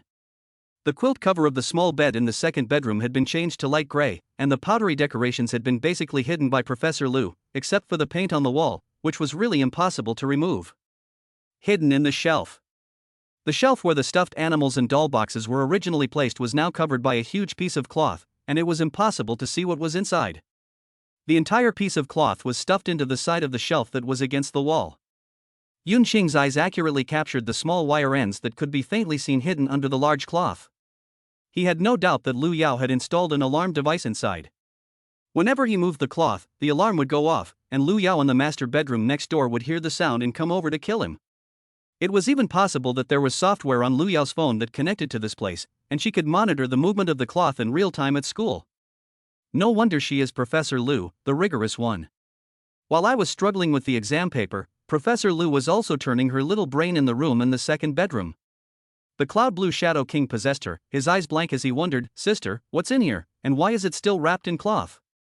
The purple fluffy pajamas were especially dazzling in Lu Yao's eyes. Thinking that the pajamas in her own closet were almost exactly the same as these, her face looked unnatural. She liked this pajama set, so she bought two of them. She usually buys two of the same style of clothes if she likes them. However, when she heard Yun Cheng ask this question, she felt a hint of joy in her heart. His expression didn't seem fake, so he really had blacked out last night and didn't remember what this room looked like. Lu Yao pursed her lips and said sternly, "Sundry items." After she finished speaking, she added, "Don't open it unless there's an emergency, or I'll kick you out of the house immediately." Yun Cheng nodded emphatically, "Got it." The bed is a bit small, so you might feel a bit cramped when you sleep. This room wasn't meant to be used to accommodate guests anyway, so you'll just have to make do with it. Lu Yao looked around the room and settled on the computer desk on the right-hand side. "If you can't sleep later, you can play with the computer for a while, but don't stay up too late. And don't use the computer to watch weird stuff, otherwise I'll kick you out of the house again." Yun Cheng frowned. "What weird stuff?" "You know what I mean." "I don't know." "Let you enrich what theoretical knowledge of things." Yun Cheng understood. She was reminded of what she had said before, that she was more knowledgeable in theoretical knowledge, while she had no experience. Yunqing said very seriously, I never watch weird things. Humph. Lu Yao just snorted and didn't say anything else, looking unconvinced, turned around and walked out of the door, and closed the door of the second bedroom. I really don't watch those things. With a beautiful woman like you hanging around me, do I need to look at that? Past life? Even less need in the past life, he is all about practical experience. Chapter 30 Professor Lu, you're in trouble. Through the door of the second bedroom, Yunqing heard the sound of the lights being turned off in the living room, followed by a noise from the door of the master bedroom, and Lu Yao returned to his room. Yunqing's gaze fell on the small bed. When he opened the door to the second bedroom last night, the first thing he saw was that bed, but he never imagined that it was for him. He walked over to the bed and sat down, leaning against the headboard. The bed was indeed very small. Yunqing guessed that if he lay down and stretched out his legs, his ankles would be hanging in the air. He lifted his hand and looked at the cuff of his shirt. It was a fluffy purple pajama. Just now, when he came out of his pajamas and changed, Professor Lu looked at him with a strange expression. Yunqing was certain that Professor Lu had a pair of the same pajamas. He really wanted to know what Professor Lu would look like in these pajamas, and what it would be like for the two of them to stand together in the same clothes. A faint smile appeared at the corner of his mouth.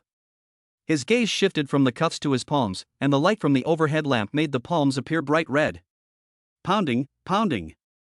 The sound of a clear heartbeat could be heard. The room became incredibly quiet at that moment. Yunqing thought about what had happened today, from waking up by Lu Yao's bed to lying in the bed in her second bedroom. He felt that today's self was somewhat unfamiliar. He had done many things that he would never have done before, and said many things that he would never have said before, such as lying to the doctor and sitting on the balcony watching the clouds float in the sky. This feeling was especially strong, especially after comparing it to yesterday. He was changing. He is changing because of Lu Yao. After the 3 heartbeats last night, the blood in his heart flowed to every part of his body. The numbness from before seemed to be fading away, and he was becoming more real and vivid. He was becoming a truly existing person. I am changing because of someone else. Yunqing whispered. He didn't know if this change was good or bad. In the past few decades, all his changes have been based on his thinking. He has controlled his own changes and become what he wants to be. It is as if he is a precise machine, with his brain as the engineer controlling the machine. As a series of commands are entered into this precise machine begins to run at high speed, moving towards where the engineer wants it to go. Then this machine also evolves to its best through continuous upgrading and iteration. Just take Yunqing's stable emotions. In the beginning, was his emotion really stable? No, he would be affected by all kinds of external things, and would become irritable, restless, and anxious. Yunqing clearly remembers a certain year when he was starting to make it in his company. At that time, the company encountered a huge predicament, and he needed to sit down at the negotiation table and negotiate with the other party. The negotiation involved billions of dollars, and for his company at that time, that money was very important. But it was also on that day, an hour before he was about to face his opponent.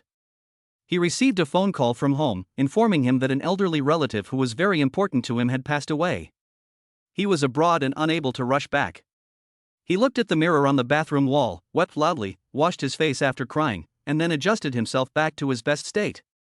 Then, he smiled and entered the conference room. However, his emotions were still affected.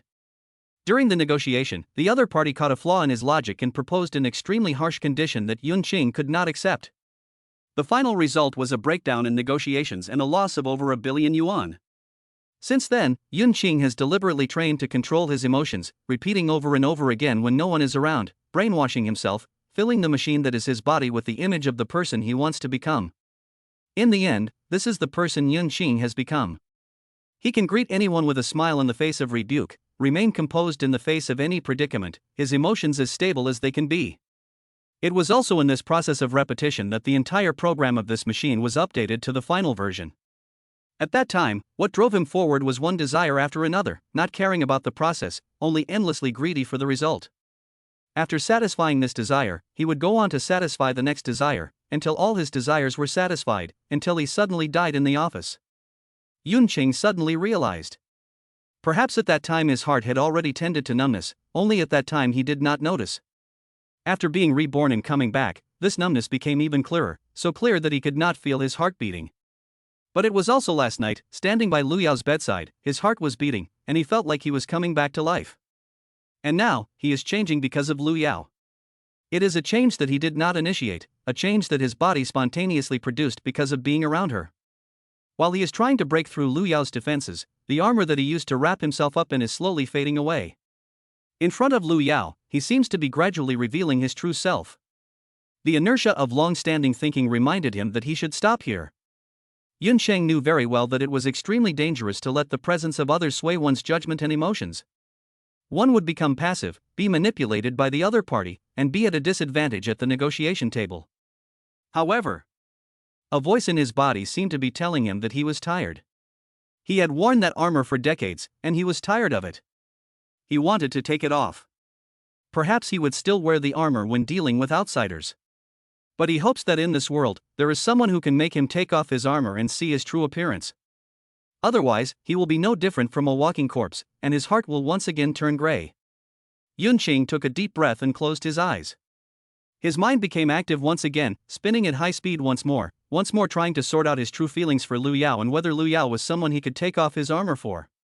After spending a day with Lu Yao, he had gained a deeper understanding of her. Yun Qing has met a lot of people in his past life, good people, bad people, and backstabbers. He is very good at judging people, and can tell a lot about a person's character from their daily behavior. He doesn't want to take off his guard after he has done so that the other person can't use it against him and manipulate him. Will Lu Yao be like that? The scenes he spent with her seem to be a movie playing 10 times slower, and they are flashing through his mind frame by frame. 10 minutes later, Yun Qing opened his eyes. His hand was still raised, rosy and fresh in the light, and Yun Qing's face showed no emotion, his voice even calmer. "Professor Lu, you're in trouble. In the past, I would only give up if I was completely out of my depth, but now, I want to try even if I'm out of my depth." His hand slowly lowered, and he looked at the khaki cloth covering the shelf.